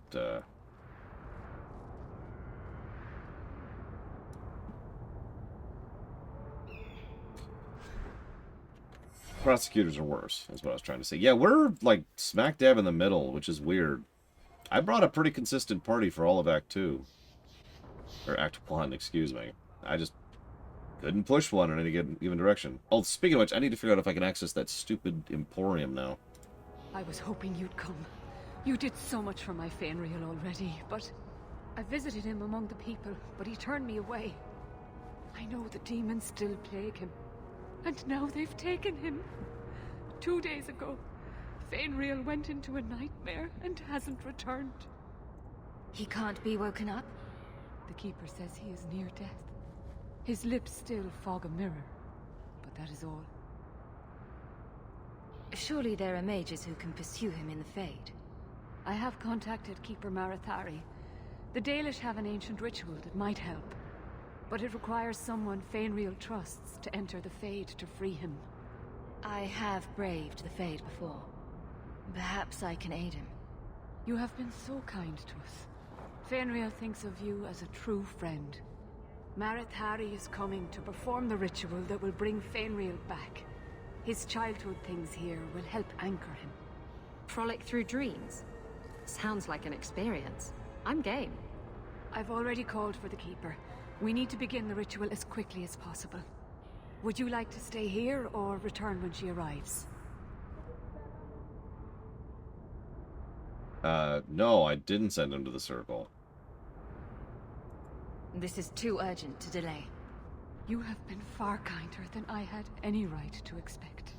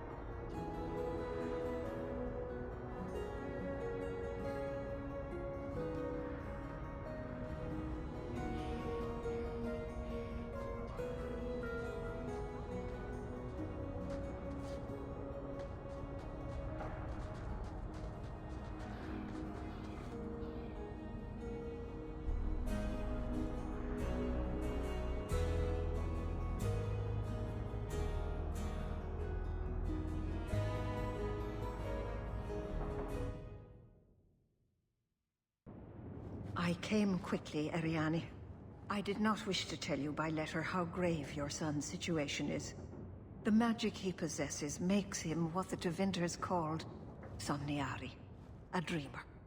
Dreamers have the power to control the beyond, what humans call the Fade. Fenrir is the first in 2 ages to survive. Why are they so rare? Dreamers have great power in the Fade. They attract demons. Luckily, most prove too frail of mind to survive a demon's possession. A dreamer abomination would be near unstoppable. Is there a difference between the Beyond and the Fade? They are the same. By either name, the Fade is the realm of spirits, Thedas' heart, while the mortal realm is its strong arm. The demons who live there covet the bodies of mortals and seek to possess them. Only mages ever touch the Fade in a waking state. Others see it in dreams. What exactly are we going to do here? The elves of the Dales were experts in the Somniari arts. They could even help those with no power enter the Fade. I have done my best to recreate the ritual. We will use Fenrir's childhood home as a focus to draw him back through the veil. What can a dreamer do? Dreamers are unique for their ability to enter the Fade at will, without the aid of Lyrium. In the Fade, they can shape dreams, and even affect the world beyond the veil. Tevinter Somniari used to enter the minds of sleepers and slay them in their dreams. Just send me into the Fade. I told you her courage was legendary. Now, Ariane, please excuse us. We must prepare. Oh, of course. There is more I must tell you that is not for her ears. Is Fenrir in danger? Indeed. And the danger may not come from what you think. Fenrir cannot become an abomination. The destruction he would cause is unimaginable. If you cannot save him from the demons, you must kill him yourself.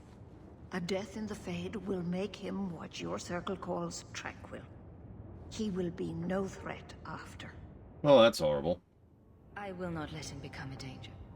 I wish you luck. Now, gather a team, and we will begin. Choose carefully, for all will face temptation. I never give in to temptation. I worry what a journey to the Fade might bring out in me. Can I come? I'd love to see the ritual. And I promise I won't be a bother. Let us begin. Sure.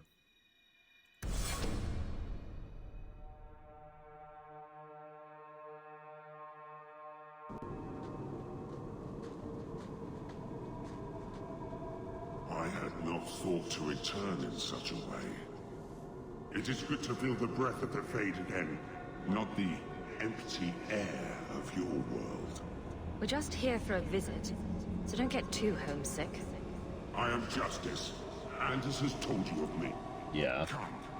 I sense Fainwheel's mind straining. We will not have much time. So, that's headache-inducing. Let's get this over with, because that is absolutely headache-inducing. It's rare to see two forgotten magics in one day. It's usually a slow place, the Fade. Not many surprises. I wasn't sure I'd like this one, but it has potential. A demon of sloth. It exists to make men forget their purpose and their pride. Do not relax around it. Call me Torpor. I have a proposition that might interest you. No. I will not give in to temptation, fiend. Have it your way. Yeah, seriously, no.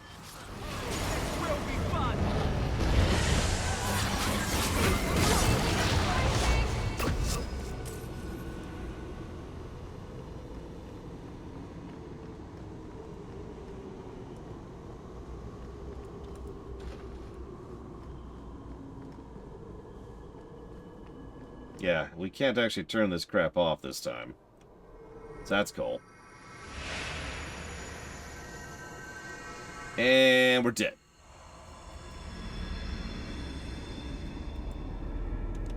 My people, I present to you our hope.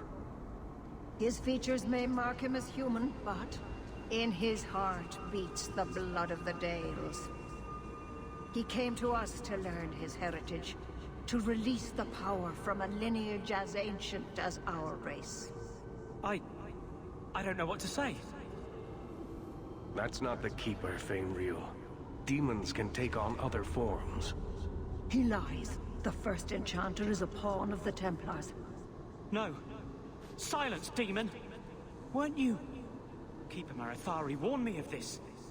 You're not the Keeper. Mother's people have no circle, but they don't consort with demons. You. Why did you interfere? Is that a redundant question?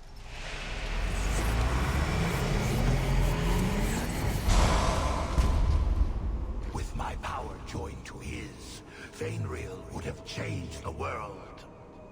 There can be no honest deal with a demon. No. You think I will lie then, when I offer your friends what Fainreal turned down? You think this elf, with her innocent face, would turn down a demon's offer? She didn't before. How about it? Would you take what I offered the boy? Scion of the Dalish, savior of elvenkind. Can you do that? I am the greatest of my kind. Whatever tricks your little pet has taught you will pale in comparison. Demons always turn on you in the end. I cannot put you ahead of the fate of my people. You took my dreamer. Now you'll take his place. Well, time to kill Meryl. And she's dead. Okay, cool. Back into it.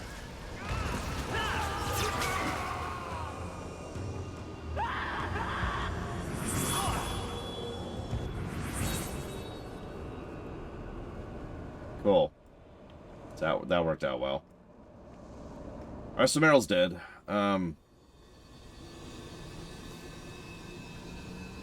Yep, Meryl's a tranquil. Because canonically, that's what should be happening, right? Like, they even said that. We died in the dream, so...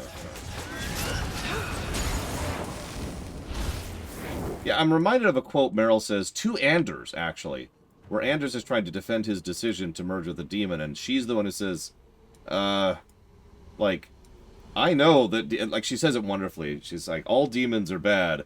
I'm just more aware of that than you are, or something like that. And I'm like, really? But this ties into what Lord Paramount said earlier. This is mind control. Let's just call it what it is. This is charm magic. Because, yeah, everybody turns against you, except for Anders. That's it, Fenrir. Hard on the downstroke, then lift. Good. I'll have you scribing all my letters soon. If I'd known you were such a brave lad, I'd have brought you into the business years ago. Does that mean I can come with you to Antitha, Father? Mother said maybe this summer. Right, Mother? That's it. Thank you. The quote is, all spirits are dangerous. I understood that. I'm sad that you didn't. That's not your father, Fenrir. It's a demon. And I'm definitely not your mother. A demon? No.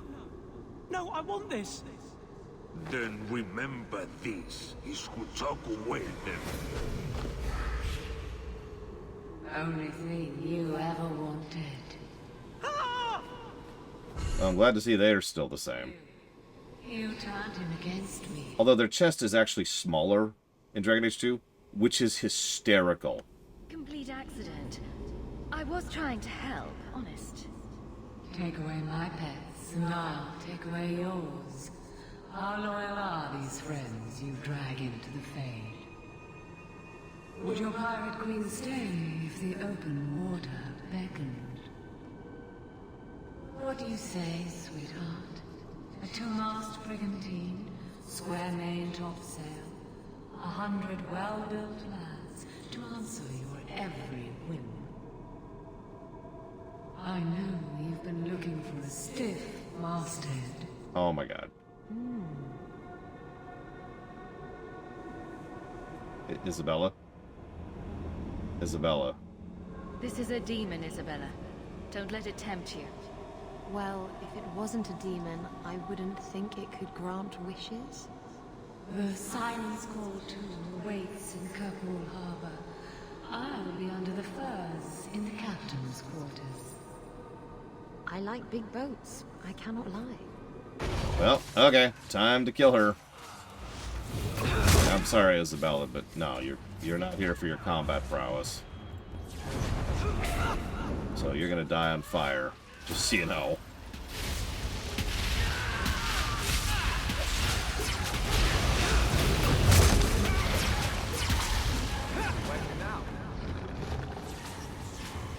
I'm liking the Force build so far, the Jedi. It's not my usual, but I'm kind of with it.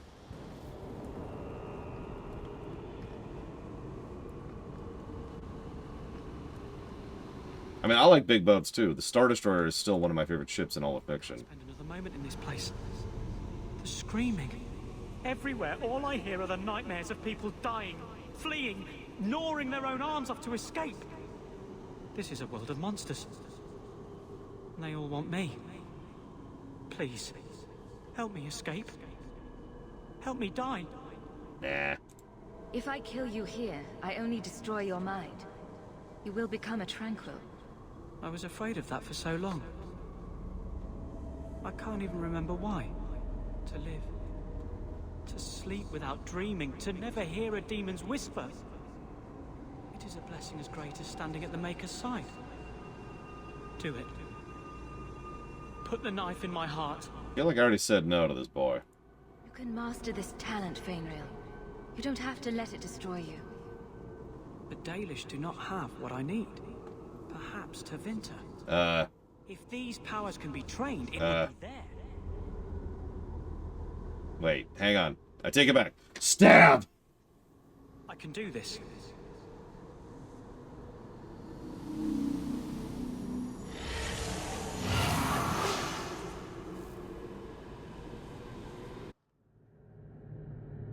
Fainrail has mastered his powers. Then he lives. You saved him. I cannot thank you enough.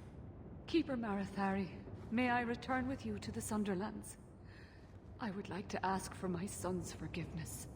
Of course. It was you who chose to stay away. He must go elsewhere to train. There is no one in Kirkwall to help him. He asked me to say goodbye. My son? No.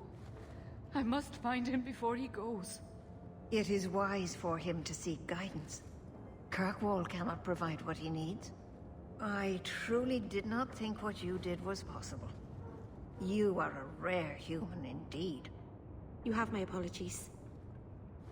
It is easy to forget that one cannot bind demons with words. Your friend awakened here some time ago. No one is immune to a demon's offer. You accomplished a miracle with Fainrail. This book belonged to the last dreamer of our tribe. It has a rare magic beyond price. Please, accept it with my gratitude. And scene.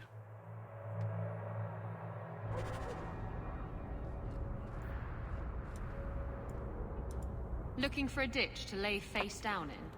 I could recommend one.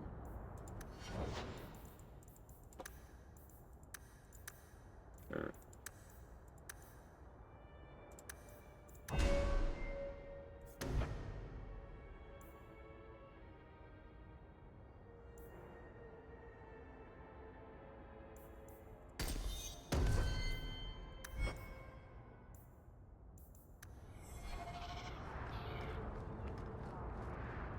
Okay, so now that that's done, let's Dalish honestly not recognize the difference between demons and beneficial spirits.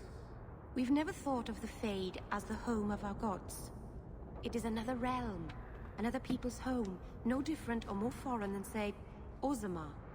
But have you never studied the types of demons? They break down very clearly into different sins. Spirits differ from each other, just as you and Hawke and Isabella are all human. More or less. Staying.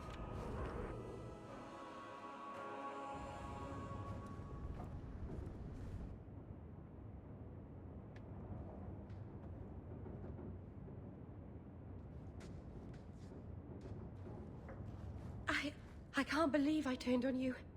With the demon in the Fade, I'm so sorry. Masaranas. I'll understand if you can't forgive me. This is your last chance. Serve me unquestioningly, and join my new empire, as we will impale people on the spires of Kirkwall! Wait, shoot, where am I? You didn't betray me. The demon made you do it. I should have recognized I was being manipulated. I've been so careful in all my dealings with spirits until now, to make such an obvious mistake.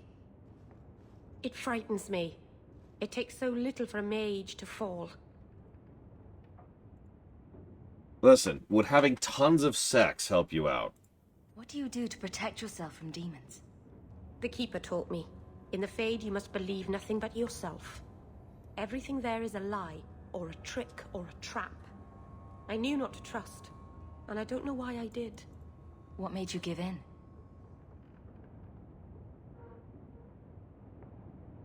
It felt like every word the demon spoke reached out and pulled at my heart.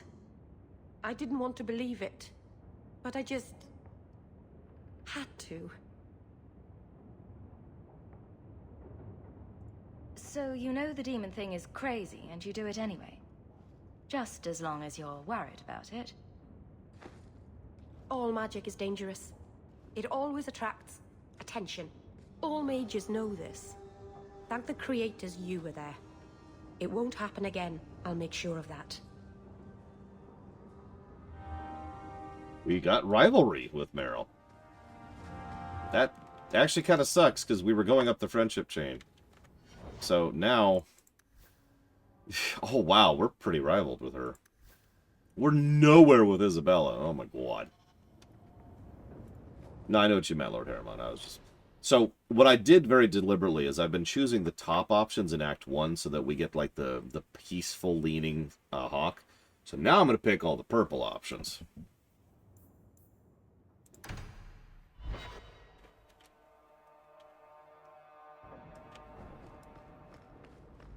You've had luck on your travels? And you? Sure. On your desk awaits your attention. Okay, so...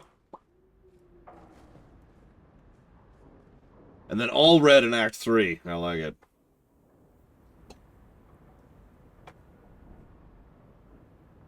So how... hang on. Wait for a second.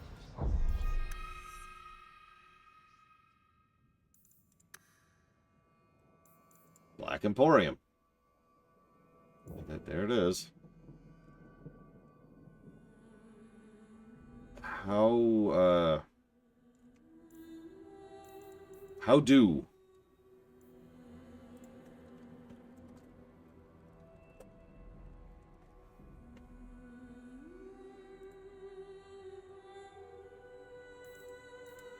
Check is just which one I currently have selected, Caspian. See?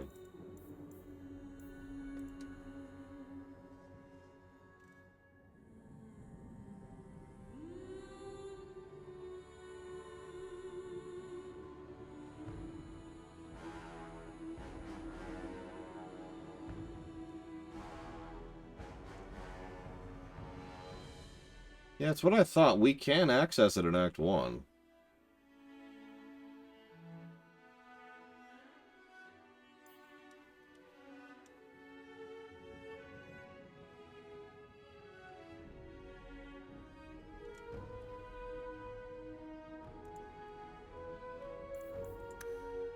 This is strange. I also noticed I didn't get any of the DLC things. In fact, I haven't even seen Sebastian. So why is it acting like I have no DLCs installed at all when I have all of them?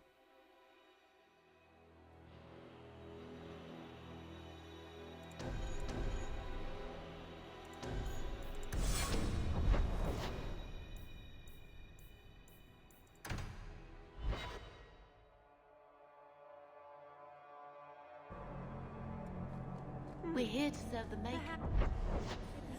What are you here for? And some...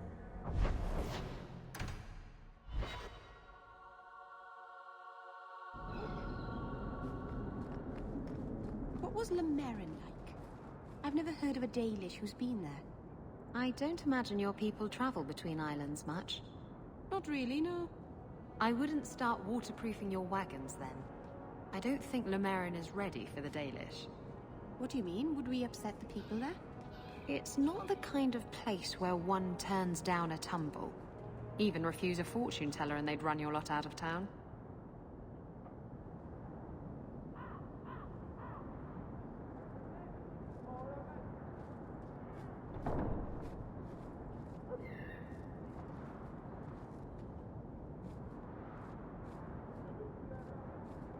No, we never saw Sebastian in Act 1.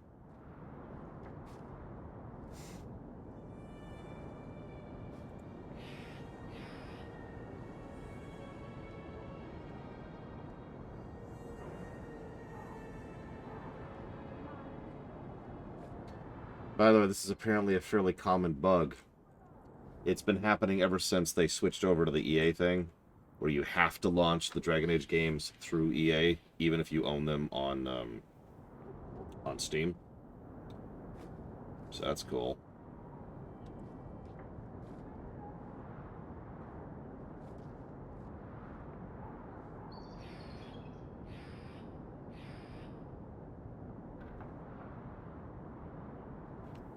So, here's the deal.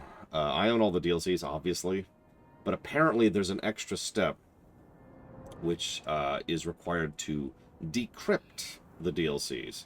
Now, that's supposed to work just fine if you just bypass the EA Games thing. But I'm saying this wrong. So the decrypt step was for the old EA Games site, which doesn't exist anymore, and the old launcher, which also does not exist anymore. So the decrypt system, which was put into place for the Steam version, which I own, and I own all the DLCs on, does not exist anymore. So I now have to crack the game in order to access the DLCs that I own. So I'm going to go do that.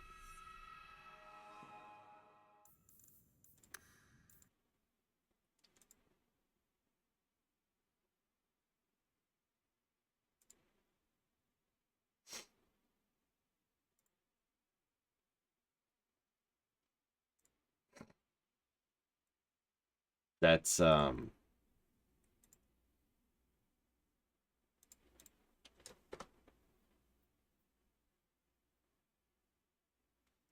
considering the fact that this is something you could stumble into now, without regards to the situation I'm in, as in, this isn't just a holdover. This is something that is a fundamental problem. Like, if you go to Steam right now and buy Dragon Age 2 and buy the DLCs on Steam and then go get to launch it and play the game, you'll run into the exact same situation I have run into. That is extraordinarily unacceptable. The fact that I have to go and manually start editing, some hex editing some of these files is what I'm going to have to be doing here. Thankfully, I have a guide.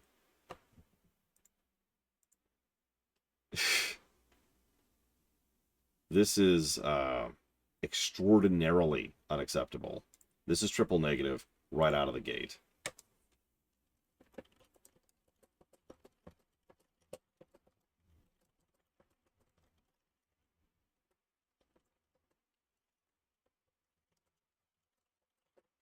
Yeah, how many of you in chat right now know how to hex edit? Keep in mind, I have a guide, so I know what to hex edit, but how many of you know how to hex edit? Have a program on your computer for situations like this.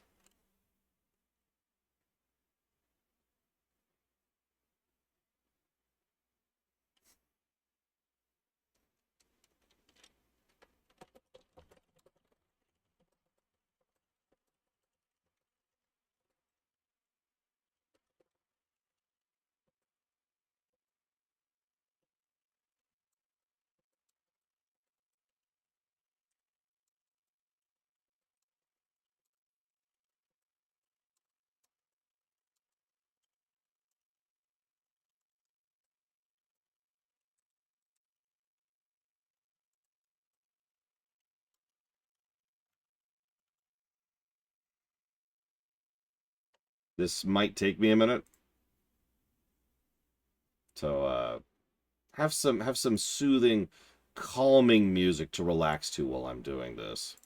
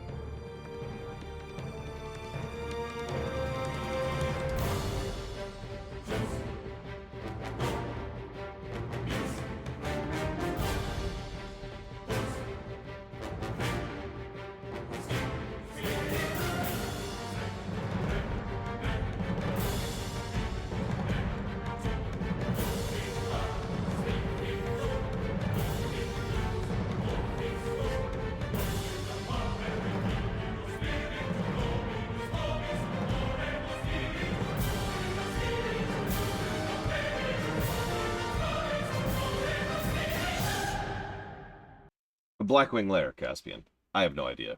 Thank you, Renegade TV. Always appreciate those subs. And as usual, if you want to put that towards up to 3 things, please let me know. Meanwhile, final boss music. Oh, it goes under gameplay. This is functionally an objective part of the gameplay here. So...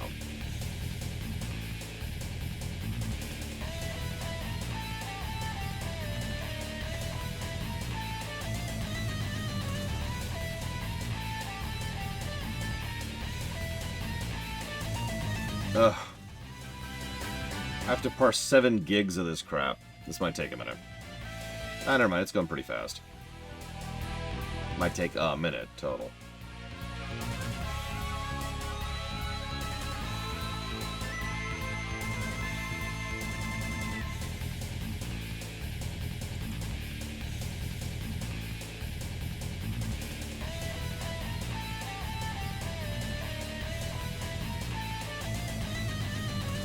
Actually, this is from Mega Man X6. I wasn't joking. It's the final boss.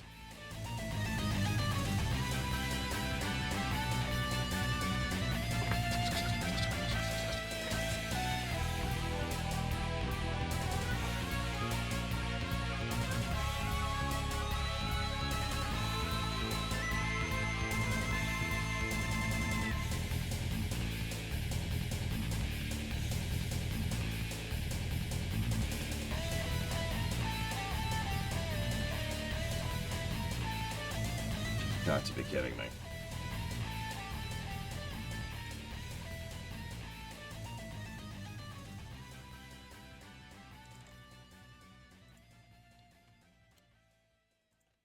And now, Doom music. If I can find it.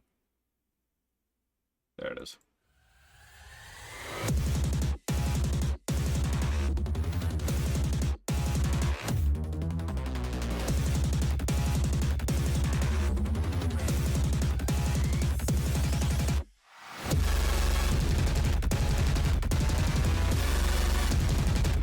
We're in.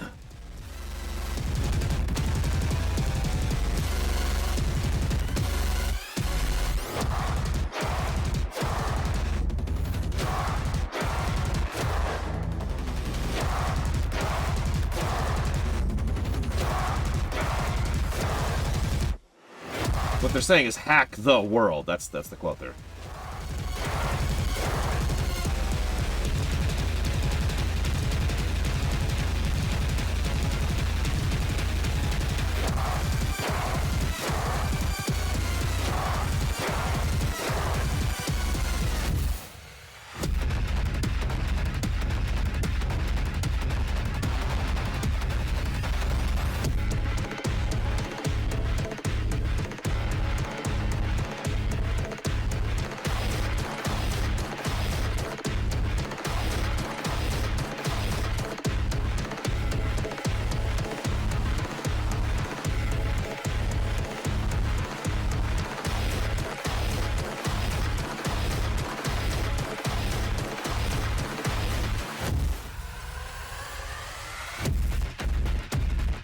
It's okay, we can recruit Sebastian, I think, but yeah, he's gone. Like, Act 1 is done.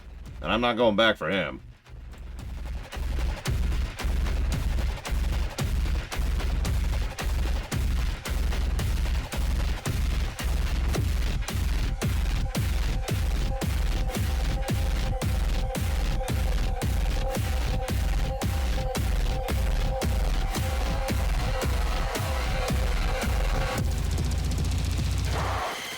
We're furiously hacking Savicom. That's not a joke. I'm actually trying to crack the game right now so that it gives me access to the DLC content that I have purchased. So we got boss music going while we do it.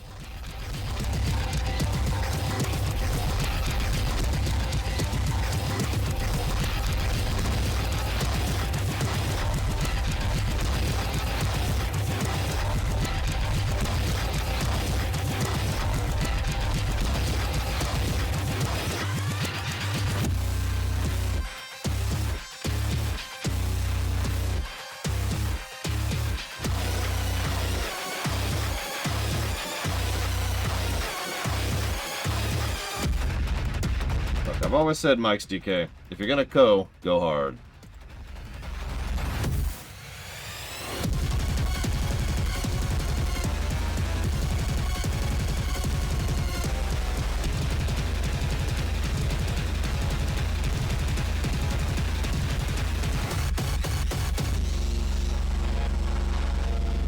Now, just for you, we'll go with something a little bit more pleasant next. How's that sound?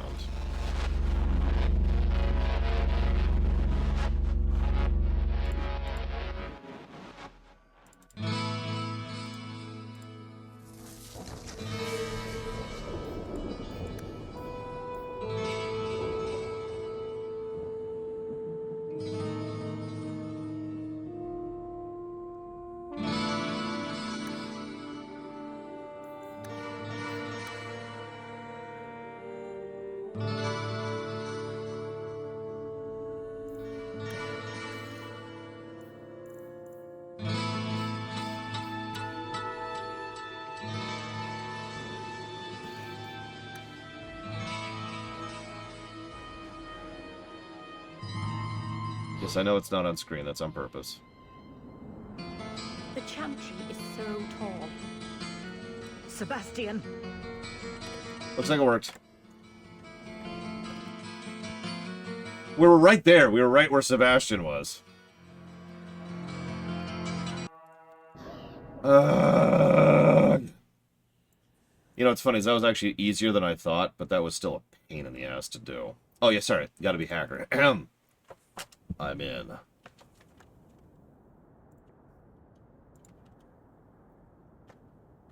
I mean, if one DLC is working, they're probably all working. Like I said, it was an authorization issue. God, that's so stupid. I've encountered a lot of weird crap in my career, but I don't think I've ever encountered a situation in which the game was like, no, you don't own that thing that I can show you that you own in the menu, and you checked multiple times to verify that it was there, but no, you don't actually own that thing that's right there. It's not yours. So, you know.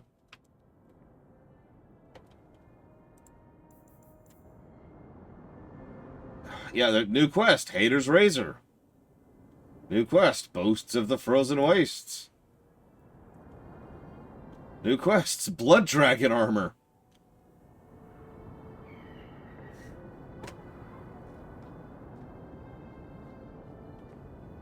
Let's go recruit Sebastian.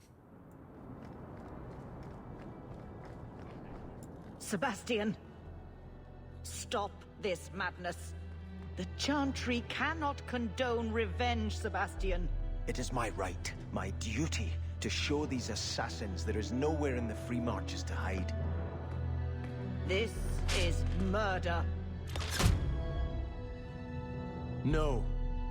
What happened to my family was murder. So anyways, negative to story. That was Sebastian. Any questions?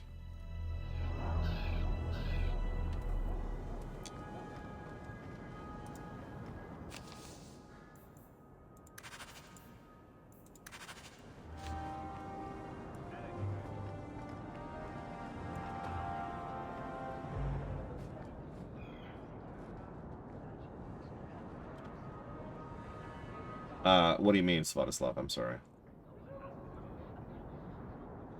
Right now it's negative, or excuse me, positive 3. Unless you mean Sebastian, in which case, Sebastian is 87 negatives to story. Because he's Sebastian. No, that's actually where I was trying to go. I'm barely joking. Sebastian is so unmemorable to the point of being ridiculous and pointless and... like, why does he even exist? There's Judy, there's Judy. There's Judy again.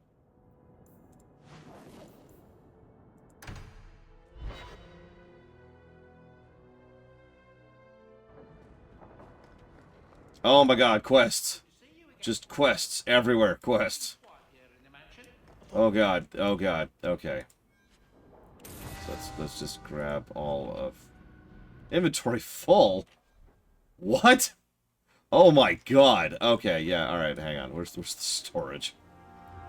Hold up. Yeah, we have a dog now, too. I like the doggy. God, they are so ugly. Ruff.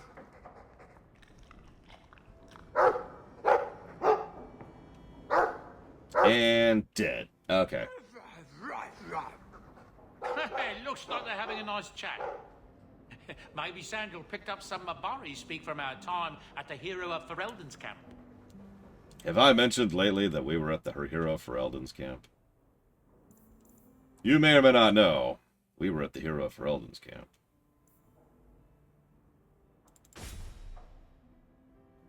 Just so you're aware.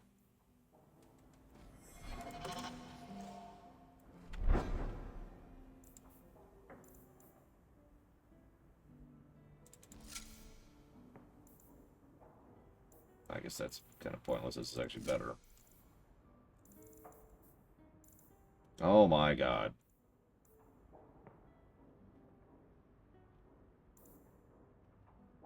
Well, it's okay. Because,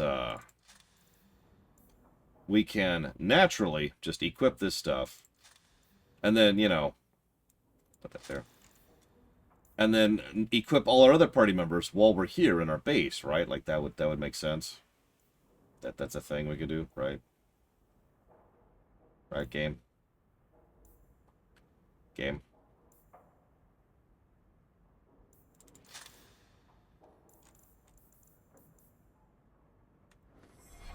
Yeah, that's also a negative, by the way.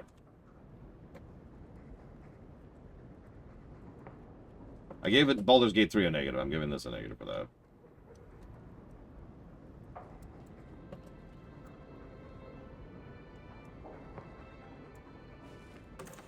Yeah, speaking of which. Oh, there's the Blood Dragon armor, which is a damn shame because it looks cool, but, like... Yeah, so we're just gonna... our storage is full. No, it isn't. There we go. Never mind. It just bugged out on me for a second. Alright, cool. Don't mind me. Okay, so now... Damn it. You, and you.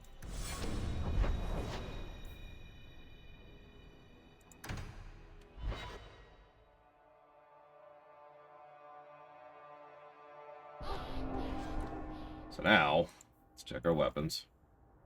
You...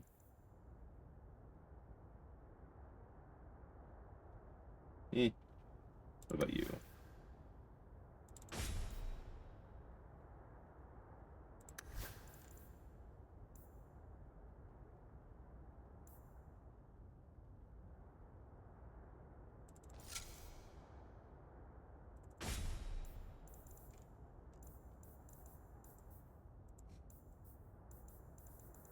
Oh my god.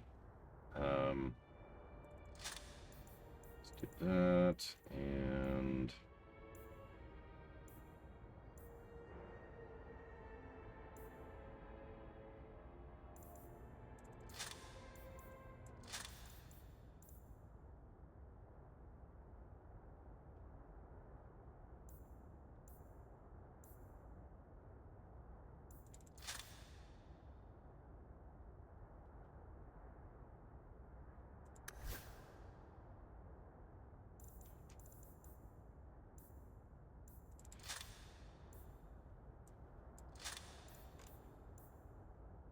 Hindsight.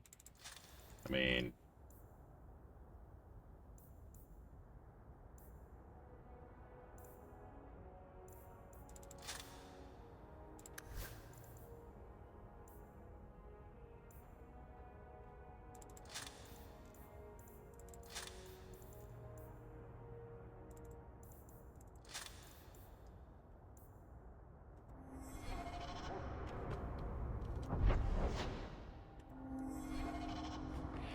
Find a vendor. So, I never expected to be palling around with the captain of the guard. We're not pals. We're not? What about that time we painted each other's toenails? Do you want something? Love, life, and liberty. What more does a man need? You're in a jolly mood. Well, when you're here, I know you're not leading men into Darktown to arrest me. How can you stand the clamor? Take what you can get.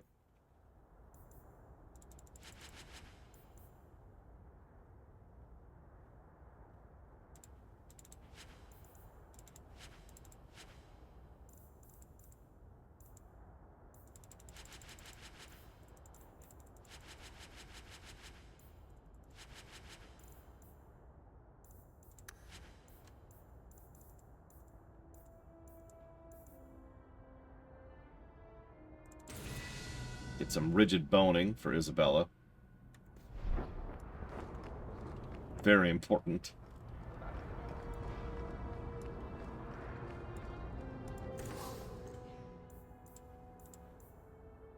You know, it just occurred to me. I was obviously already not going to, you know, play this game again because of the depth of field issue.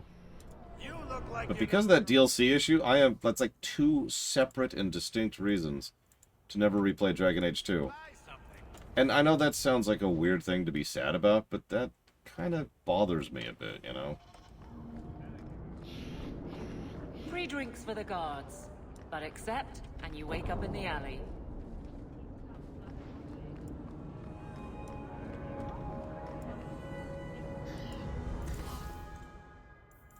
Yeah, no, it just ruins it. It's like, well, that sucks. There's Abilene's thing. I mean, plus, and this is gonna sound like a strange statement. I think some of you in chat will agree with me on this. This is the most comfortable game of the Dragon Ages to replay for me. Origins, I have to be in a mood for it, and there's still a lot of irritations on the way. And Inquisition is Inquisition. But 2, you just slide right in. Comfy old pair of slippers, you know? Play a warrior, chip or shred, play a mage, blow everything up. You know, it's fun. Yeah, popcorn. I believe the first game I ever said, you know, I ever used that term for as a popcorn game was this one.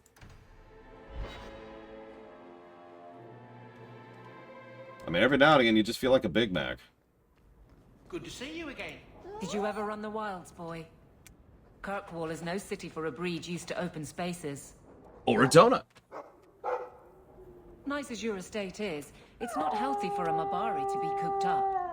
May I take him to the barracks time to time? He could help train my guards. Oh, why not? I'm sure he'll enjoy that. Thanks for the offer. Good. I think it's time they face down a good old Mabari charge. How about it, boy? Want to chew on some recruits?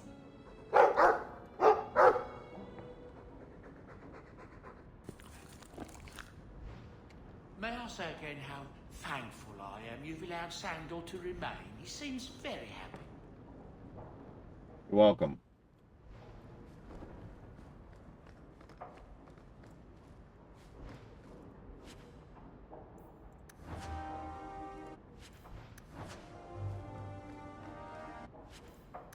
Why are these all gear? And inventory full. I use so these are Entomans. They are enjoyable. They're Dragon Age 2. I've had better donuts by far. The thing about them is, I will never get them unless they're on sale, which only happens once in a blue moon. But every time they do, I'm like, glomp onto it.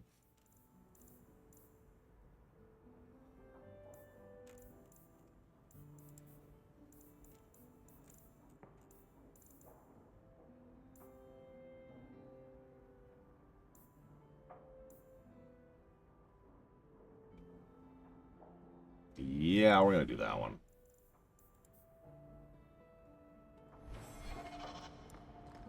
That's a good question, Sarura. I don't know.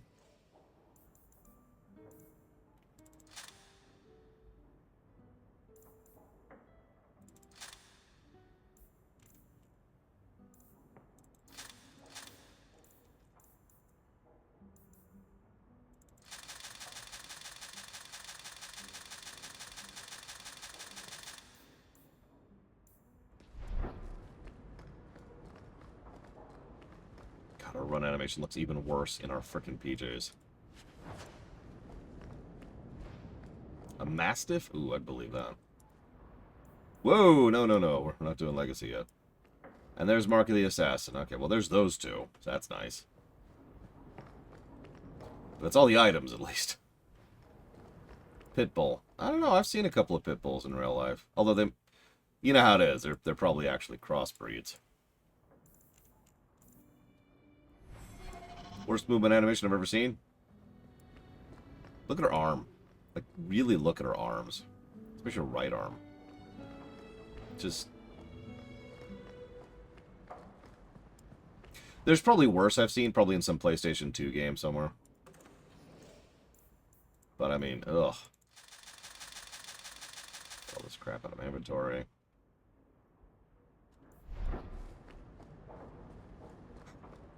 Okay, now we juggle a little bit.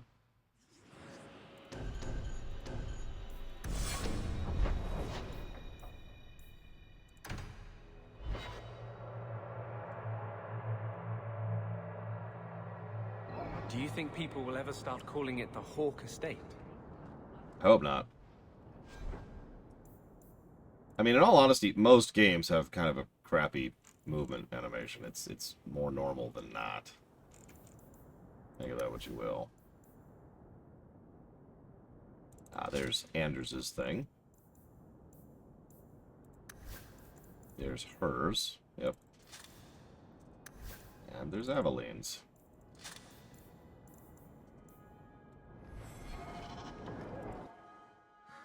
Now, best run animation.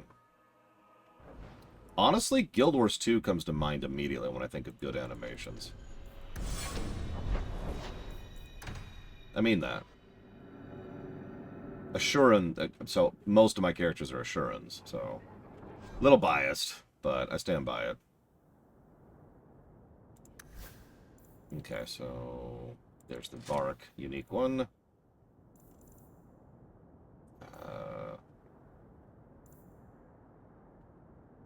I'll give you all of that. There's Lady's Choice. And we'll give you the Pearl.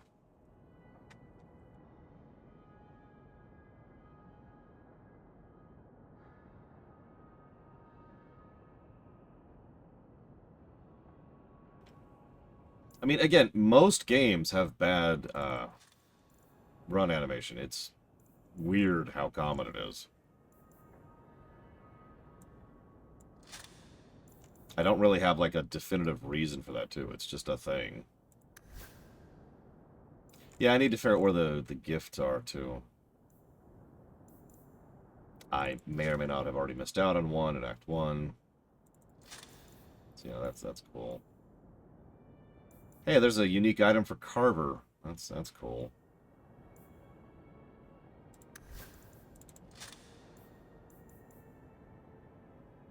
And Aveline. And Sebastian.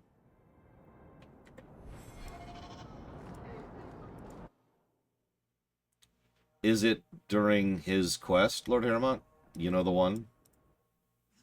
Because if it is, we're totally doing that quest. It's one of the best side quests in the whole game. Okay. Don't tell me yet. Don't tell me yet.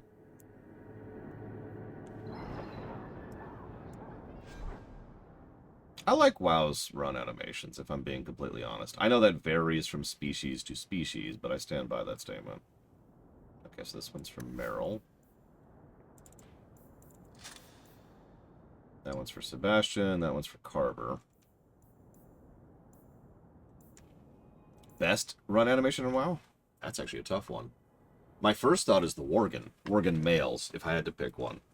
And yeah, Undead Female is one I am quite fond of. Obviously, I made an Undead Female my main based solely on her animations back in the day.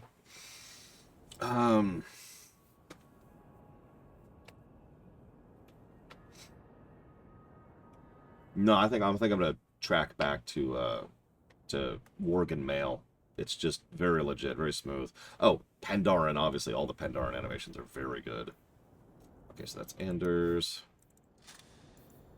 That's Sebastian. That's Aveline. And that should be everyone. Except for Sebastian, which we're kind of holding off on. And Carver, who, well...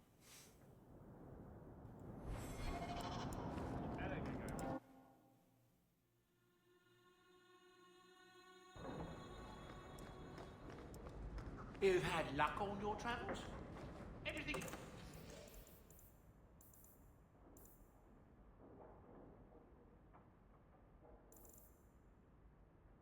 Oh yeah, I didn't look at weapons yet. Ugh.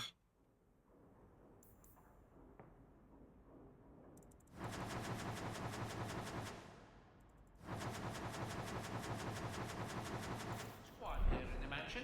For the moment. Oh, of course I can. Oh my god.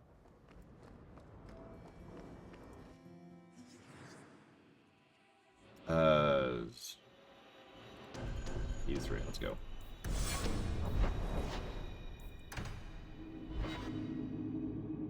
I already checked these vendors. Oh, whatever. We'll just fix that really quick.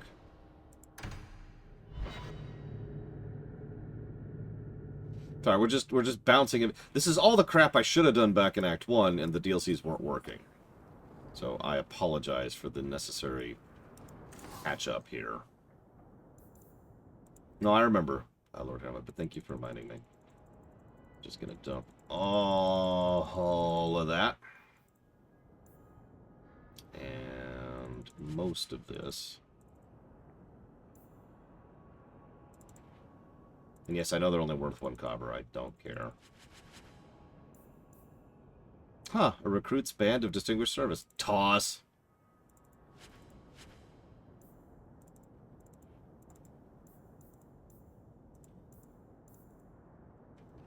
Okay, so now, let's see what they're selling. Anything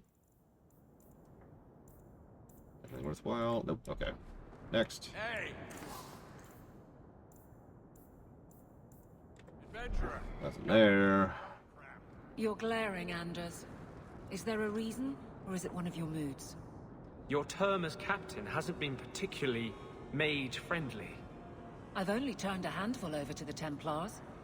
Every despot starts somewhere. And yet I allow an abomination to whine at me. Credit where it's due. She got a point.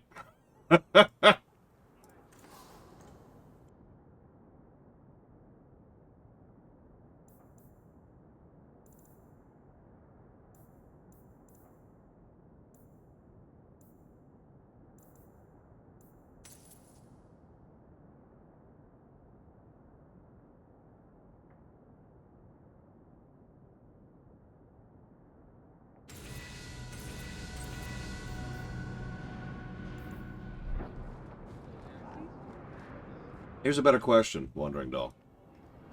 Is Sredna here friends with anybody, period? Is there another vendor up here?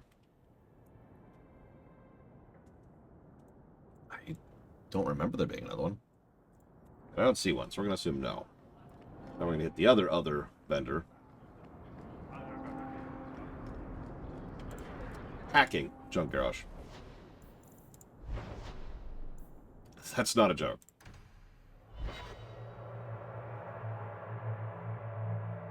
Of course he likes Meryl. She's one of his kind. Do I really? Is this really where we're at? So here's an interesting question. Does Sredna show up in Inquisition if you spare them? Him. I guess them is actually more accurate in this case because it's literally multiple.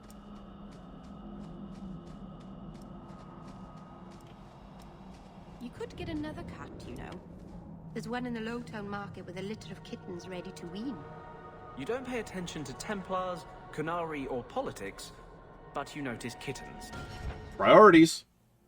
Templars, Qunari, and politics don't meow and attack your feet when you're buying food. Are there any tabbies? I'd like a tabby.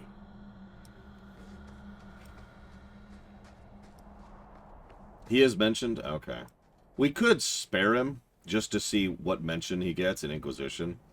I've never spared him before. So...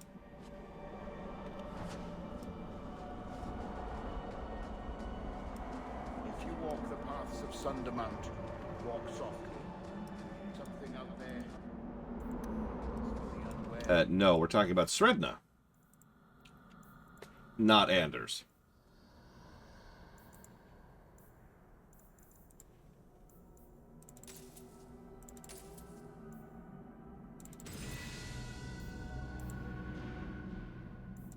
I'm telling you, it's canon now. His name's Sredna from now on. That's a good point, Svatoslav. That's a good point. But for the keep, do we keep Sredna alive for Inquisition is really the question. See, consistency, Lord Herma. That's why I gotta consistently call him that. So everybody knows. Forever.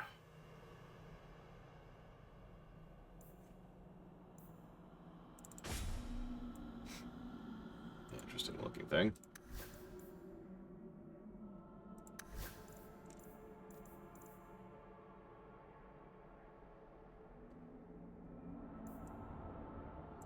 Interesting shield.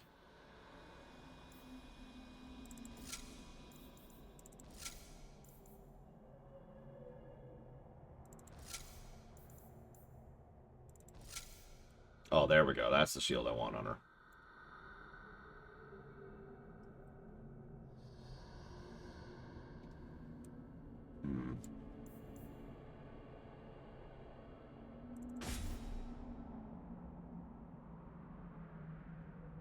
Could you, like, draw your weapon for a sec? Oh, you know what? Hang on, I have an idea. No! I just want to see the weapon! Oh my god.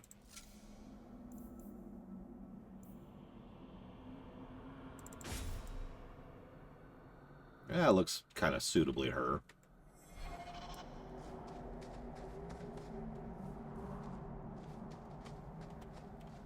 I mean, it felt like a good compromise, you know, Lord Hermont. If you walk the paths of Sundermount, walk softly. Oh yeah, speaking of which. So how... I'm going to ask a very stupid question. How do I give a gift in Dragon Age 2? Something out there hungers for the unwary.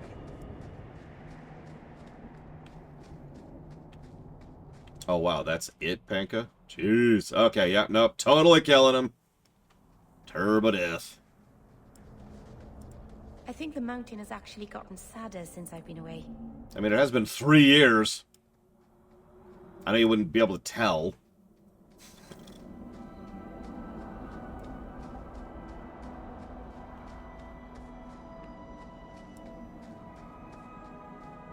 Wonderful walking animation.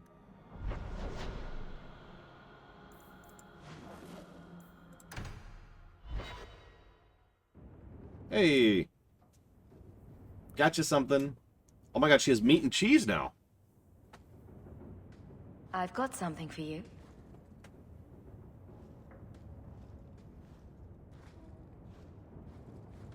Ooh. Did you get this from Master Island? It looks like his work. He's always carving Hala out of bits of scrap. Before we left for Eldon, he had so many. The Keeper said he'd need 10 real Hala to pull his carved ones north. Feeling homesick? No, I'm content with my choice. It's a kind gift. I should put this away somewhere.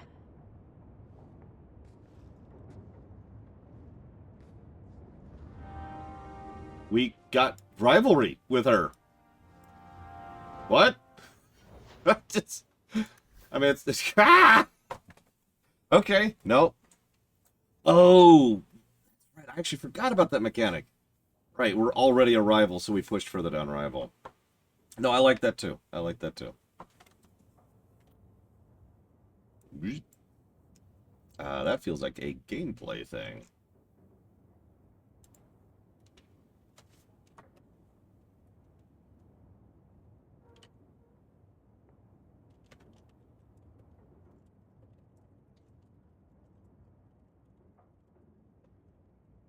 What's really sad is the first time I played this game, I looked at rival versus friend, and I thought, oh god, I need to go towards friend as hard as I possibly can, because rival's clearly bad, right? I mean, obvs. Okay, so we're all geared up. Well, at least this party's all geared up.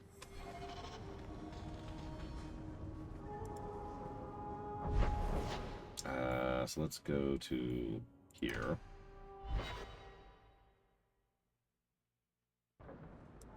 And then switch party members. Or, no, not you.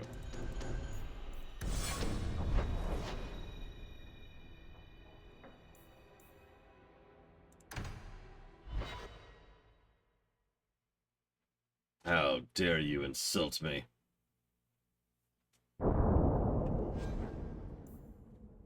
I remember distinctly trying to do exactly that one time, Lord Hermon, and I did use a walkthrough. Okay, so you will have Jarvia's Shank, obviously.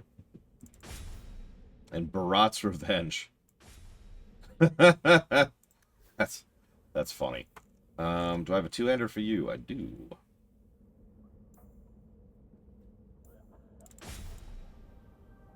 That. Oh no, we're gonna go with that. We're gonna make him. Yeah, we're gonna give him a gut sword. With it.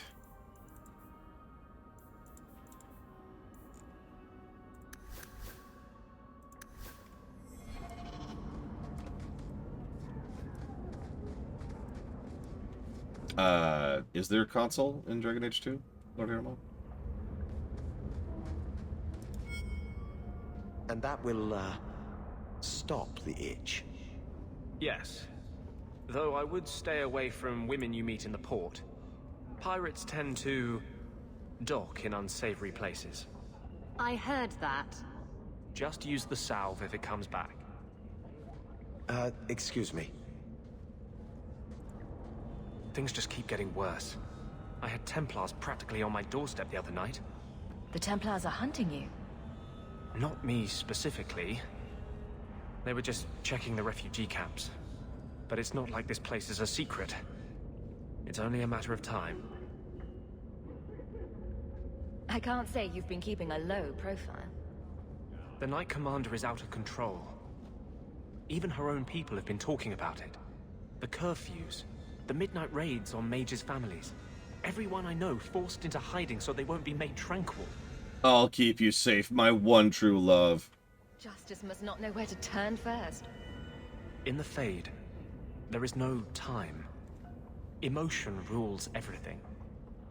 Justice doesn't know how to sit idle until the right moment to strike. And I can't say I have any greater patience.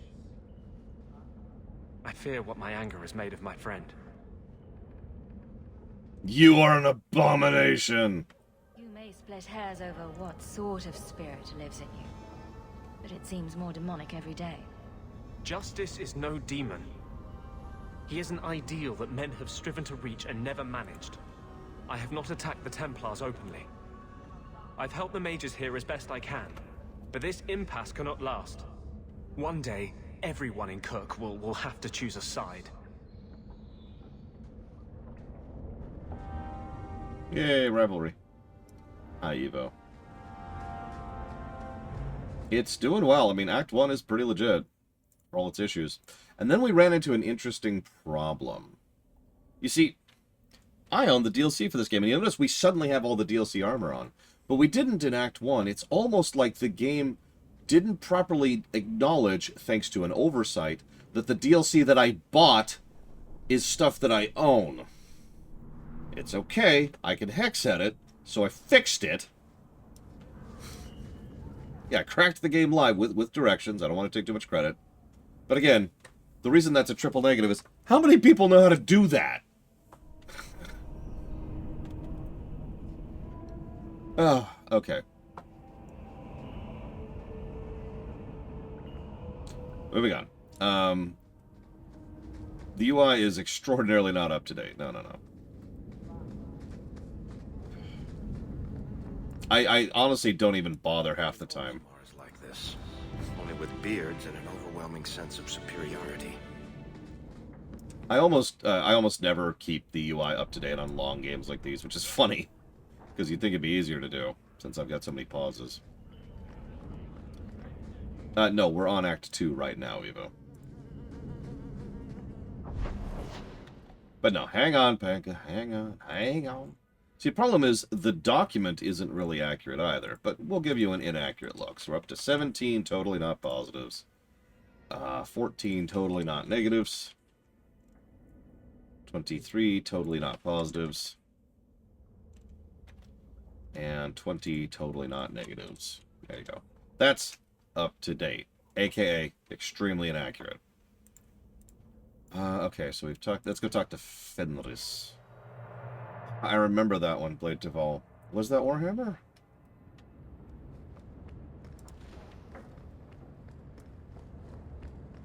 I mean, how many of you saw... Hang on. I'm trying to romance Isabella. It's not working out so well so far.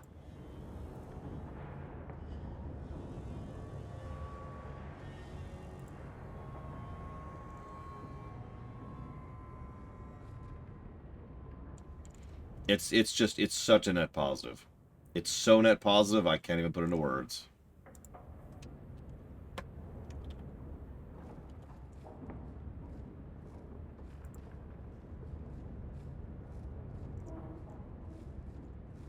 Oh god, I can't find it. And it's going to take me too long to find. Somewhat recently, another example of... I think it was Ubisoft, specifically? No, it was Rockstar Games, wasn't it?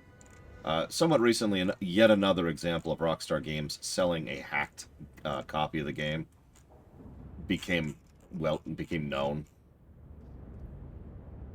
You're probably thinking, why would they do that? Well, they didn't have access to their own original copy of the game, their own functional digital copy of the game to sell, so they grabbed the hacked copy and sold that.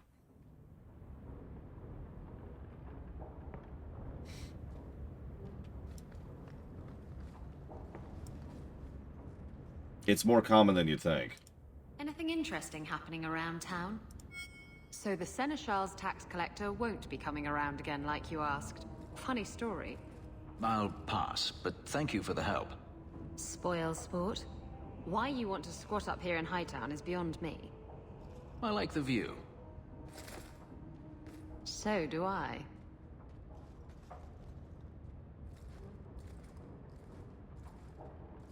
Three years. Feels like it's been a couple minutes. I'm beginning to wonder if he's finally given up. This is his mansion, isn't it? He must know you're here. Would you be surprised to learn that it isn't, in fact, his mansion? It belongs to a Tevinter merchant, one who has evidently given up on the place. Perhaps he is dead. Perhaps Denarius killed him. Either way, if Denarius is aware of my presence, he has done nothing. Don't tell me you're going to miss all the attention. Tell me, what do you do when you stop running? You kill! And you kill! And you kill! Sorry. Thank you, Bella. Always appreciate the subs. I'll jot that down for the Kingdom Hearts block, God of War 5, and Final Fantasy 16. You start over. Isn't that what you want? I don't know how. My first memory is receiving these markings. The lyrium being branded into my flesh. The agony wiped away everything. Whatever life I had before I became a slave, it's lost. I shouldn't trouble you with this. My problems are not yours. I mean, they could be my one true love. You don't know who you were? Fenris was the name Denarius bestowed upon me, his little wolf. If I once had another name or a family, then they were taken from me. But again, this is not your concern. We can talk about this, Fenris. I doubt it. But enough. You have much to keep you busy, I'm certain. I've never heard Gideon Emery do a bad take on a character. And I've heard him do a lot of voice acting over the years. Funnily enough, he usually plays secondary and side characters, which is amusing to me since, you know, leading man. Okay, so that was Fenris. We already did Meryl.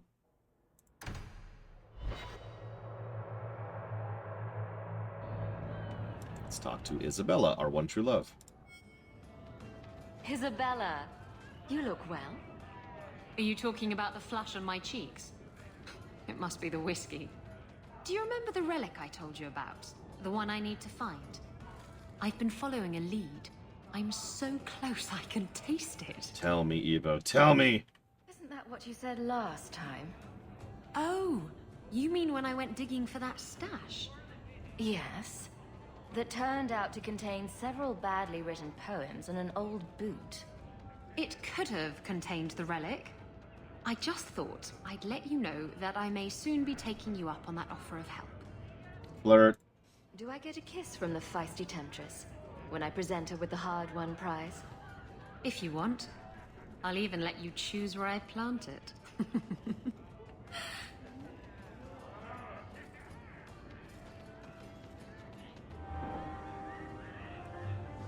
Wow, we got a lot of friendship with her for that. Like a weirdly large amount.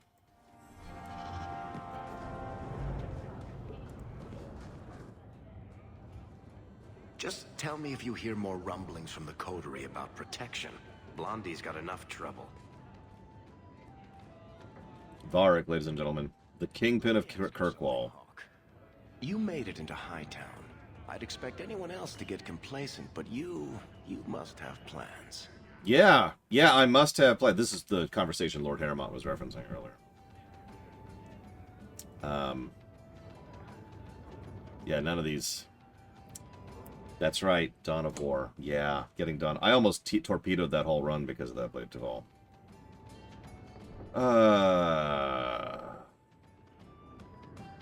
Yeah. Anyways.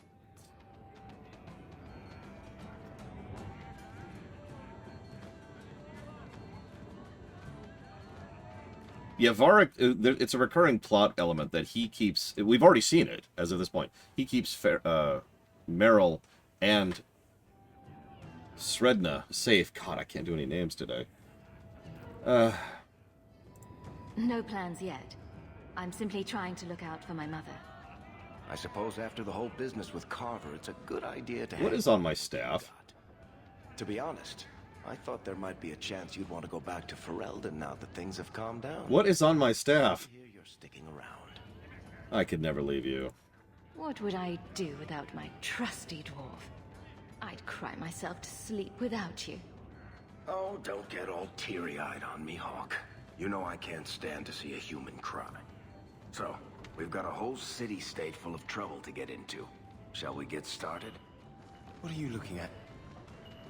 Are you one of them? Okay, hang on. Do we have a different weapon?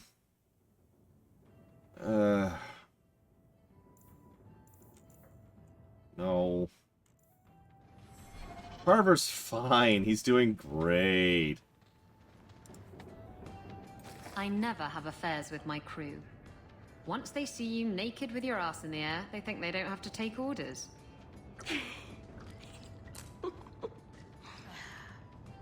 Men. Oh, you have to be twice as tough to earn half as much respect. So did the crew member mutiny? I mean, after you...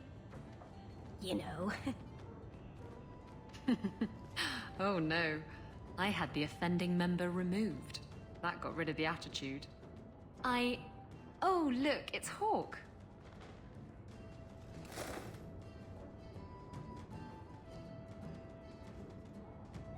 We need to talk. Ugh, bugger. I knew this was coming. I'm sorry I abandoned you in the Fade. That was foolish of me. I mean, I didn't even get the ship in the end. You backstabber. I don't blame you. I understand what it's like to be under the influence of a demon. Do I? You... What? That's it? No angry rant? Are you trying to get me to jump into bed with you? Yes. Because it's working. You mean you weren't ready to jump into bed before? Oh, yes. Good point. I'm far too predictable. Another +10 friendship. That's true, we did almost slit our own throat. Okay.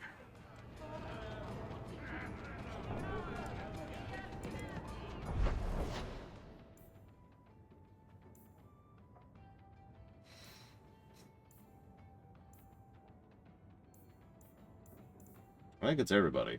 Other than, of course. I don't know what you're talking about, Kay.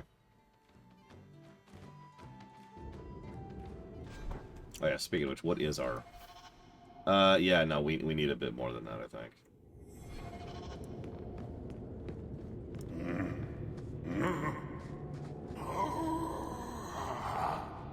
Customer. Thaddeus, stand straight. Places, everyone. Welcome to the Black Emporium.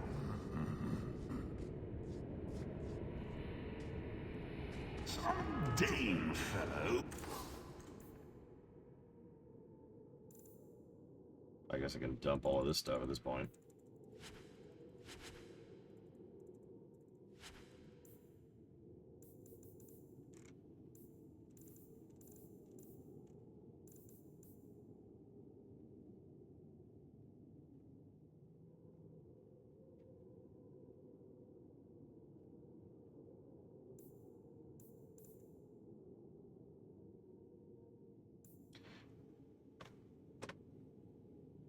King something the Forgotten's armor.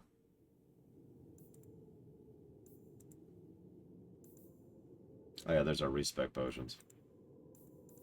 Which cost 1 gold, so that's actually down quite a bit from Awakening. Speaking of which, plus to gameplay, respec potions.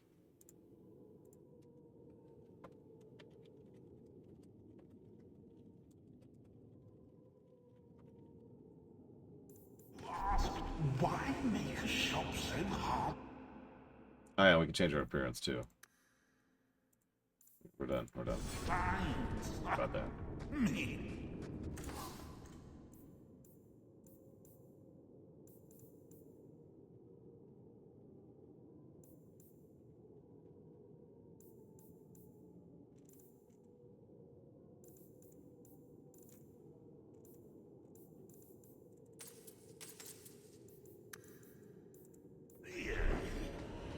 He just has to.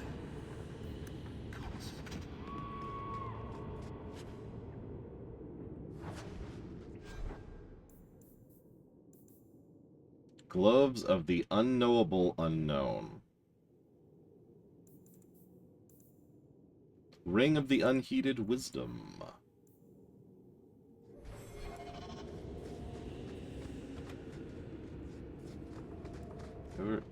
That's Gollum's name.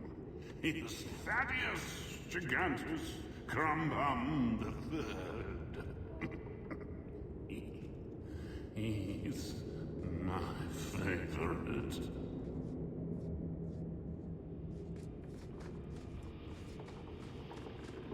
Don't manhandle the urchin. He's not for sale. Find your own. And yes, Svatoslav. That is a thing. Those rare enchanted goods are the prizes of my collection. As to socks, you can never have enough socks. Sure thing, Dumbledore.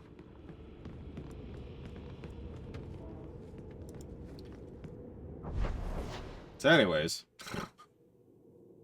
actually what I should do while I'm here is just buy a couple respec potions in case I decide to indulge. Oh, I just have them on me.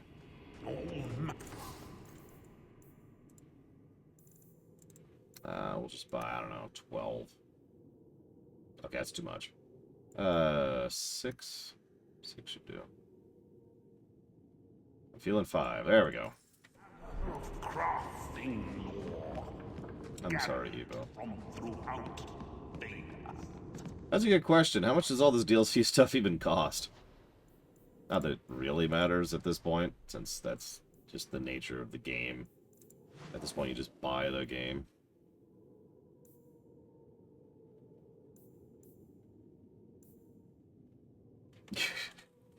Yeah, you have to crack the DLC anyways.